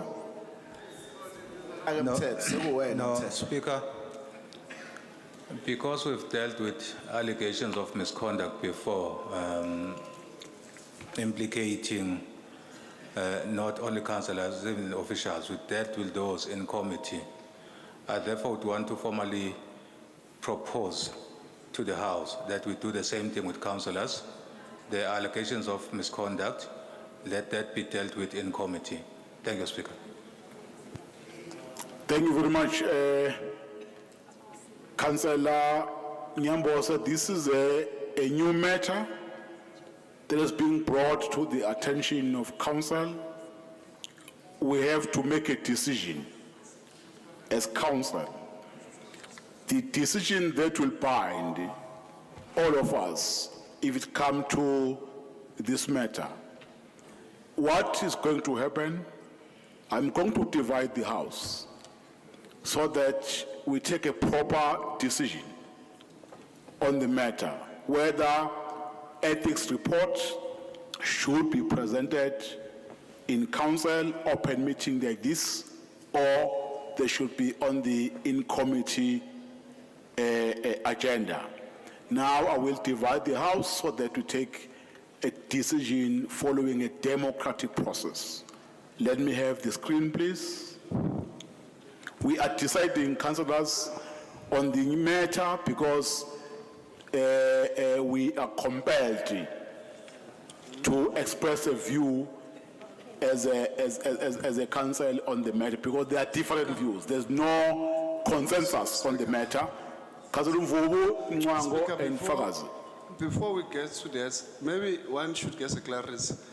In the ethics committee, are members of the media allowed? In the committee meetings? Yes. All council committees, media is allowed. So including why then ethics. Why then are we saying, because if then the members of the media are allowed inside the committee, obviously the members of the public, if they've had interest, they would have known about that. So why are we changing it now? Because it's being open broadcast. already. Yes. The members of the media, of the public are aware of it. So why are we confusing ourselves? Okay. Because the precedent is there. Because if this was the issue that the committee, ethics committee does not allow the members of the media when they are dealing with those issues, then it should have been established there. But already we are here in full council and this broadcast, members of the media have access to what we are doing. So what is this that we are trying to do now? Thanks. Thank you. Councillor Mwango, then Councillor Madlala, or Councillor Fagazi, then Mwango, then Madlala. Then I will come this side. Thanks, Honourable Speaker. While I hear the concern raised by Councillor Mthethwa, but I'm just worried that if we are asking us to vote now on his proposal, this is not going to be a decision for this particular item only. It means we are setting a precedent in future. Meaning that recommendation, if one says ethics committee report must be in committee, it means there must be a motion tabled before this council to agree to that, because it means we are now amending the rules. Because over years, I've been a councillor. I don't remember council going to in committee to debate ethics report. Now, having said that, Speaker, if you look at Systems Act, Section 20, it also is the same clause I was using earlier, where you are saying if you go in committee, it must be really, it says, it is reasonable to do so having regard of the nature of a business being transacted. So in this case, I don't believe that there is a reason enough to say we must go to in committee because we are not governed by Labor Relations Act like officials. We are accounting to the public. Now, whatever action we do, nothing wrong if it's being exposed to the public because we account to the public. We are not governed by the laws like Labor Relations Act. So I'm not sure why we're gonna say today, this must be in committee. Thank you. Councillor Mufakazi. Thanks, Speaker. Mhlambe yami ibi before le point raised lama last speakers ukuthi can we clarify the issue ukuthi why kufanele kube in committee. But yami ibi seconded Tina as ANC we have councillors that have already left the meeting because ayathinteka la ngale akuphumanga umuntu. So uSpeaker besethi akuvote. Ngifuna ukucheck clarity ukuthi ngala siyavota khona sebephumile ngale khona abangaphumile ukuthi leyo ke simisa kanjani. But sengibuka ngathi naye se attend kakhulu le ukuthi why isifanele siyenze in committee yabo. Thank you, Councillor Fakazi, for bringing that to my attention. I was not aware that already there are councillors who have left the meeting, but I'm happy that now you have informed me about that. Now, I have to reconsider and guide the meeting accordingly, but I've got some few speakers on the item. Councillor Madlala? Yeah, no, thank you very much. No. There's a hand, not you, Mthetho. Yeah, mine was also, the first one was on the point that Councillor Msindazwe has raised, that it would be improper if we are debating this matter and the councillors who are mentioned in the report are still in the room, and because they might have an opportunity to actually influence the decision about themselves, which then becomes a conflict of interest. So I'm happy that Councillor Fakazi Mdletshe has raised this issue sufficiently.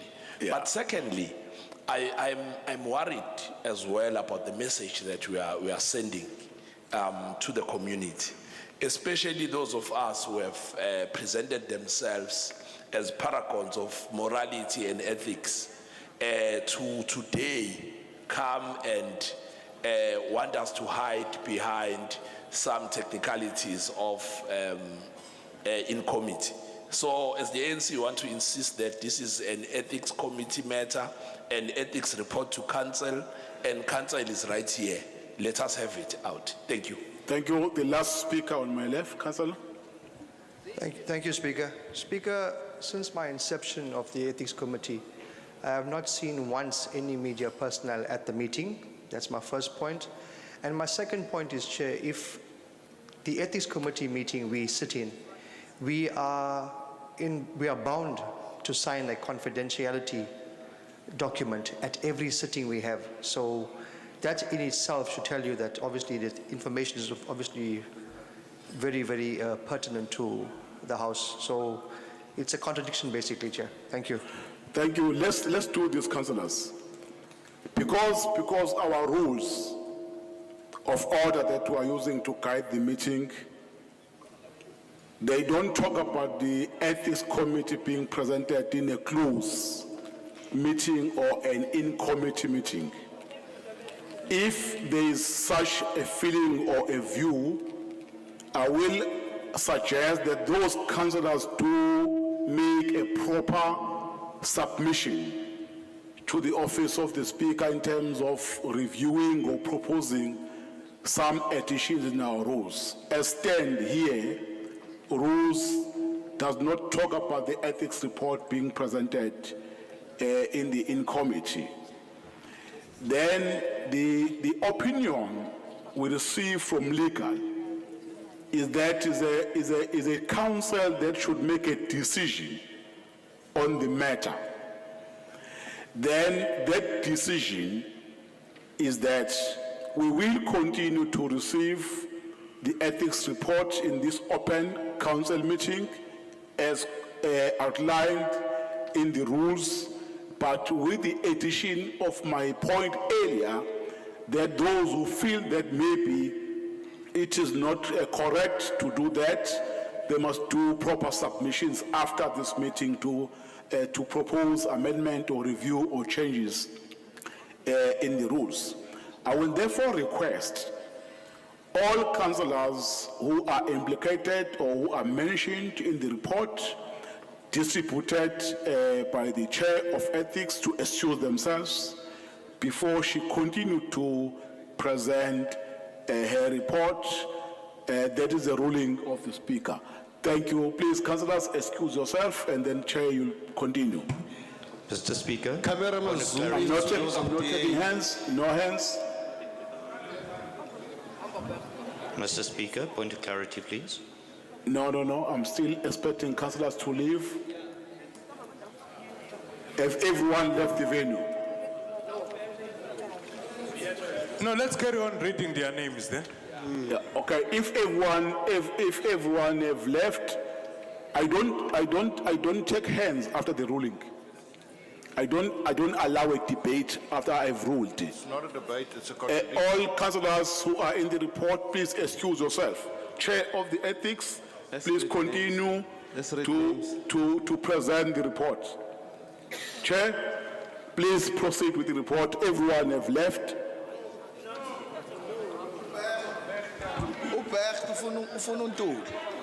Point of order, Speaker. Point of order. Speaker, I'm worried, Speaker. You know, we as the council, we continue to be abused by the same political party. Each and every time DA thinks is above the council. First, they asked for 5 minutes. They went for 30 minutes. We tolerated that. And now, Bertha thinks is special than any other council that has On a left point of now. order, Speaker. We cannot allow ourselves to abuse the Order.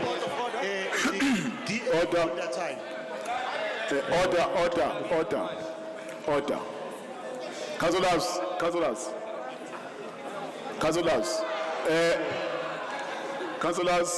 Speaker. Councillors, please. Speaker, but we can't spend the whole night here. No, we are not recognized. No. We are recognized. Councillors, chair of the ethics, can you, because I don't have those names.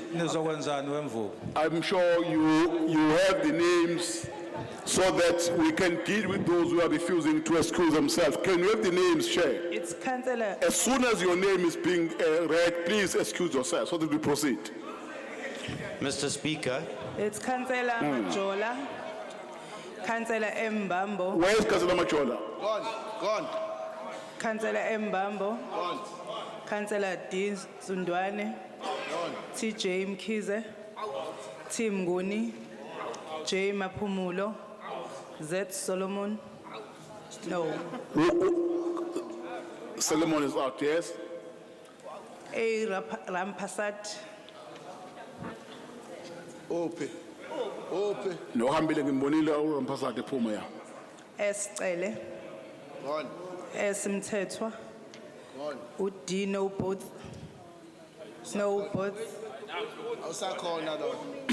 No both. Order. Councillors, let's not debate. Once your name is mentioned, please excuse so that we can move with speed and conclude the business. Proceed, Councillor Zondi. Mgiba, Tikulu, In, Ungib. A. Birte,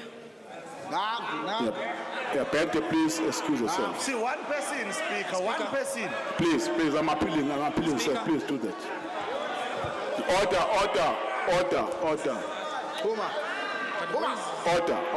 Proceed, Councillor, proceed. Councillors, order. No, we're going to assist. We are still in council meeting. Please behave. Let's allow the chair to continue with the names. He thinks he's a court of Councillor this J. council. Mkhunu, Order. Councillor J. Mkhunu, Chair. But this Point of order, Chair. Councillors, Point of order, Chair. please, let's allow the chair to finish what I've requested her to do. Chair, point of order, please. Councillor R.D. Chair. McPherson. Chair, No, I'm not taking any point of order, the chair is addressing. point of clarity, Chair. Order, no. Chair, point of clarity, please. I'm not taking any hands till the chair finish to read the names. Councillor S. Mthethwa and Councillor M. Johnson. Those are the names. Thank you very much. Speaker. Councillors, everyone now is out. We are now going to deal with the report, but let me check these hands. You are number 1, you are number 2, Mngwango number 3. Thank you, Speaker, for addressing me. Chair, according to the information we've received, and I'm also part of the Ethics Committee, Councillor Andre Biertke has been charged, yes, but the sanction hasn't been imposed on him as yet. So his charge is still pending. So there's no reason for him to recuse himself, Chair. Thank you. Thank you. Councillor? Thank you, Chair. That was what I was trying to get your attention for at the beginning because Just there say you was are confusion. I'm not covered. Give me Order, councillors, order. I want to hear what councillor is saying. Mr. Speaker, that was what I was trying to get Just say clarity you are for. covered. Mr. Speaker, can I have some protection, please? You are protected. There's some people who are incredibly rude. You are protected. Thank you. Mr. Speaker, that was what I was trying to get clarity on, is that not everybody in that initial list has a charge against them You are that's covered. going to be considered, and these people are incredibly rude. But they can only come from one political party. And I think that was, yeah, okay, we won't even mention the name. Mr. Speaker, that's what I was trying to get clarity on earlier, so that the right people knew that they should. You can shut up. Thank you. Mr. Councillor Speaker, Mngwango? did you hear that? Mr. Speaker, Yeah, did you hear Mngwango? that? Point of order. No, point of order. Thank you. Mngwango? Thank you, Honourable Speaker. Honourable Speaker. Councillors, order. Mngwango is on the floor.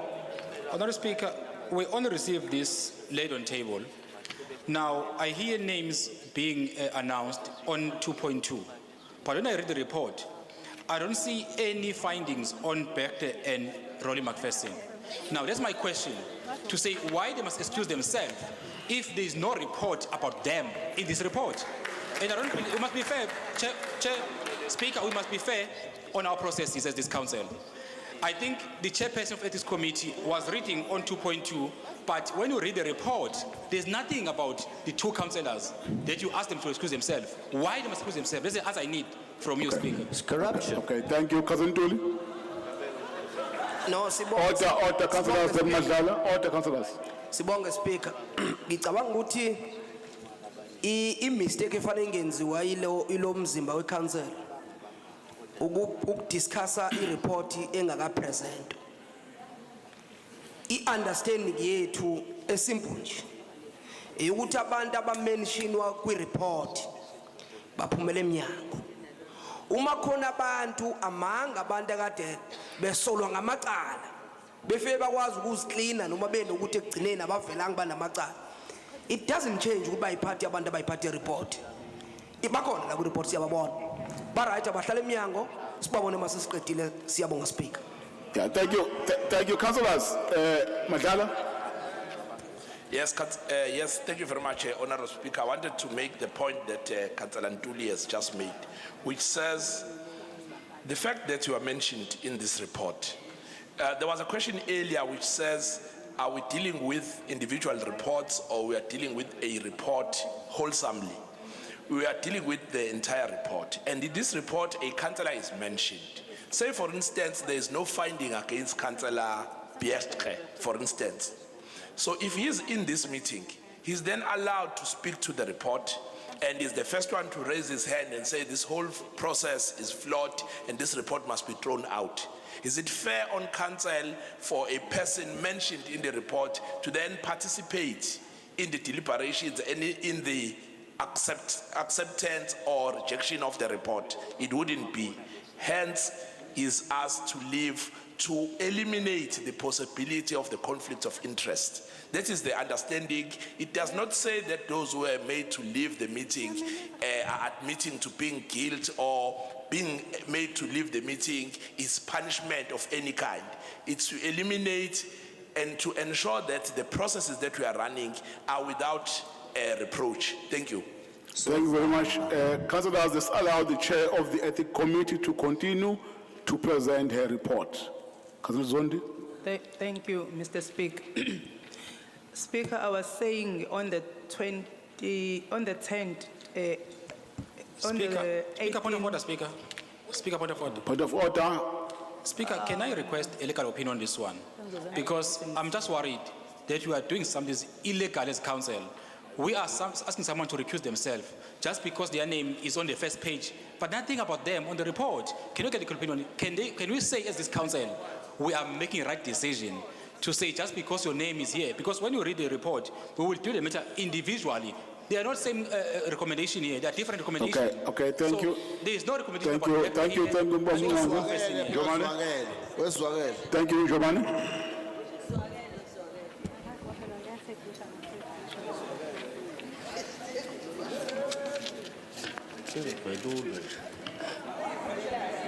Khulumela kangaka iDA ukhumbule ekhaya.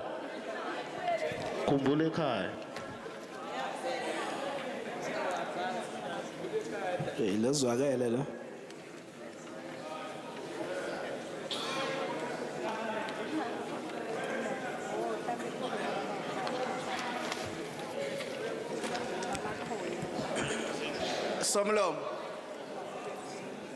Somlong.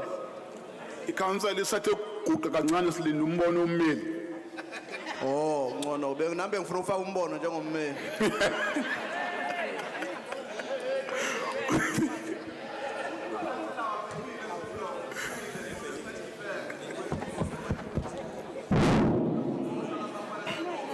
Let's allow head legal to address council.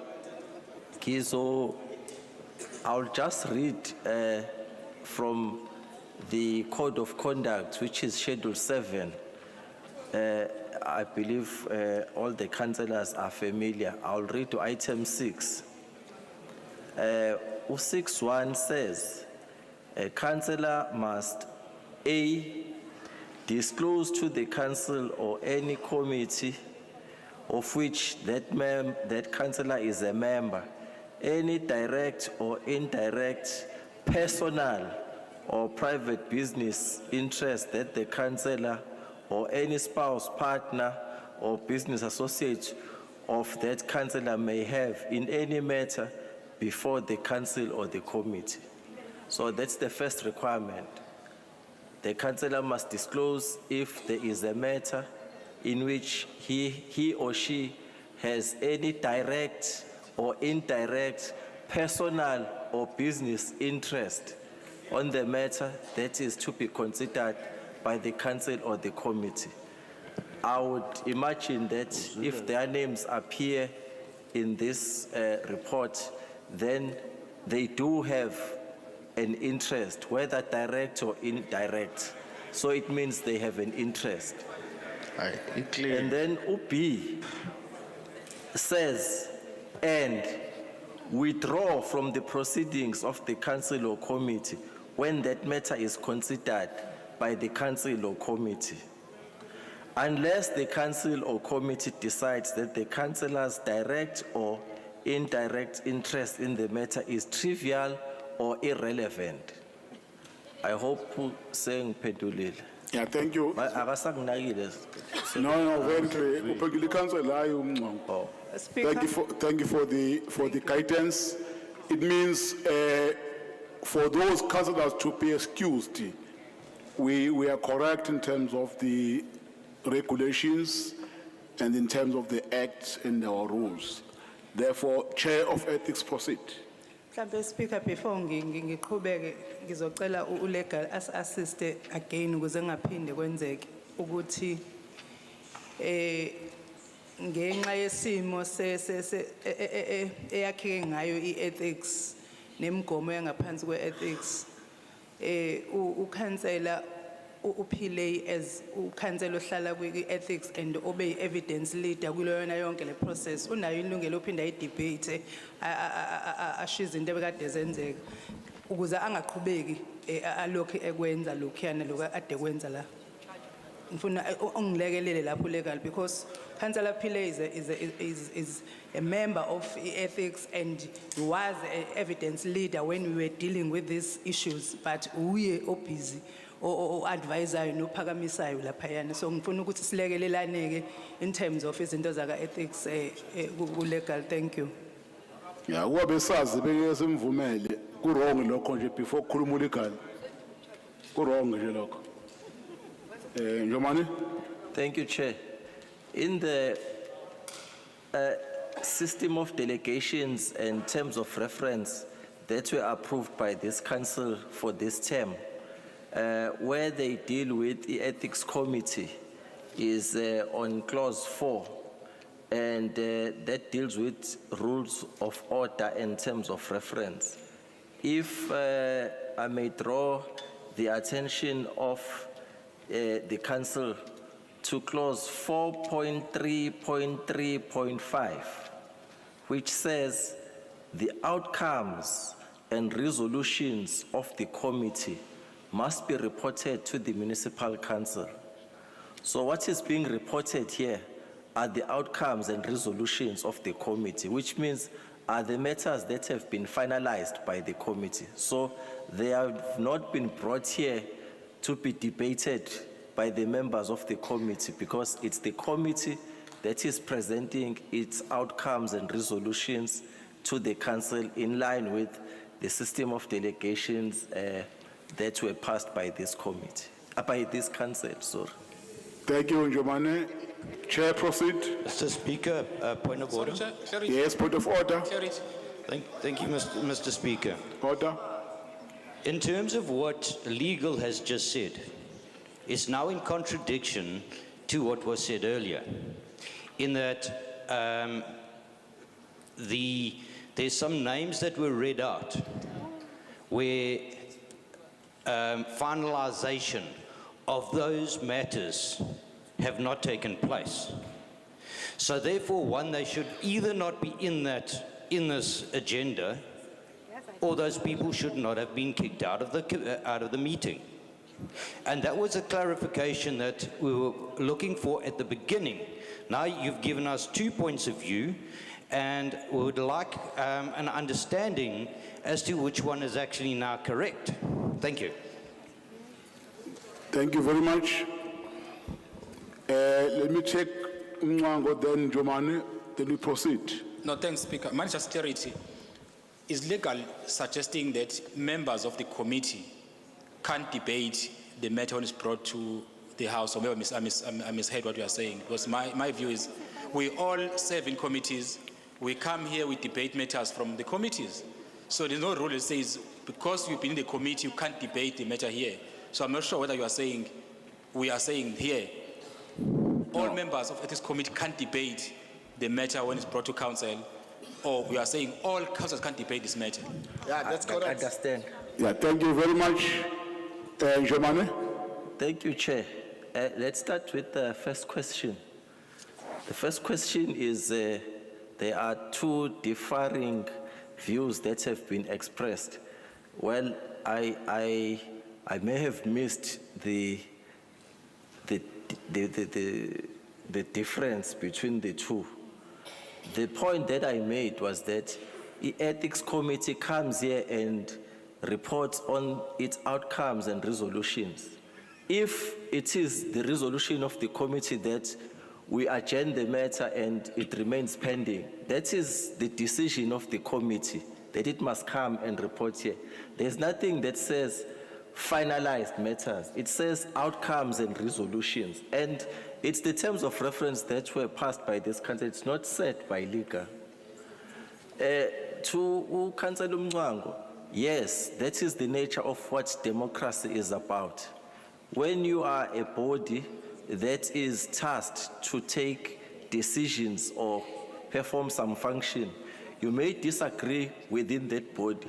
For instance, as this council, you may vote and a majority would prevail, but it doesn't change the fact that you are also bound. It becomes your decision as well, even if you had disagreed with it.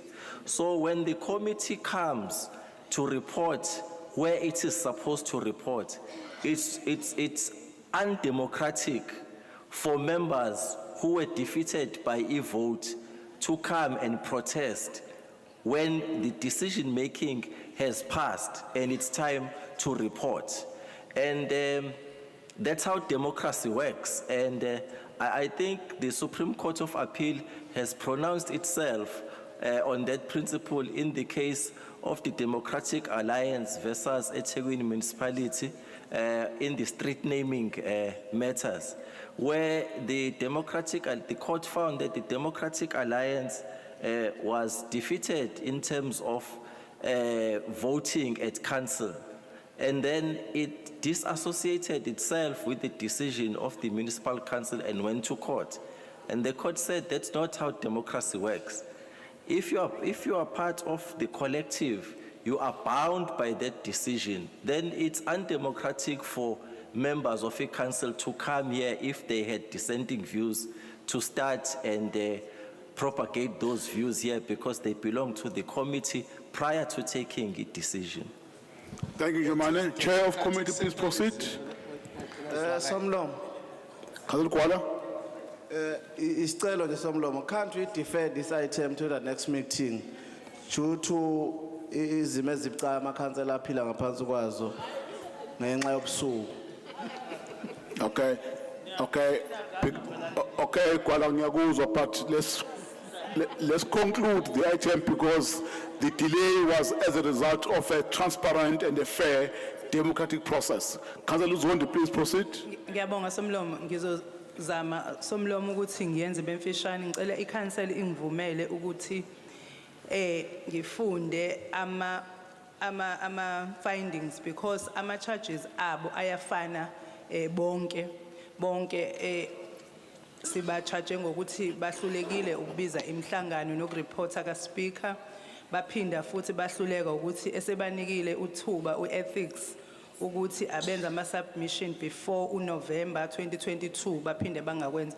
So wonke ama charges abo ayafana. Ngicela ningivumele ke ngingenzi one by one ngoba uzokwenza ukuthi siphume ngalesi sikhathi ukhansela uGwala angasifuni. Ngizoqala ke ngokhansela ukhansela uFreedom Majola bese ngiwashilo ke ukuthi usolwa ukuthi wenzeni wa plead guilty kwelokuqala kwelesibili wa plead not guilty kodwa ikomiti lamthola guilty sase simnikeza siyikomiti i-formal written warning esicela ukuthi ke i-council iyamukele. Then bese kuba ukhansela uMbambo uMarco Mbambo naye into efanayo wa plead guilty wona wo2 wangasichithela isikhathi naye wathola i-formal written warning kuwona wo2. Then kwase kuba ukhansela uDumsani Maxwell Nsundani naye into efanayo wa plead guilty kuwona wo2 wathola i-formal written warning. Then bese kuba ukhansela Jethro Mkhize amacala afanayo wa plead guilty kwelesibili wa plead not guilty. Then wase simphakamisa ukuthi athole i-formal written warning. Kwase kuba ukhansela Jabulani Bhekisisa Maphumulo wa plead guilty kuona wonke ngokukhulu ukusheshsha wakhombisa ukuxolisa simnikeza ke i-verbal warning ukhansela uMaphumulo. Then ukhansela Solomon kuona wo2 wa plead samthola guilty but wathe akekho guilty samthola guilty wase simunikeza, let me check ngathi ihlukile yakhe iyafana. Okay, ama recommendations aka councillor Solomon Zo izohluka ke eyakhe. Izohluka ke ya councillor Zo because councillor Uzo akazanga ebiziwe ikomiti sengiyakhumbula akazanga elibiziwe ikomiti and akazanga azaxolise asho ukuthi why engazile kwikomiti lilimbizile enecala sase simthola ke guilty kuwona wo2 amacala pay charge sabacharge 2.5 per charge 2.5 per charge ukhansela uzo then bese kuba ukhansela uRampasat the same story naye akazanga ukuzovela ekomitini with no apology then ke saqhubeka ke absentia yabo nabo samcharge ke u2.5 per charge kwase kuba ukhansela uBlessing Cele Sibusiso Cele ama bridge ayafana ukhansela Cele wa plead guilty kuwona wo2 wafika wa plead guilty wathola i-verbal warning ngoba wavele waphakamisa izandla nje wayixolisela ukuthi iphutha uyalibona then councillor uNobath let me check uNobath naye kulama councillor angazange azafike angasibonanga isidingo sokuze komitini with no apology wa charge ke u2.5 per each charge then ukhansela Thokozani Xulu waza ekomitini wa plead not guilty kuona wo2 but ikomiti lamthola enawo icala kwaba informal written warning bese kuba ukhansela uLinda Mchunu naye amacala akhe ayafana wa plead guilty kuona wo2 samnikeza informal warning kwase kuba ukhansela uJohnson ukhansela uJohnson wafika wa plead wayimelwe wafika wa plead not guilty kuona wo2 but ekugcineni samthola guilty wathola informal warning now iwona ke amacala then kunama councillor outstanding awu5 abe kube nezathu zokuhlehla njalo kwekomiti ngezathu zokuthi amanye angafiki amanye abeka izizathu zokuba nabameli then ke ama matters asikakawaqedi but uma siwaqeda sizobuya sizo recommenda kwiCouncil ukuthi iwamukele but ke siyafisa ukusho ukuthi ama councillors wonke lawa asiwathole enamacala sifisa ukukusho la kwiCouncil ukuthi anelungelo lokudlulisela iappeal within 14 days uMEC waka local government abekeke izizathu zokuthi why engavumelani nalama recommendations aphuma kweethics so besicela ke iCouncil yamukele umbiko weethics. Thank you. Thank you, councillors. Is the report noted? Correct. Speaker. Speaker. Oh, thank you, thank you. There is a hand. Let me start this side, then you'll be number 2, Fagaza. Thank you, Speaker. I'd actually like to comment on this, and I think that it's important that we do. It's important that we stress, and I agree with the Speaker's office, that councillors are supposed to be reporting back to their constituencies. It's part of our duty, and it's important to do so. So I think it's important that we say that. But it's also important that we point out certain things that I've just picked up on when we've tabled this report. The first issue is that on this report here, we've actually charged our councillors, all our councillors, on a preamble. And the preamble says, it's listed in our introduction here at 1.1, where it says that in fulfilling this role, councillors must be accountable to local communities and report back to at least quarterly to constituencies on council matters. They have to report to their constituencies. The issue arises is when we charge councillors on a preamble, because a preamble is actually a preliminary statement of the reasons why we have passed a statute, why it was necessary or desirable, and it's a recital. And it's distinct from a long title or enacting formula of law. But most importantly, I think it's very important to discuss not only our sanctions. If we look at what we had, all the information before us, councillors were charged with 2 items. The first being they were found guilty of not holding meetings in their wards. And the second fine was not responding to the Ethics Committee on time. So in the first instant, it is just very concerning that most of the councillors, the chair said, when she was going through it and she found that some were not guilty, she said they didn't waste our time and they were remorseful and apologetic, and therefore they were given a sanction of a formal warning. But those councillors that did not turn up for whatever reason were given a 2,000 Rand fine for that alone.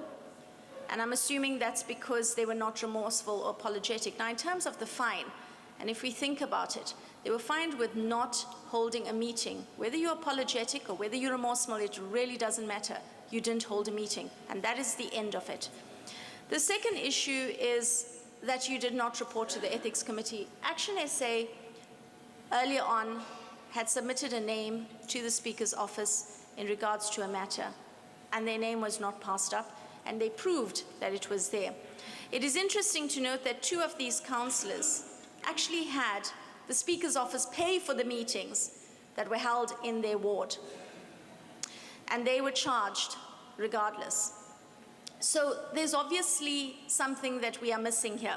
In fact, Councillor Maggie Johnson, who's outside, is a councillor for 24 years.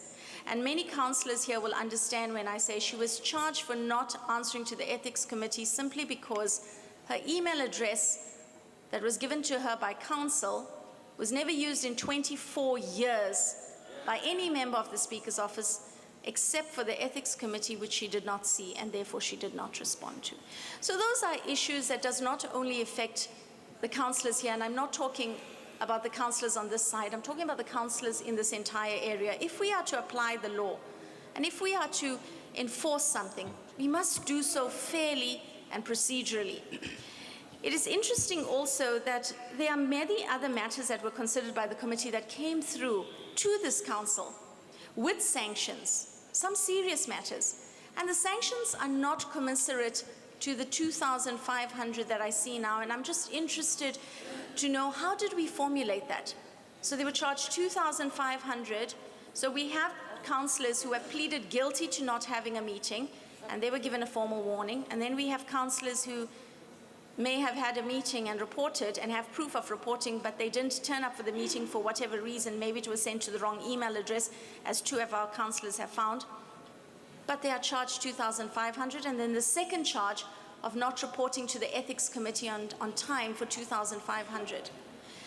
And I think that this is important that we bring it out, because if we do not act in a concerted way with all our councillors, we aren't getting the message across, because what we are doing is we seem to be applying the rules and regulations not fairly amongst all our councillors. And how we are handling our matters, even within our own office, we must admit if our administration is failing or if we have made mistakes, we'd rather admit it and make these differences. And these are the issues that we find as the DA. We have been, from the outset, our councillors have appeared under protest. In fact, Maggie Johnson showed proof of not 1, not 2, not even 3, proof of meetings, yet she was found guilty. 9 meetings, yet she was found guilty, even though she had registers, even though she showed submissions during a period, even when she was in hospital, she had online meetings. Now, these are issues that are very important, because if we hope to work together, we must make sure that we do so in a fair and equitable manner. We cannot choose when we want to work together, and we cannot choose when we don't want to work together. Thank you. So in that way, No, order. So in that way- Order. as a Democratic Alliance, we will be taking this on appeal, and we will take it as far as we can have, because we do have Why the you proof have to show. explain, Paul? Sorry, Speaker. Councillors, order. My time keeps running, but I keep getting interrupted. I do think it's unfair. I'm Then not, proceed. I'm not fighting for the DA. This contains ANC councillors as well. I'm not fighting for the councillors on this side. I'm fighting for the councillors in this council. We're supposed to raise that in the comment, not here. Thank you. We are not fighting. Go and raise Thank you very much. the comment, not here. We are not fighting here. We're not fighting. We are debating. Order. Councillor Fakazi, Komeni, Hlengwa, Councillor Ntule, then Madlala. Thanks, Speaker.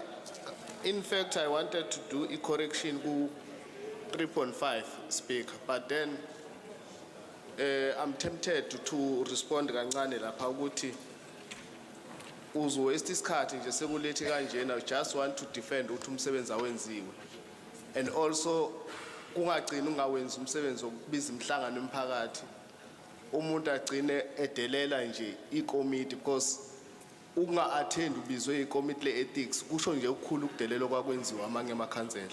So uma esechajwa abuye kuzomosha isikhathi la ku-grandstand kukhalwa ngokuthi ayenziwe into ngendlela. But ngimzwile ku-speaker, I mean u-chair we-committee ethi laphana kunento ethi if ungavumelani nayo le decision ithathwe uyi-aphile. Awuna nje ukuthi uzoyichaza la ufuna ukusichazela, because hayi ngeke isize la ichazwayo. Uma enenkinga umuntu nalezi inqumo ezithathwe ikomiti akahambe ayi-aphile. Ngiyabonga kodwa bengifuna ukucorrecta lena ke ka 3.5.3 uKhansela Maphumulo wa-plead guilty or uthula ama-charges, but la kuvela ukuthi not guilty kuleyo kuqala. Okay, thank you. Councillor Must go to court. Komeni. Thank you, Honorable Speaker. My submission is this. As the person who is busy with jurisprudence, there is a certain modus operandi for any, and I repeat, for any structure, especially the ethics structure. There are code of conducts that are guiding them. Why come to council and have somebody to undermine such guidelines? And they have audacity to question those as if they were just sucking and using their heads. There are guidelines there. If you feel that you are not happy, go for the appeal. Stop lecturing us here. We are also jurisprudence students. Thank you. Thank you. Hlengwa. How would you know? Go and appeal. Hlengwa. Kuyakhathaza Speaker ukuthi uma sikhuluma ngabasebenzi sikhuluma boldly sibabize ngamavila, and when it come to us sekufanele manje kuba khona izaba. Uyazi ngike ngayibuka nje ngaso sonke isikhathi inqumo ezithathwayo, even in court, when you show remorse your sentence is lighter, when you become arrogant and your sentence is harsher. So if you don't waste the court time, your sentence again is lighter. But if you try and be clever, your sentence is harsher. Why ungaziyanga uzo attenda uzosplitela wena for imesi ubiziwe? You have an opportunity to come there and plead your case. You don't show up and then uyafika manje la ususaragora usufuna thina sithi throw everything away. It can't be correct. Thank you. Cousin Tuli. Saragora. Cousin Tuli. Sibonga somlomo. Cousin Tuli, before you proceed, councillors, the thing of afterthought. After the report, councillors who wanted to speak raised their hands. Then hands were noted. In the middle of the debate, there are people who raise hands. Don't do that, councillor. If you want to speak on the matter, Once the report has been presented, please raise your hand. Don't allow us to note hands till the last hand. Then in the middle of a debate, you raise your hand. Those hands won't be recognized. Duli? Sibonge somlomo. Kona ngiyafisa ukusho ukuthi kudabana olungelula mase kufanele sikhulume ngodaba oluthinto zakwethu. Ngokuphula umthetho esiwaziyo sonke umkhandlu esusayinelayo mangabe sifika samakhansela lemkhandlweni. Ngifuna ukuthi ke after umuntu elalelile wayifunda le report cha iethics itshengisile ukuthi iseduzana nokuthi ifanele nenkantolo ibambe kahle impela le ndaba. And nginombono ukuthi amakhansela akufunde ukuhlonipha yonke inhlobo yamakomiti mangabe kufanele bekuwona emafanele bizwe kuwona. Aphinda ayihlonipha amalungu abakulelo komiti. Ngifuna ukugcina ngelokuthi ke yonke into ebhalwe la siyayisupport. Into kuphela esicelayo kwi-ethics ukuthi ngoba manje kushawa emuholweni le ndaba yemali ayilo 2500 wesibili uthi ukuphuka wona kuzanga limali umuntu kakhulu kodwa ke ayizwe into ejengisama ungahlonipha umthetho kuyafika eduza. Ngiyabonga speaker. Thank you, Councilor Madlala. Thank you very much, Speaker. I want to start by supporting the last proposal made by Councillor Ntuli that in terms of the sanction, that the second 2.5 be remitted by this council.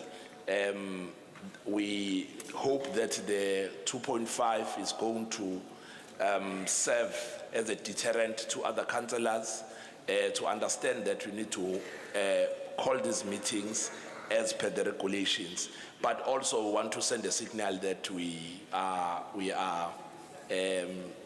not a cruel council, because we know how the economic situation is like, and therefore I support the remission of the second 2.5.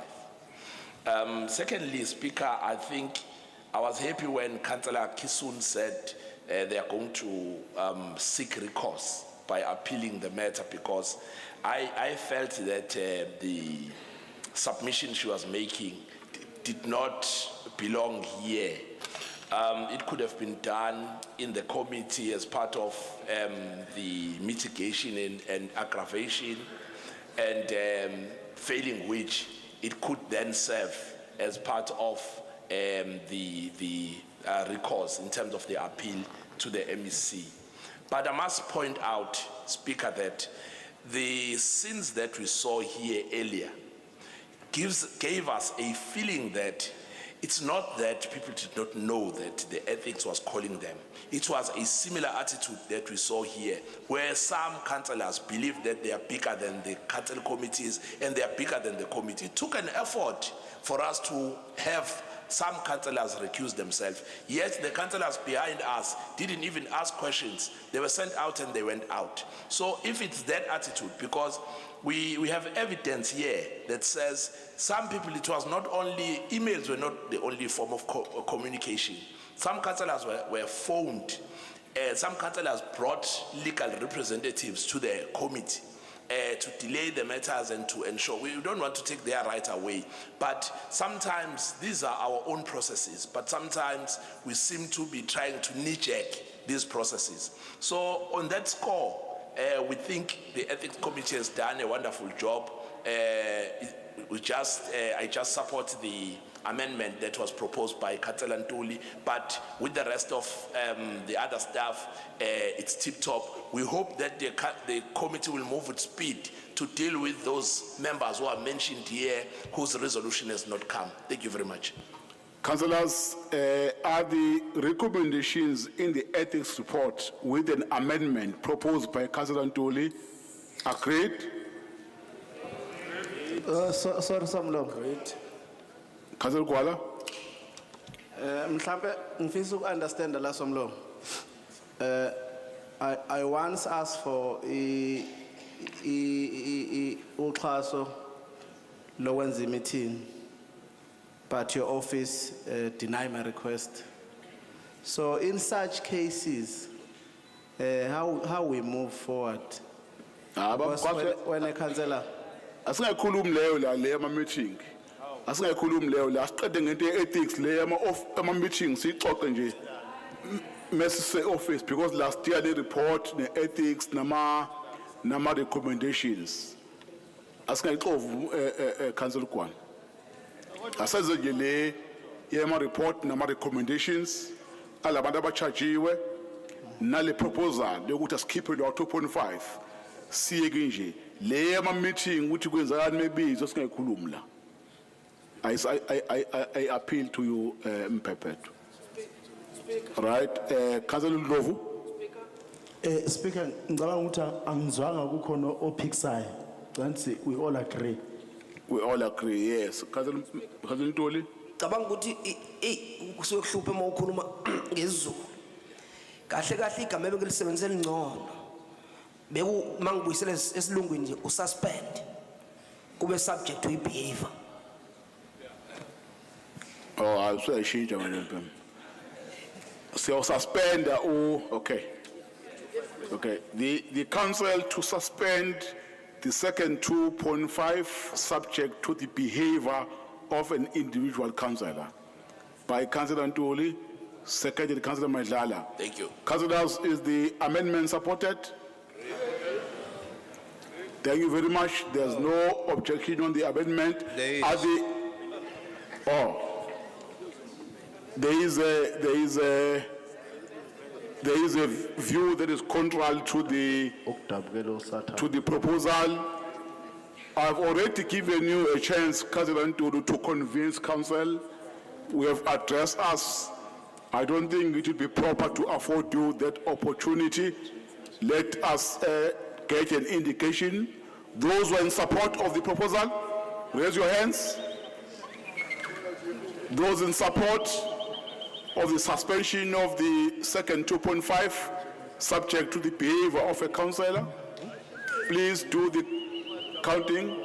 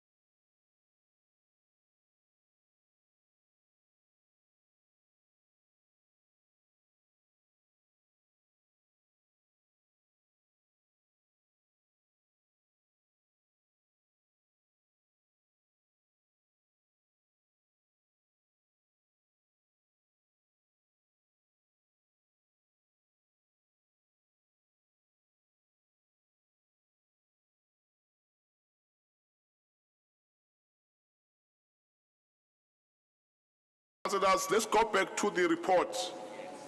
Let's go back to the report, the substantive matter.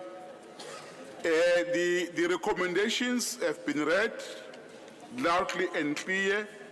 The recommendations contained, I think it's from page 2, page 1, to the last page, page 14. Agreed? Great. Thank you very much. No. I'm getting that there are those who are not in support. Let me have the screen, please. Let me have the screen. Yeah, it's on. Those who are in support of the recommendations from the ethics report.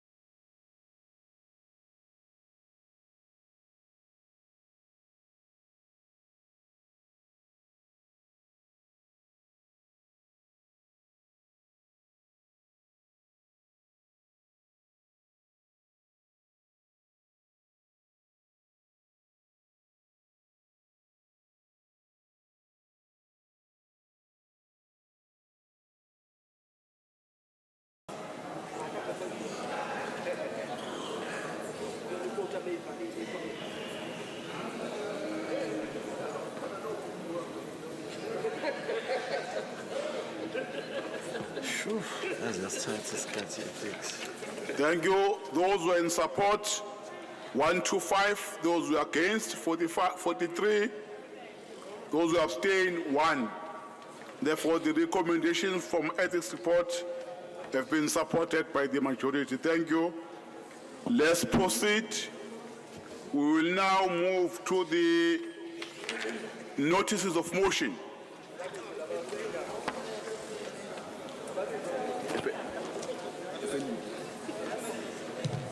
Speaker, Chair. can, Speaker, Speaker, can, Yes. can we quick request to Tama members that are outside to come in? Okay, thank you. Yeah. Yeah, Secretariat, please assist me banecala labo and invite those councillors to come back.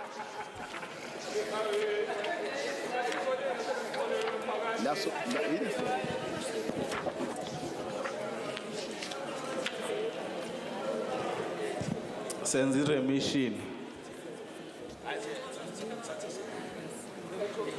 Kona ngafanele babuye bamahlonga ndlebe.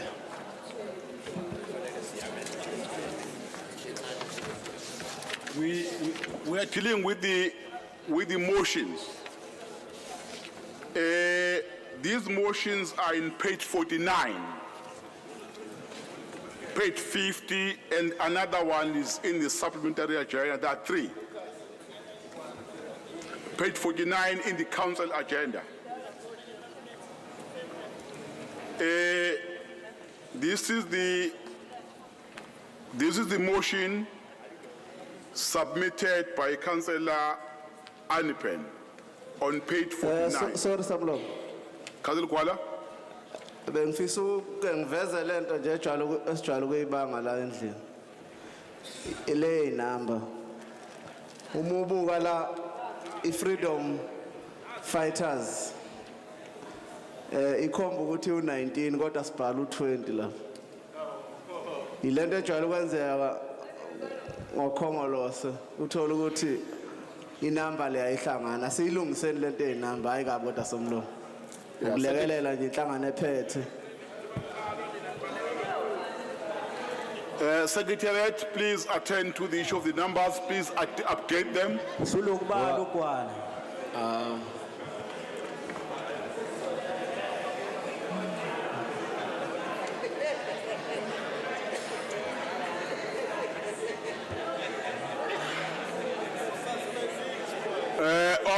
Order. Councillors, I believe you all have the copies of the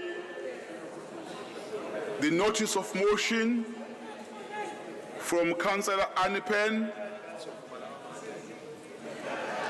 Is the motion supported? Order. Is the motion supported? Okay, Councillor Anipen, please, can you please address Council? Thank you, Chairperson. Chair, I thought before we put the matter to vote, we were supposed to have tabled the motion. That's why I'm saying you must address Council. Oh, I'd like to table this motion to Council for approval, Speaker. Check what is it agreed to? What is it agreed to? Yeah. Thanks, Councillor Anipen. The motion has been tabled. I've already asked, but I will ask again whether is the motion supported? No. That's fine. Councillor Anipen, can I allow you to address Council? Thank you, Chairperson. Thank you, Chairperson. Chairperson, I think we can all agree that home ownership is the first step to economic emancipation for any individual. It's a reality that in this municipality we have a huge crisis as far as housing is concerned, with the ever-increasing amount of informal settlements, the absence of a homeowners register, the absence of a register that indicates those who request homes or need homes. And I think it's about time that we start to get our house in order. The state president has released a proclamation requesting this municipality to recover more than 400 million rand from developers who have received grants in terms of the Social Housing Regulations Authority. Now, what this motion seeks to do is to assist this council to regularize individuals who have already been put into a formal housing scheme based on the subsidies that were given by the government to individuals who were developers, and those developers were chosen by this municipality. Now, it's 23 years since some of those first developments have taken place, yet those individuals are still paying rental to those developers, one, and those developers are not paying this municipality rates and taxes and for services. Last month, questions revealed that those very same developers owed this municipality in excess of 83 million rand. Now, if we do not do something to regularize this whole process and start giving these individuals title deeds for these homes, we're going to find ourselves in a very tough predicament, and we're not going to be able to get out of it. If this council believes that home ownership is something that every citizen in this city should participate in and have, then they will, in all honesty and with every conviction inside of them, support this motion, because it really it is designed to give ownership, home ownership and shelter, formal housing to individuals who need it. And I think our council requires that sort of assistance, and this motion provides that. I thank you. Thank you very much, Councillor Anipen. Councillor T. Pillay, DA. Thank you, Speaker. Speaker, this matter has been a sensitive one for many years for the residents of eThekwini who occupy these flats on a proposed rental basis. Much confusion surrounds the authenticity of information given to the people who initially applied for the gap housing, as it was alleged to be a rent-to-own scheme. Private developers who were allocated and appointed to assist government for housing reap the benefits of this program via the grant funding and subsidies provided. Henceforth, the proposal via the IFP to request EXCO consider the recommendations, investigate and report its findings to Council is duly welcomed, and we as a Democratic Alliance support this notice of motion. Thank you. Thank you very much. Those were only two speakers on the item. Let me have the screen so that we decide. On the matter, Secretariat, please make sure that you are ready. Now let's start with those who are in support of the motion in page 49. Please raise your hands. Motion is in page 49 as presented by Councillor Anipen. Those who are in support.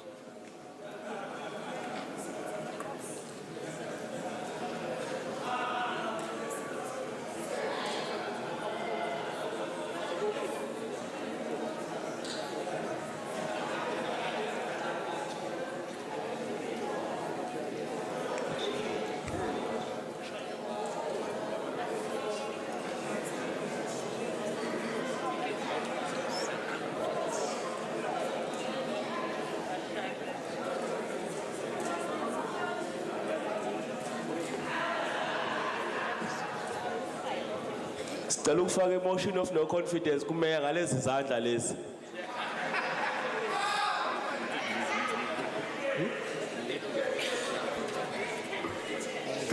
Thank you.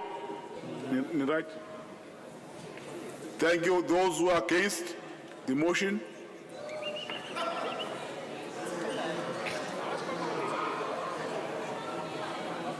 Mzala.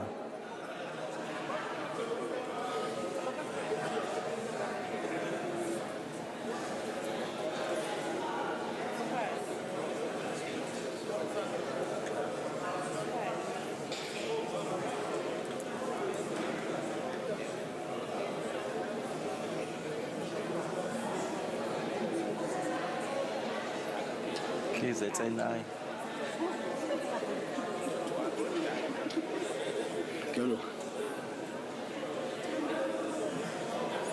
Thank you very much. Those who abstain.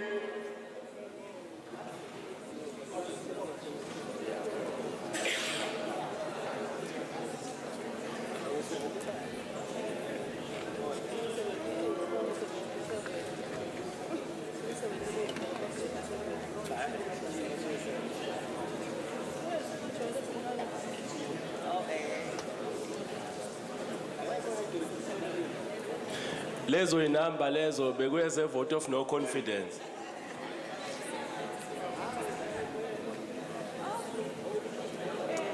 Can I have a confirmation from AIC? AIC, have you voted? Support, against, or? Against. Okay, thank you. JP? JP? Against. Against, thank you. All I take a number. Somlomo musukuzama ukuhlanganisa, just keep inamba nje sendlini. Cha somlomo impela ngathi uyabasabisa ngoba beyivotela. Why sebebiza ungabasabisi? Thank you. Thank you. Those who are in support, 84. Those who are against, 81. Those who abstain, 3. Therefore, the motion is supported. Thank you. No. Let's move to page 50. The honeymoon is over. Page 50. Councillor Anpen, please table the motion. It's with pleasure, Mr. Speaker, that I table this motion before council for consideration. Thank you. Thank you, Councillor Anpen.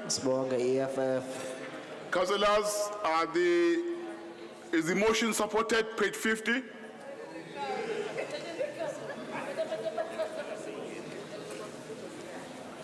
That's fine. Oh, okay. I haven't seen that there are people who want to speak on the item. But if But because Councillor Billy and Anipen, there's no objection on the motion. I won't allow speakers. Thank you very much. The motion has been supported. Let's move to page 51. Page 51. Councillor Vies has apologized, then wrote a letter informing us that Councillor Roy Motley of Mosa will move the motion. Councillor Motley. Thank you, Mr. Speaker. I move the motion, which is on page 51, on behalf of Councillor Visvin Reddy. I so move. Thank you, councillors. Is the motion supported?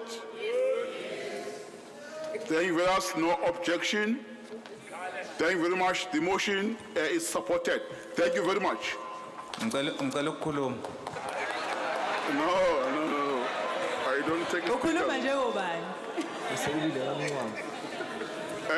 Let's go to the. Ngicela ukukhuluma Speaker. Ziphi speaker zesonto? Let's go to the supplementary agenda. In the supplementary agenda, we have a motion. Give money, Let me look at the page. No, Speaker, ngifuna amendment with motion. The motion is on page 11. Keep him a speaker. Speaker. Aye. Ngicela ukwenza amendment. No. May I allow Councillor Mngango to table the motion? Chairman. Ngicela ukwenza amendment. Thank you.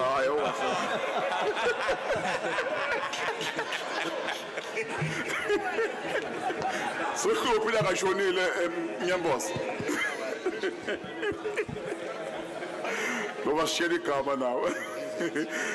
Councillor Mngango. Thank you, Honourable Speaker. Can Council allow me to table a motion on page 11 on supplementary agenda? Thank you, Councillor Mngango. Councillors, is the motion supported? Sorry, Mr. Speaker. Sorry, Mr. Speaker. Yes, Councillor Nkosi. May I move an amendment under procedural motion under 4, because the motion does not have time frame when we ask ESCO to investigate. If we can make an amendment of at least 3 months, then we get a response back. Thank you. Okay, they will give you the form for the proposed amendments.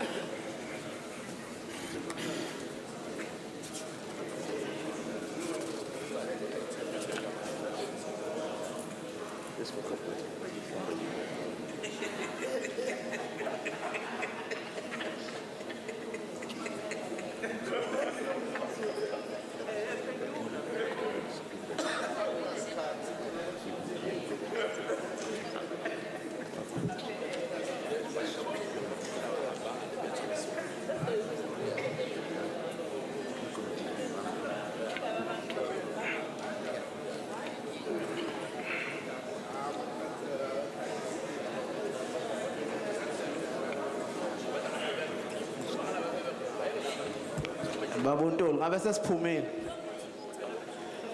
Kodide ngabe siphumile manje.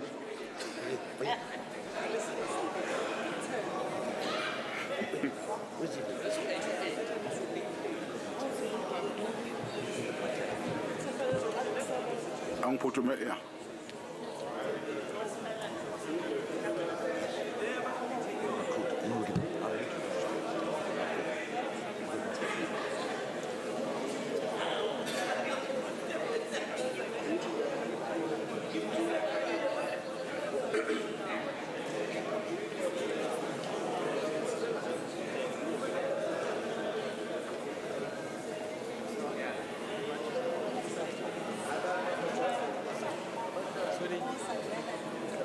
Councillors, let me read the amendments in the motion on page 11 of the supplementary agenda.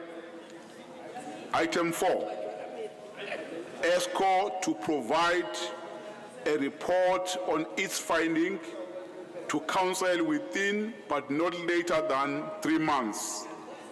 Is from Councillor Nkosi, seconded by Councillor Anipen. That is the proposed amendment in the motion, councillors. Is the proposed amendment supported? Thank you very much. With the proposed amendment as it is supported, Councillor Kaunda, His Worship. Thank you, Honorable Speaker. We do support the motion, but we have a challenge with number 3. If you read number 3, it's instructive, and you've got to conduct an assessment on cost analysis. Councillors will recall that we have insourced workers of DSW. It is quite a lengthy exercise. It is not just feasible if you count the number of security personnel that is in the city, looking at the finances of the city. So we need to make some adjustment on item 3, Honorable Speaker. Thank you.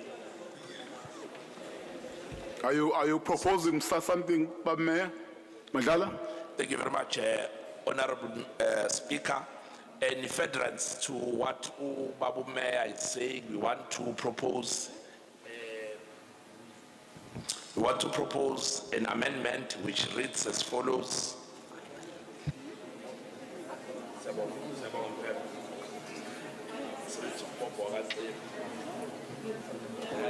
to propose an amendment that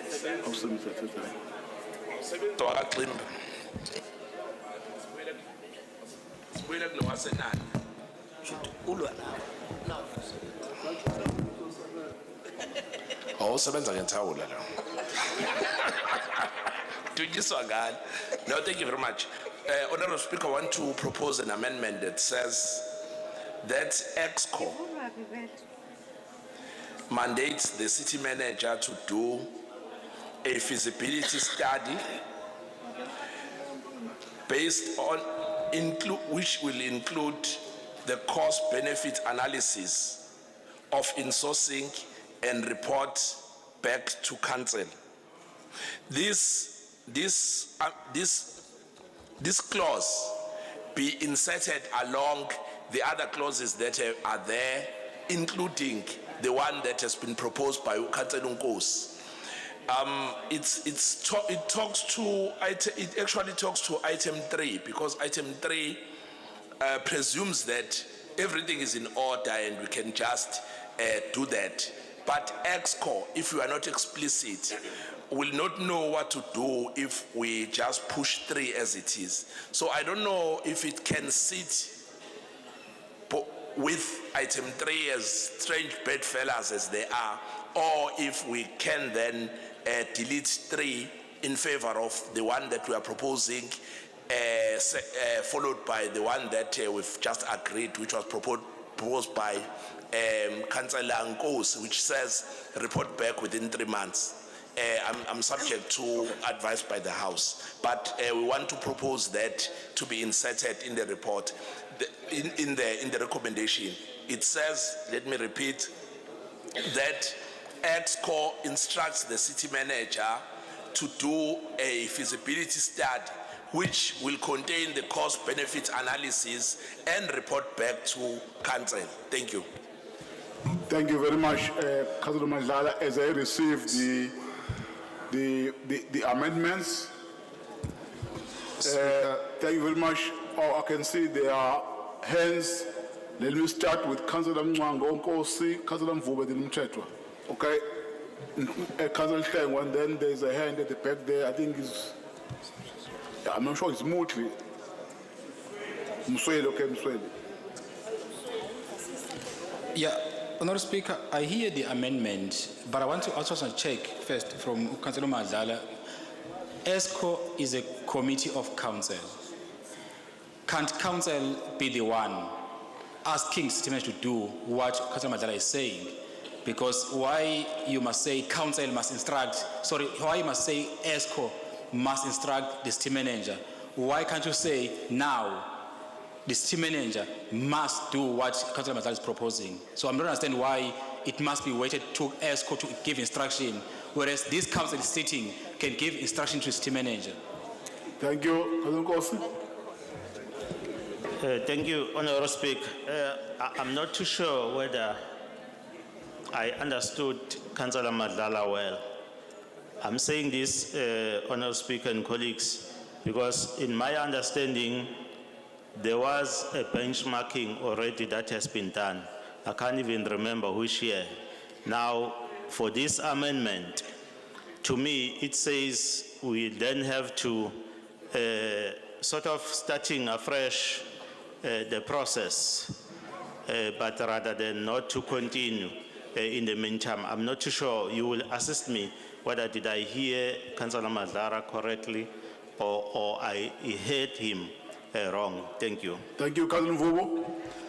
No, thanks, Speaker. I'm going to be guided here because I don't know whether I read the rules correctly in terms of amending the motion, because I was limited by Rule 20, subsection 6, which says the councillor may not move more than one amendment to any original motion, because we as the EFF wanted to also add that the insourcing must not only be limited to security guard, but it also must include our mothers and our sisters who are cleaners. Thanks. Okay, thank you. Thank you, Councillor Mvubu. But that should be a different motion that can be tabled, not together on this one. But it can be tabled. No, yeah. Speaker, what I'm saying is that I'm seeing councillors proposing amendments on the motion after the initial amendment was made of the time frame of 3 months. Okay. So I'm seeing that's being discussed here. So I'm like, okay, maybe I misread the rules. Hence I'm saying this, maybe I need to be guided by legal, because on my side, I also wanted to add that, but because Councillor Nkosi had already spoken on the timeline, which is one amendment, so I felt that maybe we are limited, we are not going to be able to. But seeing what then you are allowing, different councillors are raising and say we are proposing this, I'm seeing you entertaining it. So I thought that maybe we must come in to say this is what we actually wanted to add on the motion. Thanks. Okay. Nyambosa. Thank you, Chair. Mine is to check the issue of compliance. I just want to check, maybe again, Ulikal would assist. When you amend a motion, does it take away the fact that there's a cap in terms of numbers, in terms of words that you can use for a notice of motion? Now, if you add an amendment, I just want to check if it doesn't then exceed the actual number of words that one is allowed to use when tabling a motion. Order, councillors. Because really, as soon as an amendment is adopted, if it's going to be Councillor adopted, Comete. Yeah, President Nyambo, proceed. if these amendments, whether they are 5 or 10, I don't care, if they are approved, I really would love for you, Mr. Speaker, to count the number of words after the amendments so that we see if the motion is still compliant. Thank you. Okay, let me allow Head Legal to comment on what has been raised by Councillor Mvubu and raised by Councillor Mthetho. Then I will take the last two hands. Then we conclude on this motion. Then we move to the in-committee agenda. Giovanni?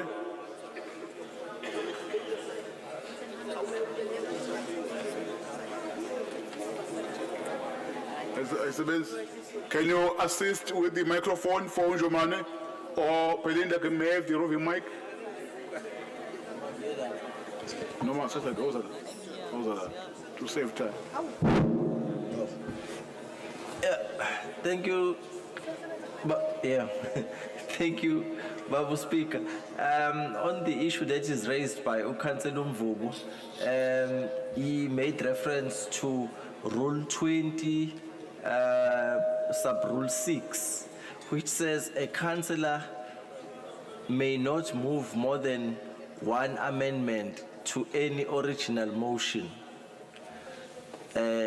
My reading of this rule is a councillor cannot move, like Ubabunkosi, cannot move, njobe seyimuvile yokuqala, cannot move more than one. No Babu Madlala kanjalo. So on the issue of the words, through you, Speak, Councillor Mthetho, it's a jurisdictional facts. It's a requirement for the motion to qualify to be tabled, or rather it's a requirement for the motion not to be disqualified. So the motion is already here. It's no longer considered whether it should be tabled or not. So the issue of the limitation of words, we have gone past the issues that can disqualify the motion. It's here, and the rules allow for procedural amendments or procedural motions to be raised when the original motion is being considered.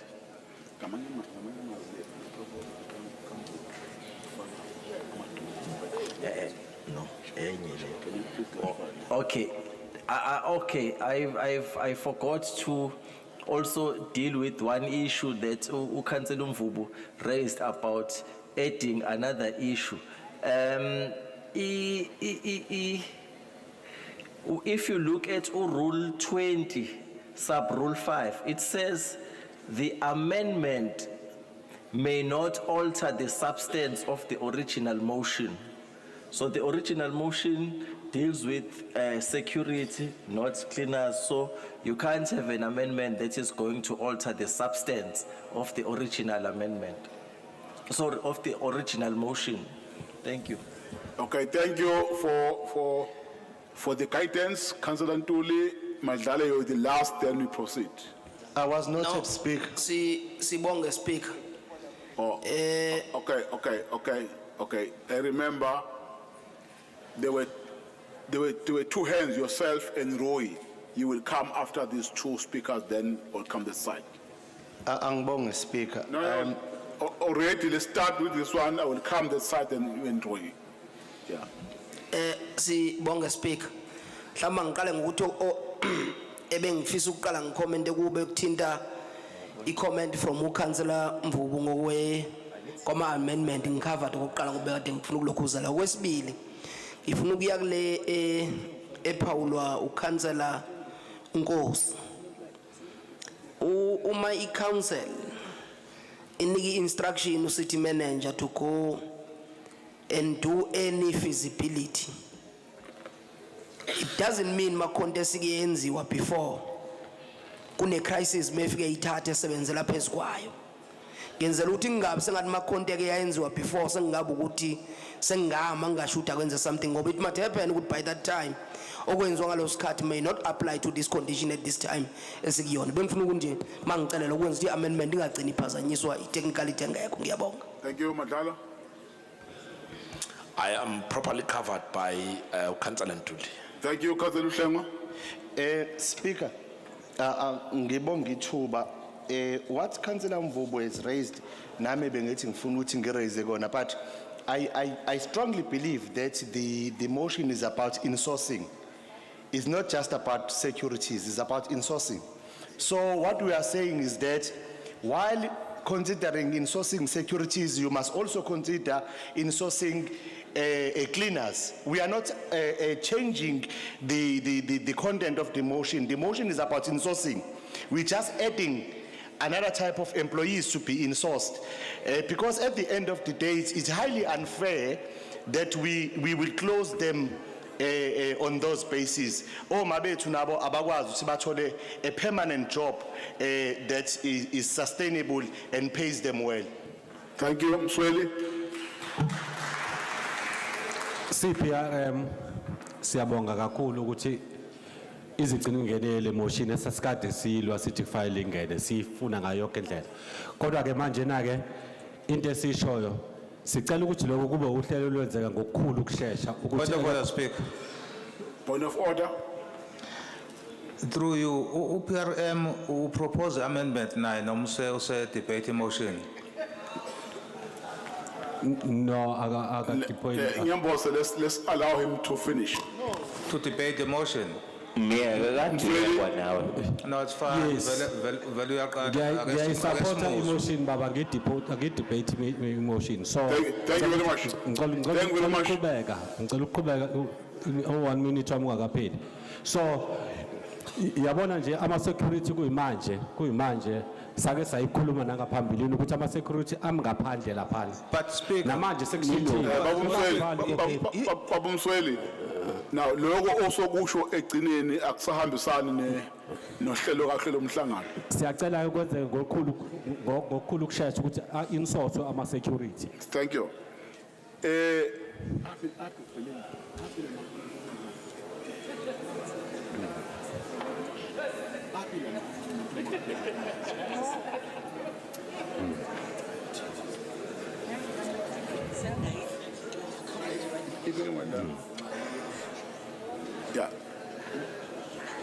Yeah, thank you very much, councillors. Already the motion has been accepted by council with the first amendment proposed by Councillor Nkosi, it was also accepted. Now, there was an amendment proposed by Councillor Madlala, where he said that council mandates the city manager to undertake a feasibility study with a cost or benefit study and report back to council by Councillor Madlala, seconded by Councillor Kaunda. Those are the amendments that have been proposed after the motion was accepted. Councillors, is the Speaker. motion with the amendment supported? Speaker. Councillor Mvubu? Yeah, the legal read a particular section on the rules of order which speaks about an amendment must not alter the substance of the original motion. He just read this. So I don't know whether he was implying by reading this saying and cleaners alter the original motion substantively. He just read this.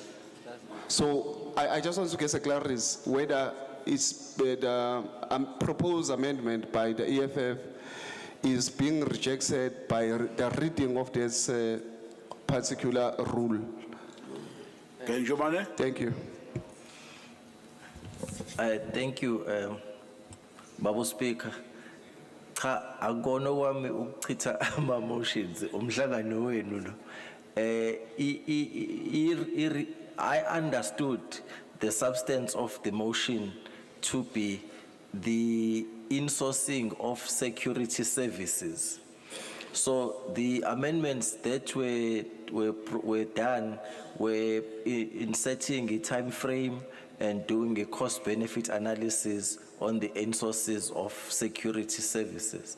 So I thought if we talk about cleaning, that alters the substance, because even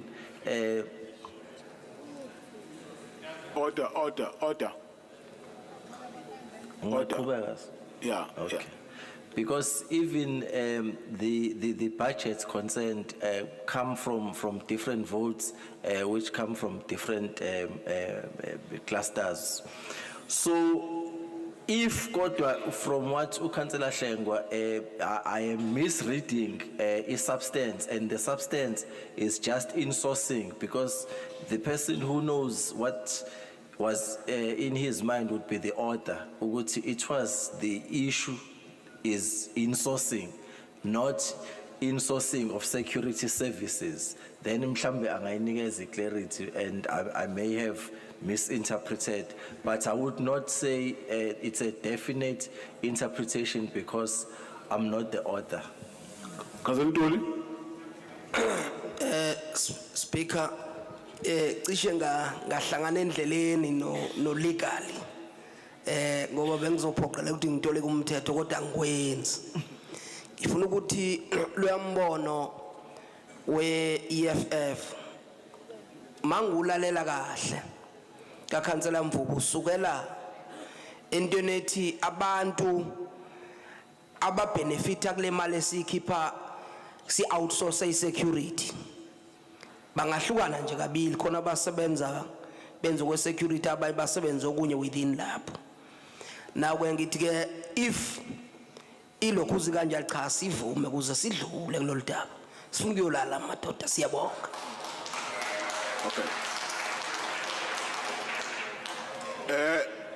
Thank you very much. Kazumwango.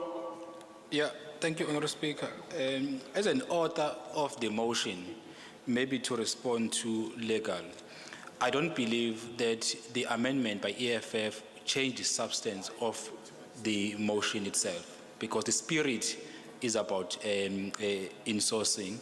However, I also understand that ESCO, on their deliberation, they will be able to look at the issue of security and cleaners, but it doesn't change the substance of this motion. Yeah, thank you very much, councillors. The motion is accepted with the 3 amendments. The first amendment was the one that was submitted by Mr. Nkosi, the third from Madlala, the second, the third one from Councillor Mvubu, as you received the form to put the amendment. Thank you very much, councillors. The motion has been approved or supported with those amendments. Thank you. No, it has not. Or not? Okay. All right, let me have the screen, please. Let me have the screen. You have a list of speakers on your desk there. I've got speakers on my desk. Yes, you do.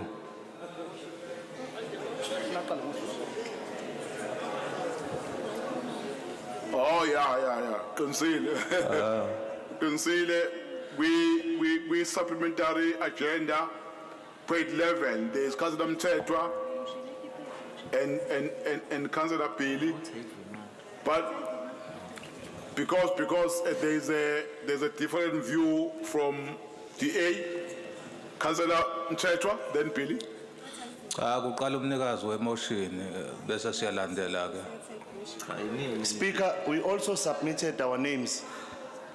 No, on this motion there are two. Ohlekwa did not, it's only us. On this motion there are two. You can speak to Belinda.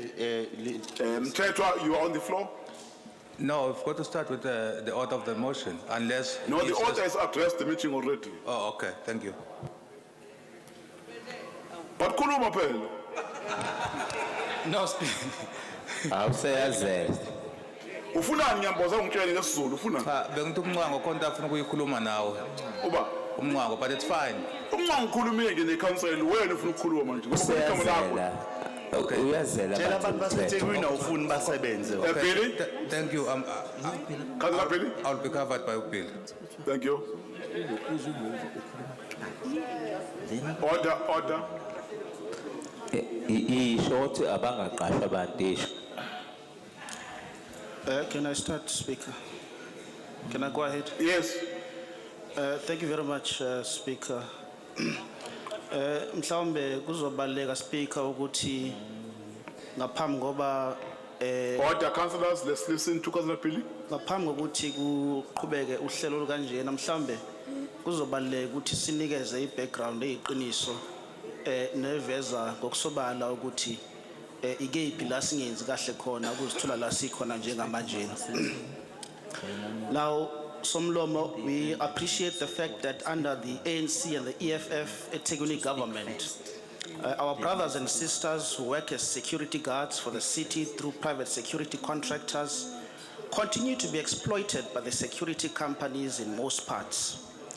Abasebenzi abangama security isikhathi esiningi bahola imali encane, abanye ngezinye izikhathi abakhokhelwa ngesikhathi, futhi ngokuvamile izinkampani azibaphathi ngendlela efanele. Kodwa ke Speaker, siyaqonda ukuthi wonke ama indications yakhombisa ngokusobala ukuthi this is only happening because of the shameless appointments by this ANC government of security companies that are in most instances incompetent, that have no real track record in the security industry, but simply score lucrative tenders because they are politically connected to those in power and quite frankly only interested in making maximum profits at the expense of our poor brothers and sisters. Namanga. While the idea of insourcing Order. security guards... Councillors, lelandla. Leland councillors. Noma ngabe sekuthiwa sentambama but you still expected to behave. Bill is on the floor, this thing of shouting, councillors is wrong. Speaker. Let's allow her to finish. Speaker. Billy? While the idea of insourcing... Order. Yes, Speaker. Earlier on in this meeting, Speaker, Councillor Visven called an order where someone said this is an ANC government. He called an order and said, no, it's not. This council is not led by the ANC, it's led by a coalition. So, and that order was sustained, and therefore I want to caution Councillor Billy not to single out the ANC. We are in a coalition here. They are also with us in the executive committee which governs this city. Thank you. Thank you, Councillor Billy. Proceed. The government of the ANC and the EFF and the NFP and other smaller block of parties. While the idea of insourcing security guards... Speaker, order. Councillor Ngango. No, Speaker, with due respect, I didn't want to speak because there is consensus in council. Now I wonder where this debate is going because they are saying most of the issues we led to this motion tabled. Now, I don't understand why DA want to waste our time in this meeting now. I don't understand the relevance of this debate.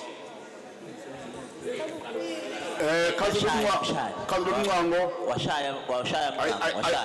understand your point, but because they indicated to us that they have an interest to speak on the item, we have to give them the chance. Hence, we are allowing them to speak. I'm sure they will be persuaded by your point. Councillor Billy, proceed. Order. One of the biggest benefits of being a big party is that you've got ample time to speak. While we are the second biggest party here. Now you're correct. While the idea of insourcing security guards to try and eliminate some of these self-created challenges, give decent salaries to the security guards abused by the ANC-aligned private companies and improve their working conditions, this approach requires an honest analysis that will consider the current challenges, the pros and cons of the various approaches, the risk and cost involved, and more importantly, the core objective of the municipality. These should be the fundamentals that guide us on this matter. Speaker, notwithstanding this, the idea of outsourcing is purely for the purpose of allowing the municipality to be able to focus on its core business. Among some of the key objectives of a municipality, it is to ensure that there is provision of services to the communities in a sustainable manner. Lokhu kubandakanya ukuhlinzekwa ezifana namanzi. Ngathi ufata wasemaromeni. Order, councillors, let's allow Councillor Pili to finish. Ezifana namanzi, nokuthuthwa kwadoti emphakathini. The question that this council should be asking are, how much are we currently spending on security companies? Are these real companies contracted or just bogus tenderpreneurs hell-bent on abusing the poor? Are they paying decent salaries to their employees? And if not, what is this ANC EFF government doing about it to ensure that they are compliant? Speaker, umbuzo fanele kube sizibuza wona. Is this ANC, EFF, NFP, and other smaller block of parties?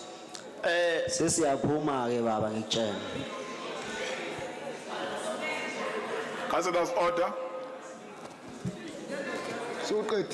Are you supporting or not? Really? Yeah. Order, Can I be order. protected, Speaker? No, but you're wasting time. From where? Not sitting protection, you're wasting time. You work hard for this time. You don't just come here and say whatever you want. You work hard for this time. Councillor Pili, please address council, not individuals. Can you please proceed? Order, councillors. Order. Can you please proceed, Councillor Pili? Now, Speaker, I've said that there are very important questions that this council should be asking. Among those questions, this council should be asking, are these security guards being paid? Order, councillors, this side, please be quiet. Councillor Pili, proceed. Are these security guards being paid decent salaries by their employees? If not, what is this ANC EFF government doing about to ensure that they are compliant with all the labor laws, including minimum pay? These are the questions that are vital and can be practical right now to clearly demonstrate to the security guards. No disruption, please. No disruption. Billy, don't waste our time. The DA is not going to support this motion. Order. Cut to the chase, please. Order, councillor, just allow Bill to finish. Councillor Bill, proceed. Let's allow them to finish. You are on the floor. Speaker. Councillor Bill, Councillor Kavena. Order, councillors, order. Councillor Kavena, Councillor Kambole, can you please talk to your members at the back? They are making noise. Please. They are destructive. Yeah, Speaker, I'm rising on Rule 16(3), where it says, during a debate, a councillor may not converse with another person loud enough to disrupt. Order. Now, Speaker, I've observed the entire day that you've really not been impartial. And you seem to have selective hearing, or you genuinely can't hear certain sections of this hall. Because if I can hear it within my earshot, surely you can hear it. And I think you need to stamp your authority on this chaos that's now descending on this council. Thank you, Speaker. Yeah, but Councillor Kavenda, you are telling me to stamp the authority. Councillor Pili and other councillors, when they are speaking, when there's disruption, I always intervene, as I've done to Councillor Pili. But your point is noted. But to say that I have never acted throughout the day, I think is unfair. Councillor Pili, please proceed. These are the questions that are vital and can be practical right now to do. To clearly demonstrate to the security guards we are talking about today that this municipality cares about them being exploited by private security companies owned by greedy tenderpreneurs, in some instances aligned again to the mighty ANC. This city has got over 27,000 employees and failing dismally to manage the performance of its employees, ranging from your EPWP workers retained on the system just to feed their families as per the mayor's admission today, Order, Chairperson. to senior employees who have contributed to the Is the total point of collapse of this order? municipality. Is the point of order, Councillor Nyanisa? Salomato Mlungu. Councillor Nyanisa? Usuka wena. Order. Councillor Nyanisa? Kuthiwa ngihloniphe kodwa ngiyakilindela ukuthi Sebenzisa i-microphone kwasikuzwe kahle. Speaker, ngithi angimkhumbuza uBilly lapha ngaphesheya ukuthi njengoba ekhuluma kangaka nje, this got no different than ama-employment agencies lawa ama-members awo axhaphaza kubona abantu abaplayisayo abaxhaphaza ama-members e-DA agcwele ku-employment agencies. That's all point of order is overruled. Billy, continue. Order. Let's allow Councillor Billy to finish. Order, councillors. The more we delay, you are wasting your own time. If we allow Billy to move now to the next item, let's do that so that to save time. Let's be quiet, be orderly, and allow him to finish. Councillor Billy? Maybe let me repeat this, Speaker. No, I've got the time to do that. This city has got over 27,000 employees and failing dismally to manage the performance of its employees, ranging from your EPWP workers retained on the system just to feed their families as per mayor's admission earlier today, to senior employees who have contributed to the total collapse of this municipality. As a result, we find ourselves Siyagu section 139, 154, whichever it is, but it's a clear indication that we are failing dismally, and therefore we can't even afford to entertain an idea of increasing of our wage bill and managing thousands of securities just because Speaker, tenders have been given to security companies. Point of order, Councillor Ndlovu. Point of order, Kajeni. Speaker, konke ngifuna ukuyilungisa kancane la. Umeya ethi abantu baka EPWP bondla imndeni yabo, is it a crime yini ukusho njalo? uBill njobe ehola kodla umndeni wakhe. On point of order leyo nto. So let's not criminalize izinto that are correct in context. Thank you. Bill is misleading us. Hlengwa? Speaker, I want to caution councillors that we cannot mislead the public. He says in his own admission, we are keeping people just to feed their families. But in context umeya bekhuluma ngayo ngokuthi these jobs are providing an income. That's a point of debate, Mr. Speaker. That's not a point of order, please. He's misleading the public. He's misleading. Umthetho is the speaker now. So speaker umthetho.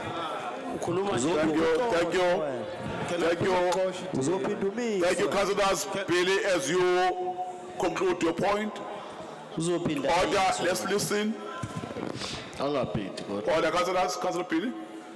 Speaker, towards concluding, it is a pity really that a false public impression has been created by the party proposing this motion, Action SA today, that this council will decide whether security guards employed by the city through private contractors will be employed by the municipality or not.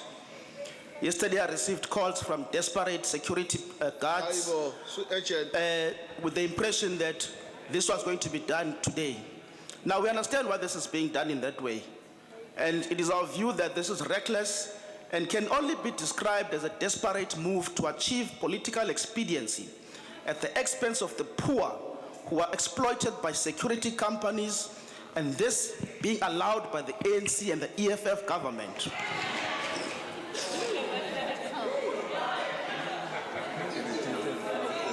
Now, Speaker. Yabona kahle, yabona emngadi.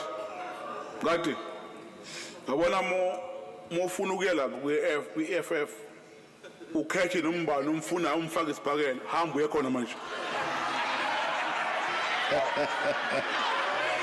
Bas.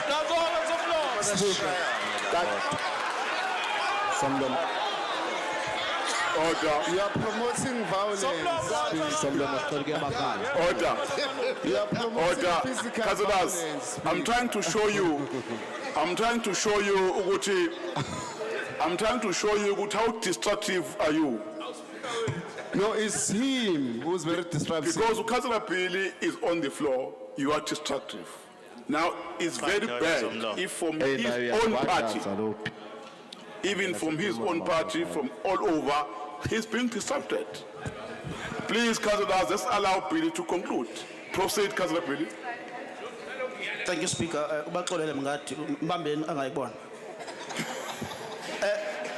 Speaker, as the DA, we will continue to fight for all the people, including security guards, who are being exploited continuously by entrepreneurs aligned to the ruling party along with its partners. The point of order. What is being done here today? Point of order, Billy. Stop lying, Billy. You will oppose this motion. EFF. Yeah. Somlomo. Le tender esekhitha yakhuluma ngawo kangaka obabubhili. Isikuyasisa nasey'nkantolo. Iziphi lezi inkampani ayimele kulomhlangano? Thank you. Councillor Billy, proceed and conclude.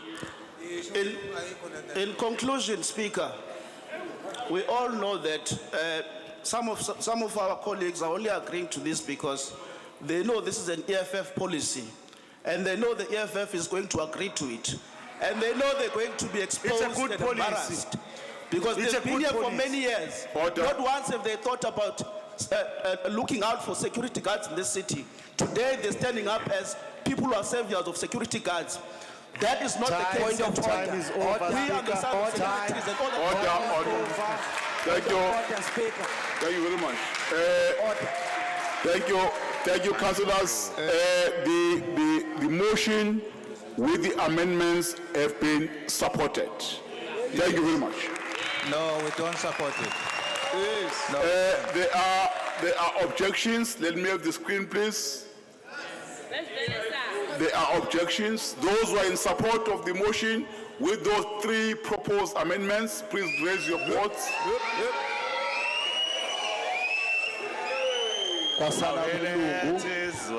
EPA is exposed.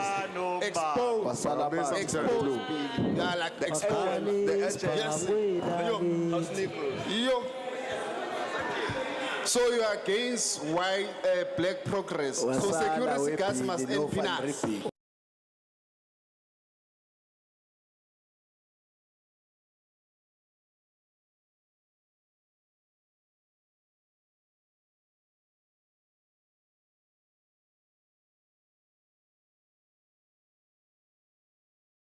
Now,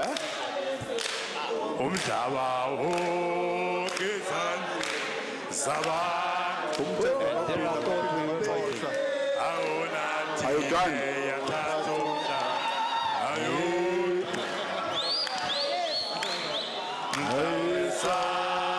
Are you done?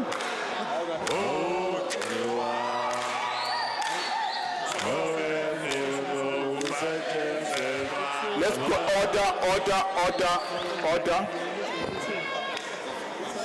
Umthetho nobhili abaphinde baxoxe. ANC lights. The children are testing their wings. Umthetho. Kunzima ngisho ukucula ku-ANC abayithandi lento abayisupportayo.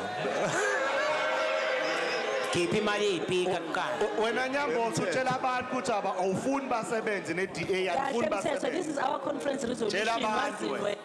Khipha imali yey'pika Nyamboza. Ubesta kabile endaweni yakhe. Wemthethwa.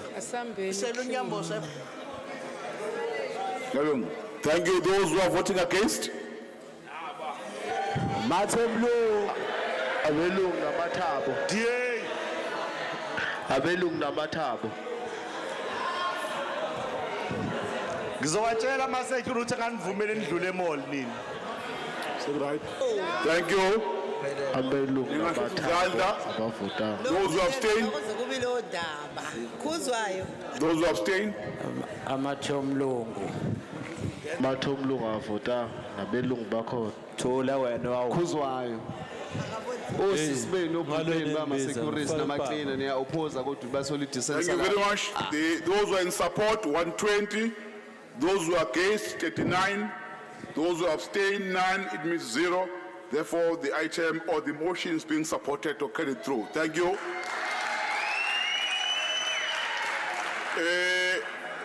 Councillors, we are done with motions. In terms of our agenda,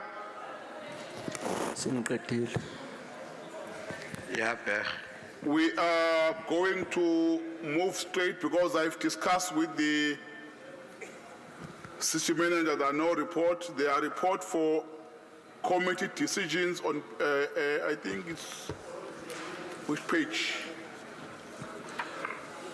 Committee decisions.